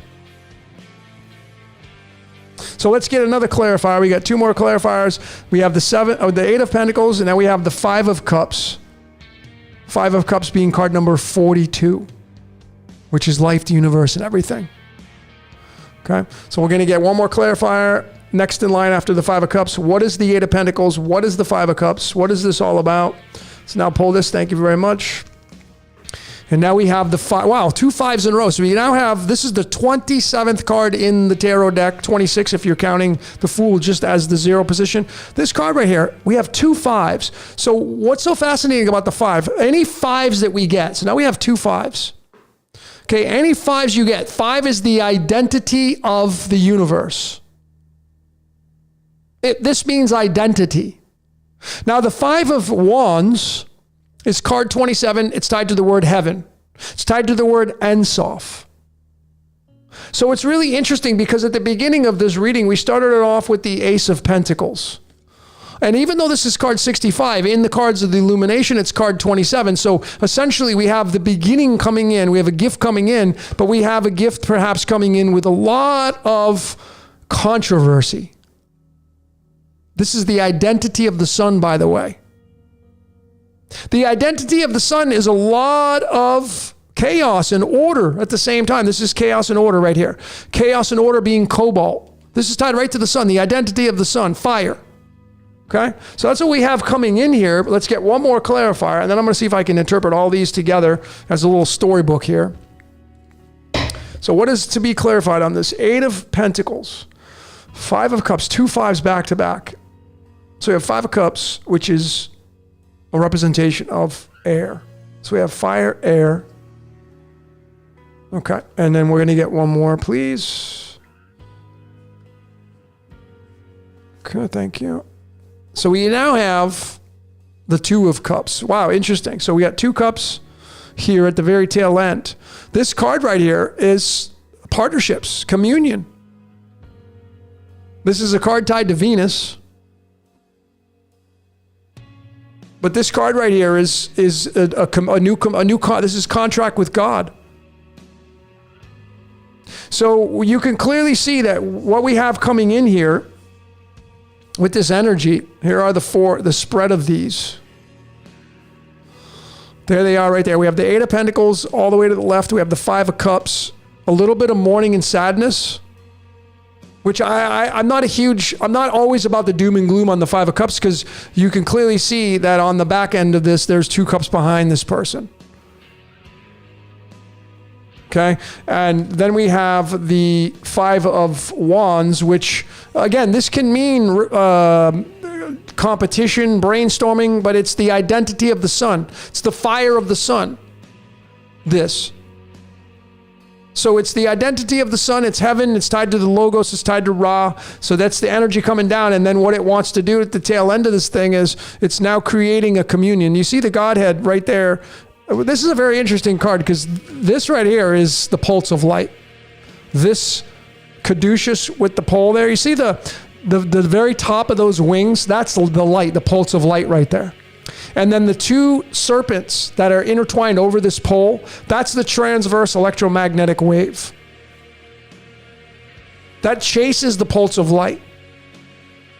And then you have these 2 individuals there coming together and celebrating a contract, a communion. So I see it. There's a new contract coming in. We have the birth. So the beginning and end of this was the gift from the Ace of Pentacles, and then it turns into the cups, the 2 of Cups, which is a communion, a contract, a new contract. So the gift is it seems like the gift is a new contract coming in. This is for the entire collective here. And it will involve the game of life. This 8 of Swords, even though a lot of people look at this like, oh, it's trapped and limited, this means you as a human being. This is what it means to be a human being. Okay? You're limited down here, and you're trapped until you die. This is card number 58. The word puppet master equals 58. That's the supernatural running this. So in the middle position, you have that, and something's coming in hot with this Knight of Wands. Okay, the knight representing the jack, the horse. And then, of course, it's going to be tied to the moon. This could be the portal coming in, the energy coming in, the hard drive of the cosmos, the moon. And then we had the lightning in a bottle. It's coming in quick. It's coming in hot. I mean, you had the fire of the Knight of Wands here. So whatever's coming in here, it's a gift. We have a brand new beginning coming in. It seems like, and this has been repetitive now through these readings that I've been doing over the course of these What's Your Questions for many months now. It seems like there's some new energy coming in. Last 2-3 weeks ago, the interpretation I got from these cards was it looks like we're getting some kind of DNA upgrade. Now, is this further telling us that we're getting a DNA upgrade? This is tied to currency. Well, it seems like it's going to be victorious. There's going to be a lot of choices involved. There could be a lot of illusions involved, so be wary of that. Like, you know, I don't know about you, ladies and gentlemen. Like, ever since I turned off the mainstream, like, I don't keep up with it. So people tell me stuff, and I'm like, I didn't, like, when that shooting happened in Green Hills, I should say that incident. When that incident happened in Green Hills, Tennessee, I didn't, somebody shared it with me. I didn't know. I don't follow the mainstream. I mean, it was all scripted. Even if it happened, it was still scripted, but I didn't know it happened. So like, the thing about it is when you're not plugged into the mainstream, like I got to touch it, smell it, feel it. If something pops into the sky and it looks like if there's some flying object in the sky and people are like, oh my God, there's the aliens. I got to shake hands, man. I'm not just going to say, oh yeah, there's alien. Even if it's, I gotta touch, smell, feel. I'm a doubting Thomas. But it looks like through these cards here, ladies and gentlemen, there's something new coming in. This has been continuous now. It's coming in from the sun, the Logos. It will alter and change the game of life because we got the game of life twice here. We have the portal coming in. We have lightning in a bottle. This could involve lightning. Could involve a lightning storm. I think there's portals in this reality, and these portals get opened up at certain periods of time. I think even during these tested thermonuclear devices that they do, Trinity and all that stuff, I think these things open up portals. I really do.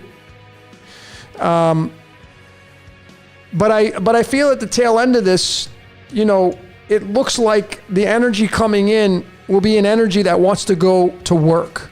It will not hesitate.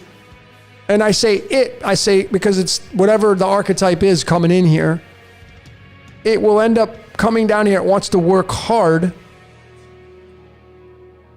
This is also tied to the moon, by the way, through the cards of illumination, because this is tied to the number 34, and that's selenium, which is tied to the Greek Selene moon. And we had moon twice here. So there's something definitely tied to the moon at night. There's definitely tied to the hidden secrets. So there could be some hidden secrets coming here, and they're coming in really hot.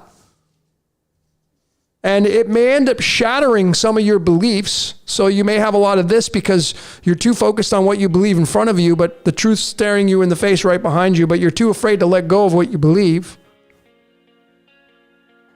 And that may involve, when that happens, that may involve a little bit of this in your brain. A lot of competition in your brain, because then you're like, oh shit, I got to let go of that belief. Oh damn, I got to let go of that. Because at the very end of this, we have a new communion coming in. So a new partnership. And it's just really interesting because the current Pope Francis in the Vatican, this is his spirit card. He's got the Two of Cups as his spirit card. He's got the Ace of Clubs and the Two of Hearts. This is the Two of Cups, the Two of Hearts. That's what Pope Francis said. Think about this, man. Pope Francis, the first Pope south of the equator. Argentina, which is the Tropic of Capricorn. So when you read an astrological map, and you know, I don't have it to share with you right now, ladies and gentlemen, but I can tell you that I have a really big decode coming out on Aquarius. Aquarius Decoded. I did a podcast on Let's Talk About the Age of Aquarius, but I actually have a decode coming out on Aquarius. You know, Aquarius, the word Aquarius through numerology is the number 21. Okay? It's the number 21. And so the card that's linked to it, or the cards that are linked to it, let me show you. Well, let me show you what Aquarius looks like, the age of Aquarius, moving from the age of Pisces. Hang on a second.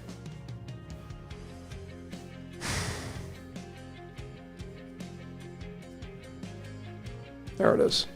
So the age of Aquarius. Aquarius being 21 in numerology, it's tied to the world card. So when they say there's a new world order coming in, well, yeah, it's the age of Aquarius.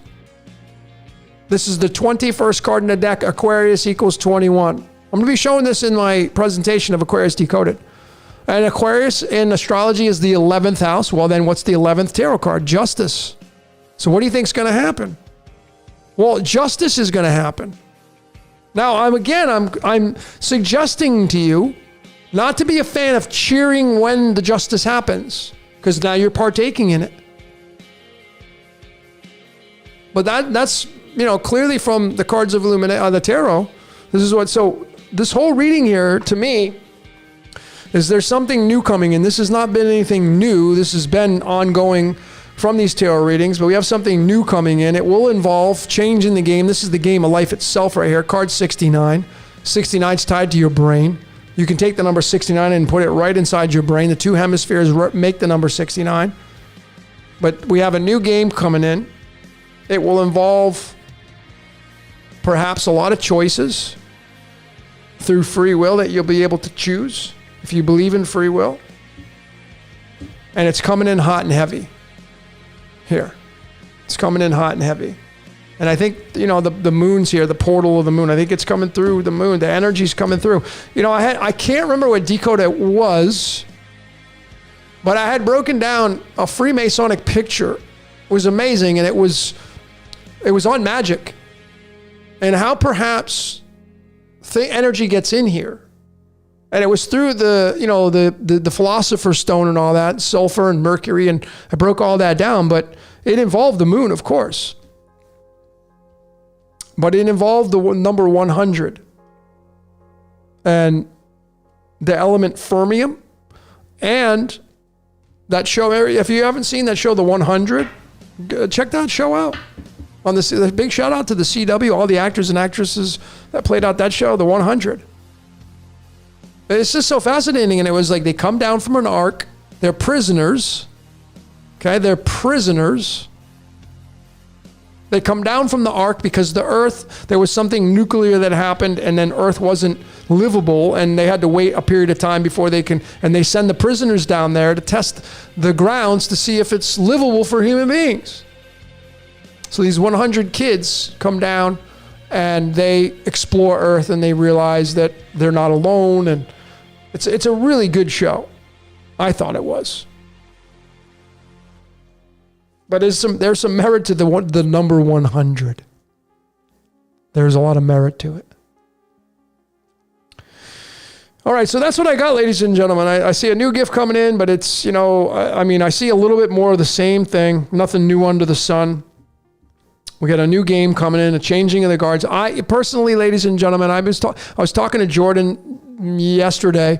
We were talking about, and him and I were discussing, he found something that was, I was like, I don't have it ready to share with all of you, but he had this song, this band that he liked, and it was just another sign for him that he's being downloaded into. And we were talking about the age of Aquarius and when is it going to happen? Has it happened? So, two big things I can tell all of you here before I end this transmission is,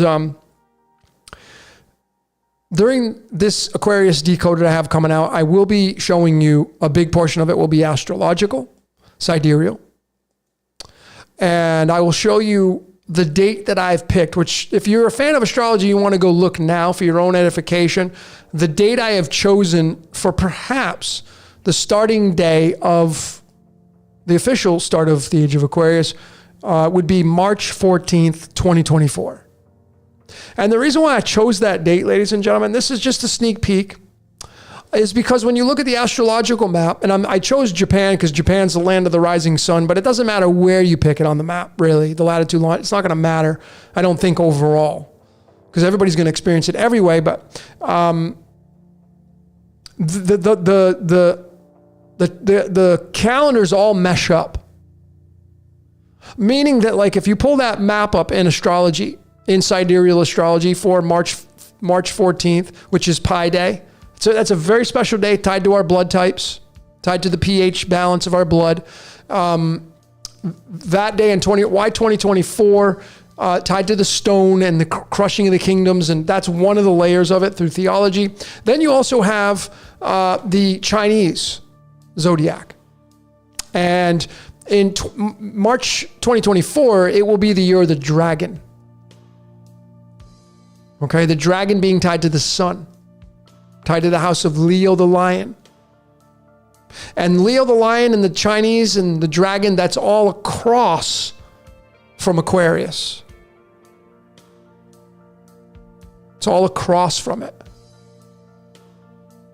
Okay, so the sun actually will be at 1 degrees Aquarius on March 13th, 2024. March 14th, sorry. It'll be just on the threshold of the 25th and 24th Nakshatra, moving from Pisces to Aquarius. So it's going to be literally right in motion. It'll be right in line. The sun will be in Aquarius at the very tail end of it, or in the beginning of it, I should say, because it's right on the 1 degree marker of Aquarius. In the 25th Nakshatra, how important this 25, this is where the Phoenix is. The Phoenix constellation rising, I talked about that in the rising, let's talk about the Phoenix event. And then we have the lineup of across the way of Aquarius. We have the dragon and the Chinese. The year of the dragon in 2024. And in February, it will be the year of the dragon, or March. So these are all going to play up. They're all going to sync up. And then you get into the Gregorian calendar of 2024, and then the Hebrew calendar, and the Rosh Hashanah still playing out, and the Hebrew year 5783, moving into 84. And the prime numbers that are linked to this are just crazy synchronicities, ladies and gentlemen. Crazy, crazy synchronicities. So again, I don't like to do predictions. I just like to have fun talking about theoretical positions. But definitely the end of this was, there's some new communion there's some new partnership coming in. For sure. Which has been a story that's been telling itself over and over for the collective coming in here. It's been the same. It's just changing the guards, new game, new set of rules, new set of instructions. Is this the ushering into the golden age? Is this the starting point of it? Time will tell.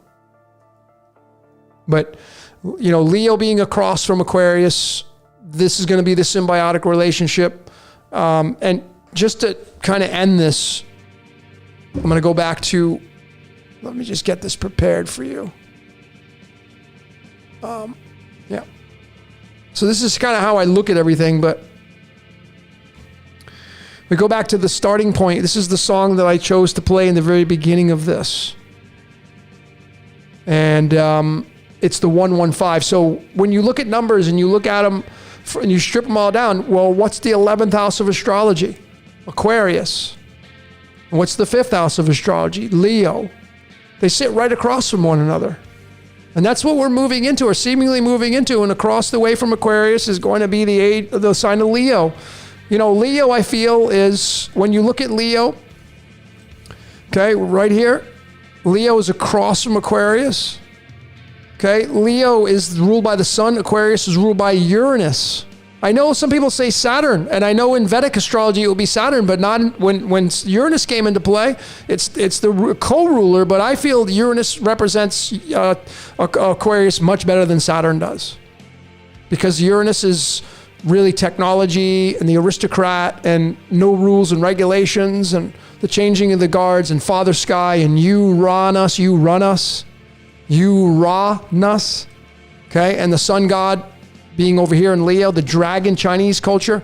So this is, this is what it's gonna look like, and the sun will be right there on March 13th, 2024, or March 14th, right there. The sun's gonna be right there at 1 degrees, just in the crossing over point.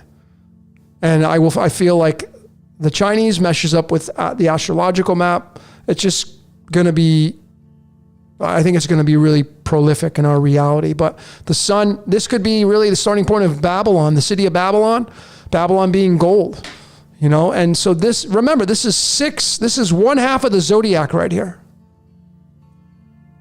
Okay? 1, 2, 3, 4, 5, 6. And then you have the other one. So they have one half of the zodiac. Okay? So this is like half of the wheel here. Half of the wheel right here. And then the other half is here. So we've already had this all happen. And now we have this. Now we have this to look forward to. This half of the wheel. Moving this way. So, I mean, the age of Aquarius and the age of Capricorn, that's going to be a lot of fun. But, you know, the Phoenix event and all that stuff, the Phoenix, of course, sits. And you know, the Pluto position is very important moving into, let me just show all of you really quickly since we're here. I'm just going to show you this really quick. Might as well to end this transmission, but let me just show you, just so I can give you a little sneak peek. Might as well, instead of just talking about it. So here it is. And you can see the sun is right there. It's right on the cusp of Aquarius. It's inside Aquarius, but it's just right there. And what we have also here as conjunct, or being best friends hanging out, you have Saturn here, Father Time. You have Venus, which is the Ankh running immortality. And you have Mars right there in the sign, right next door in Capricorn. And you have the destroyer, the wrecking ball, Pluto in the sign of Capricorn. And this means that Pluto's job as the wrecking ball inside the 21st Nakshatra, which is the world card in the tarot, the job of Pluto in this position here is to destroy time, to remove the dead wood. And so since Saturn runs that, we look to Saturn. Saturn's here in Aquarius, and this is what we're moving into. Venus with the Ankh right there. These are all dead giveaways of a very big shift that's going to happen. I feel Jordan too as well looks at this. This is pretty monumental here.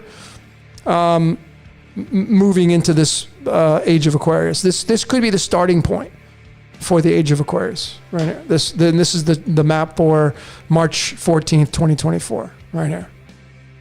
Okay? So that's what we're looking at, ladies and gentlemen. All right.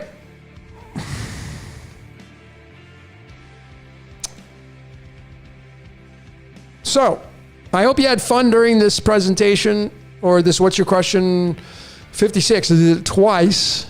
Anyway, I hope you enjoyed this What's Your Question 56. Let me end this where I started it. Let's get, see if I can find this. Where the hell is it? Hold on, ladies and gentlemen. I'm trying to find, do I have the instrumental? There it is. This is the instrumental version. Everybody wants to rule the world. That's exactly what it is. It's all about ego. People want to rule the world. This beautiful place. But I think we're coming into the golden age, the unification of this reality, and we're moving into the baby stage of Aquarius. Let's hope so. It'll be a little bit different. But who knows? Time will tell, ladies and gentlemen. All right. Well, that's all I got for this What's Your Question 56. I appreciate each and every one of you for joining in tonight. One last question. John's asking, when's my next drop on my latest decode coming out? I have this Possession or Possessed coming out next. I do also have Food Chain coming out. The Aquarius Decoded coming out.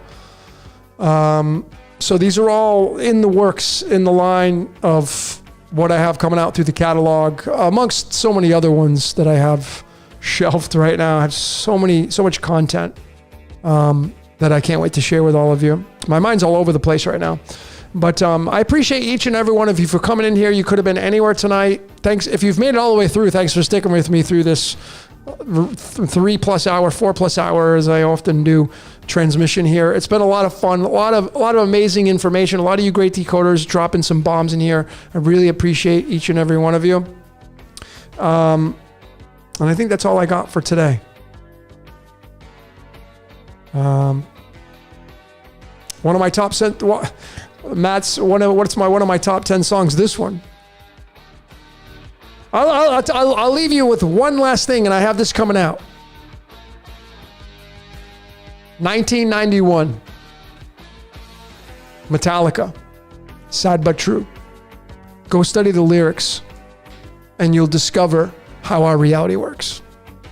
All right, ladies and gentlemen, that's all I got for tonight. My name is Logan for Decode Your Reality. Until next time, we will see you later.